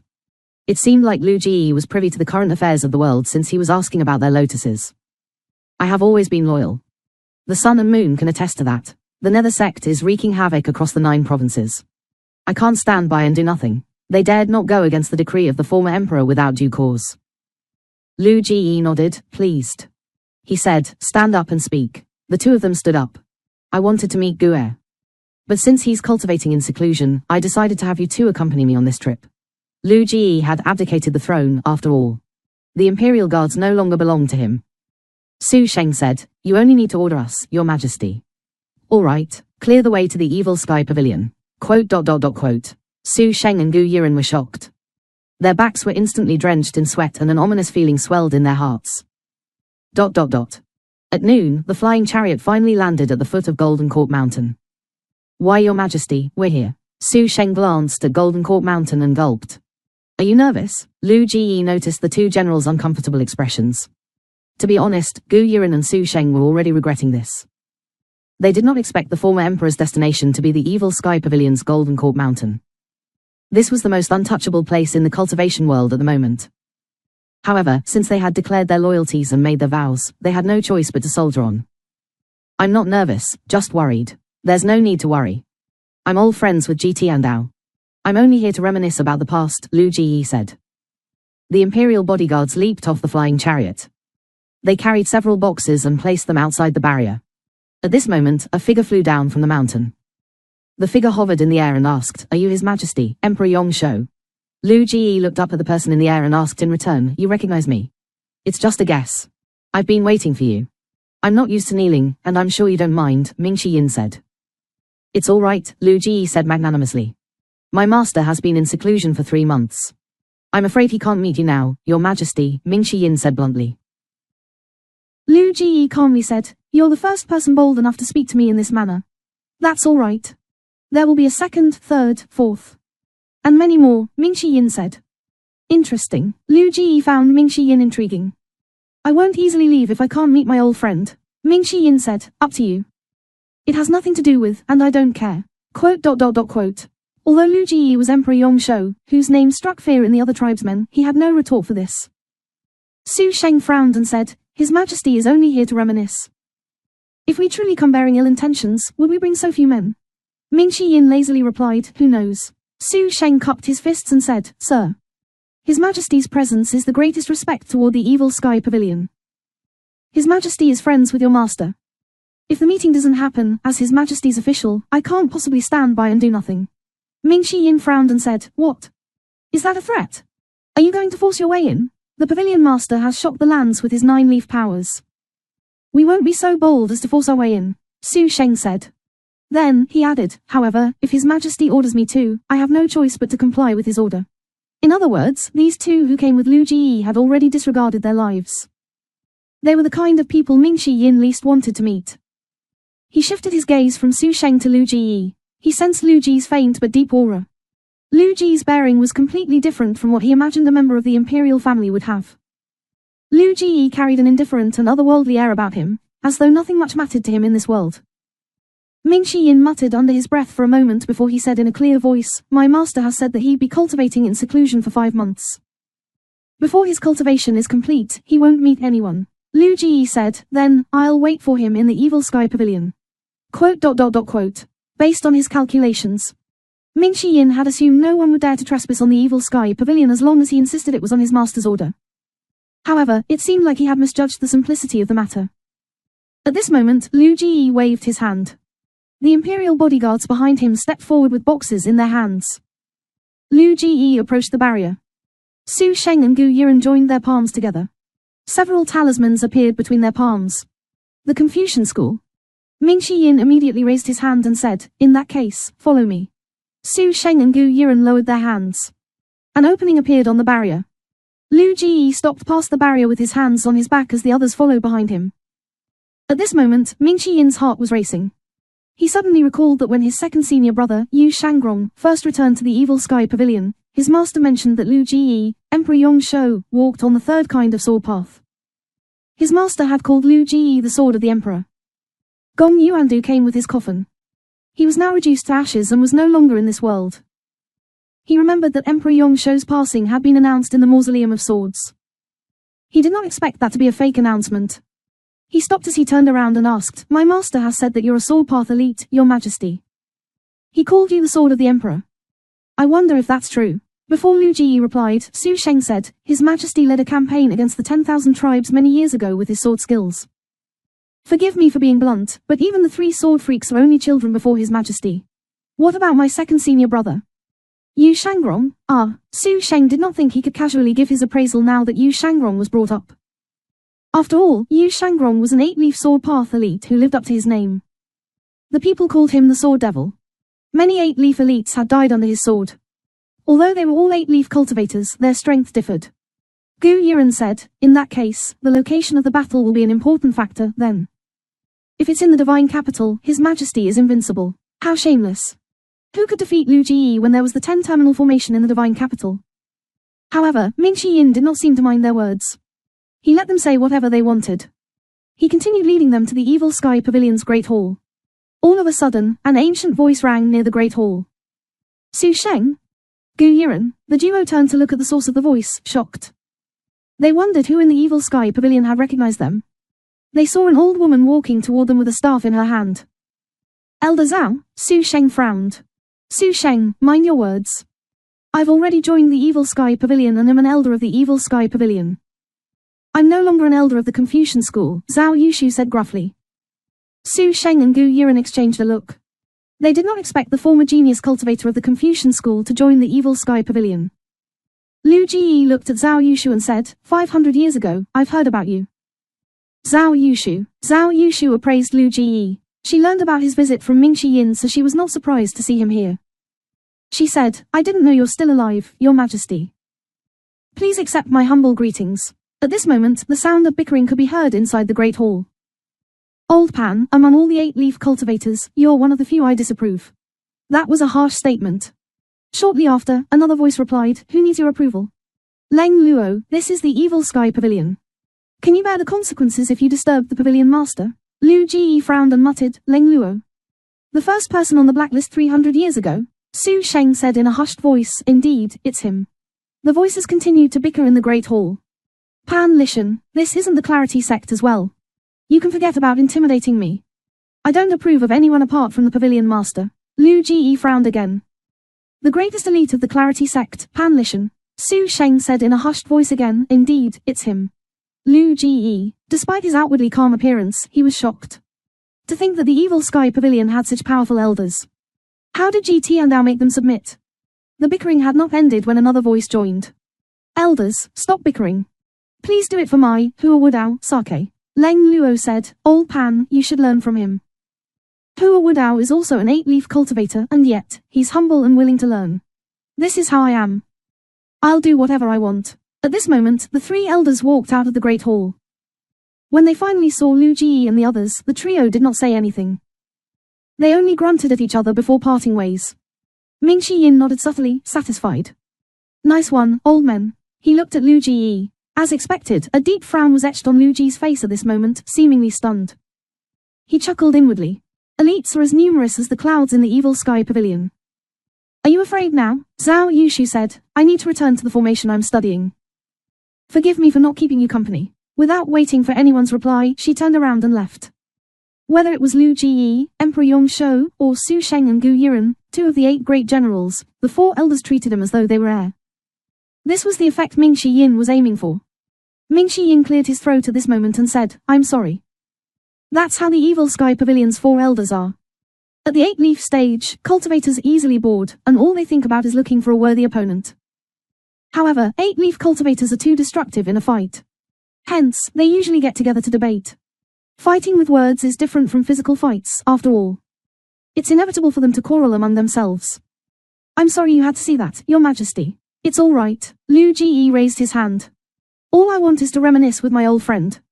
I won't mind the others." "Good to hear. This way." Meanwhile, the 4 elders returned to the southern pavilion. The quartet was looking in the direction of the Evil Sky Pavilion's great hall at this moment. "I wonder if that's enough to keep Lu Ji in check," Pan Lishan wondered out loud. "That's our only option. We've severed our lotuses. If we conceal our auras, they won't be able to figure out our actual cultivation bases," Leng Luo said. Hua Wudao shook his head. "I'm only a 7-leaf cultivator. I'm afraid I'll be exposed if I pretend to be an 8-leaf cultivator. If we conceal our auras and don't make a move, we're the same as everyone. A pair of eyes and a pair of legs. Relax, no one can tell the difference," Pan Lishan said reassuringly. Zhao Yushu sighed and shook her head. Lu Ji might be easier to deal with. The nether sect's hold over the 9 provinces can be used as leverage. However, Su Sheng and Gu Yiren might not be as easy to deal with. The 3 old men nodded in agreement. Pan Lishan said, "There's no need to fear. After all, the pavilion master is still around. They won't dare to run amok here." The 9-leaf cultivator was obviously the source of their confidence. Inside the great hall, Ming Shi Yin made an inviting gesture. "My master is still cultivating in seclusion. I'll be your host on his behalf." Lu Ji was in no hurry to take his seat. Instead, he looked around himself. He studied the 2 pillars, the floor, and the surroundings of the great hall. Since Lu Ji had not taken a seat, Su Sheng and Gu Yiren did not dare sit down as well. They could only accompany him. After taking it all in, Lu Ji walked up to a seat and sat down. He asked, "Are the 4 of them 8-leaf cultivators?" Ming Shi Yin replied without any hesitation, "Of course." He paused for a moment before he continued to say, "Leng Luo was at the top of the blacklist 300 years ago. You should know this better than me, Your Majesty. I don't think I have to introduce Pan Lishan and Zhao Yushu as well since they're both notable figures of their generations." Hua Wudao was an elder of the Yun sect, but he left the sect because of the chaotic state the sect was in. With nowhere else to go, he had no choice but to stay in the Evil Sky Pavilion. "I heard that Yun Tianlo isn't a despicable character. Why would he let Hua Wudao leave? Also, an 8-leaf elder would have been an honored guest no matter where he went," Lu Ji said. "This old fox isn't as gullible as I thought he would be."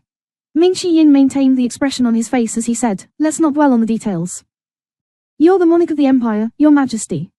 You can easily find out about these things." Lu Ji nodded. He looked at Ming Shi Yin and said, "I was the monarch. Now, I am here as an old friend who wishes to reminisce with your master." Ming Shi Yin said, "I've told you, my master is cultivating in seclusion. It'll remain that way for at least another 2 months. Nobody is supposed to disturb him before that." At this moment, Su Sheng spoke up. "I heard that Senior Ji has attained the 9-leaf stage long ago. Why would he still cultivate in seclusion? The 9-leaf stage was in a league of its own, invincible. Why would someone at the 9-leaf stage need to cultivate in seclusion?" Ming Shi Yin rolled his eyes at him and replied, "There's no end on the path of cultivation. My master has only recently entered the 9-leaf stage. It's only natural for him to stabilize his realm. By the way, who are you?" "Su Sheng, the great general of the Imperial Guard's Northwestern Gate garrison," Su Sheng said proudly. "Oh. I've never heard of you. Why are you reacting as though you know me when you said you've never heard of me?" Su Sheng was rendered momentarily speechless. Then, he asked, "Sir, why is Senior Zhao in the Evil Sky Pavilion?" Ming Shi Yin did not answer Su Sheng directly. He could sense they were wary of Zhao Yushu. It seemed like his plan did not fail. Fear still lingered in his heart when he recalled the scene in the valley where he met Zhao Yushu. If he did not mention Master, Zhao Yushu would have killed him. After a beat, he smiled and said, "Elder Zhao has admired my master for a long time. I'm sure you know the rest." Lu Ji nodded approvingly and said, "When I was first acquainted with Brother Ji back then, indeed, there were many beauties who fawned over him. If Brother Ji's temper had been more agreeable, I wouldn't have stood a chance." Ming Shi Yin was truly speechless. Why was this old man so shameless? In the end, he ordered the visitors to be escorted away after he said, "All right, I've spoken enough. You've entered and seen the Evil Sky Pavilion as well. Now, it's time for you to leave." Lu Ji slowly rose to his feet as he said, "Since Brother Ji can't meet me now, I'll wait for him. Surely there are rooms in the vast Evil Sky Pavilion to accommodate a bag of old bones like me." "You're staying?" Ming Shi Yin was shocked. "I won't disturb Brother Ji during these 3 months," Lu Ji replied. Things had become slightly more complicated with this development. These 3 visitors were elites. Nobody could guarantee that nothing untoward would not during their stay here. Clearly, they came prepared. If a conflict were to break out now, the fact that the 4 elders had severed the lotuses would certainly be exposed. If the trio was allowed to stay, it would only bring unnecessary complications and uncertainties to the Evil Sky Pavilion. At this moment, Su Sheng said, "The Evil Sky Pavilion's 4 elders were restraining their auras earlier, so I couldn't sense any primal chi surges. I wonder why is there a need for them to do this since they're in the Evil Sky Pavilion where there are no outsiders?" Ming Shi Yin was taken aback by Su Sheng's words. As expected, this plan could not fool these people. Su Sheng continued to say, "Elder Zhao is a Confucian cultivator. She's also a rare genius from the Confucian school 500 years ago. The thing she hates the most is to be secretive." Although Su Sheng was not blunt with his words, Ming Shi Yin could, naturally, infer the hidden meaning behind Su Sheng's words. He replied with a straight face, "It seems like you know nothing about the Evil Sky Pavilion." This statement took Su Sheng by slight surprise. Indeed. The Evil Sky Pavilion was not like the other places. Logic should not be applied here. When Su Sheng regained his senses, he cupped his fists together and said, "In that case, I'd like to spar with the elders." What a pain in the A*S. Ming Shi Yin's mind went into overdrive immediately. The 4 elders had already severed their lotuses and were in the process of recultivating. If they were to spar with Su Sheng now, they would surely lose.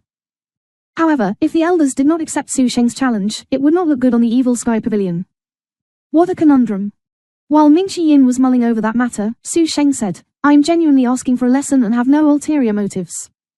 Since the elites of the Evil Sky Pavilion are as numerous as the clouds, I'm sure that they won't mind teaching me a thing or two." Su Sheng was advancing without any hesitation. Perhaps, Ming Shi Yin's hesitance had convinced him and Gu Yiren that the Evil Sky Pavilion was hiding something. They were trying to get a feel of the situation under the pretext of sparring and learning.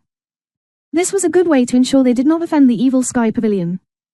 These 3 old foxes. Lu Ji sat at the side without saying a word. It was clear he approved of Su Sheng's actions. Ming Shi Yin finally said, "There's no need for a sparring session. The Evil Sky Pavilion doesn't have the time to play with you." At this moment, an elegant melody floated into the hall. The flute song was refreshing and melodious like the gentle spring breeze blowing on one's face. Although it was not loud, everyone heard it clearly. Lu Ji was intrigued by the sound. He looked outside the great hall and asked, "There's someone gifted in tune in the Evil Sky Pavilion?" Ming Shi Yin said, "Naturally." As soon as Ming Shi Yin finished speaking, a miniature energy sword flitted into the great hall, aimlessly flying around. Although it was not powerful, its movements were nimble. Gu Yiren exclaimed in shock, controlling chi and energy with sound. "Who's the person outside the hall?" An idea appeared in Ming Shi Yin's mind as he said with an indifferent expression on his face, "She's just controlling chi with sound." It's not worth mentioning. Su Sheng and Gu Yiren felt awkward when they heard Ming Shi Yin's words. In their opinion, this was an amazing ability. After spending so many years on the battlefield, they knew very well what characters and abilities were more advantageous in a war. Whether it was the Buddhist aerial healing technique, the bright mirror, or an attack like the Brahmic lullaby, they were potent weapons that could be used during wars. The Confucian formations were also useful. If they were used well, their army would be invincible. At this moment, the energy sword suddenly shot toward Su Sheng. Whoosh! Su Sheng's expression darkened. Despicable, he flicked 2 fingers. 2 talismans shot toward the energy sword. The talismans ignited as 2 script seals devoured the miniature energy sword. At the same time, a deafening sound resonated in the air. The flute song and the peculiar script seals faded away. Outside the hall, the flute song wafted in the hall again. The flute player seemed unwilling to submit herself as she played her flute again. The tempo of the song was faster now. Su Sheng laughed and said, "Interesting." He closed his palms, and several scripts of varying sizes flew in the air and collided with each other. The ringing sound of the collision mingled with the flute song. The flute stopped for a moment. Then, it began playing at a higher key. If it had been a trickling stream before this, it was now a tidal wave. Su Sheng appeared delighted. "I've never heard about someone skilled in tune among the Evil Sky Pavilion's 9 disciples. I'm fortunate enough to witness this for myself today. Although I'm a crude person, I like music very much. I think I've met my match today. Again, Su Sheng rose to his feet. His hands were just a blur as he made several hand signs. If their earlier exchange was just casual, they were serious now. The surging of primal qi and the increase in script seals were in the nascent divinity realm. Su Sheng clearly took this seriously. Upon seeing this, Ming Chi Yin's heart sank. Naturally, he knew who was playing the flute outside. How could that person compare to Su Sheng, one of the Imperial Guard's 8 great generals? Dong. Dong. Dong. The script seals enlarged and sounded like tolling bells when they collided. As the flute song dissipated, the sound wave of the collision spread out. Ming Chi Yin released a burst of energy and moved swiftly. Whiz. Energy resonated. A 5-leaf avatar stood inside the Evil Sky Pavilion's Great Hall. Its power moved to the ceiling of the hall and blocked Su Sheng's sound wave. All the sound ceased in just an instant. Ming Chi Yin had to step in. His little junior sister would not have been able to withstand that sound wave. Su Sheng frowned and asked, "Why are you interfering, sir?" "This is the Evil Sky Pavilion, not a place where you can do as you please," Ming Chi Yin said. "He's allowed to taunt me, but I'm not allowed to strike back." Su Sheng could not understand this logic. Ming Chi Yin shook his head helplessly. "I've told you. This isn't a place where you should be staying," Su Sheng said. "There must always be a beginning and an end to a sparring session." He folded his palms again. Script seals emerged from his body and arranged themselves neatly in a light circle. The light circle resonated in the air, sounding like the Buddhist Brahmic lullaby. Ming Chi Yin frowned slightly. At this moment, a deafeningly loud and impatient voice rang from behind the Great Hall. The sound wave rolled out with a crashing momentum along the walkway. "Impudent.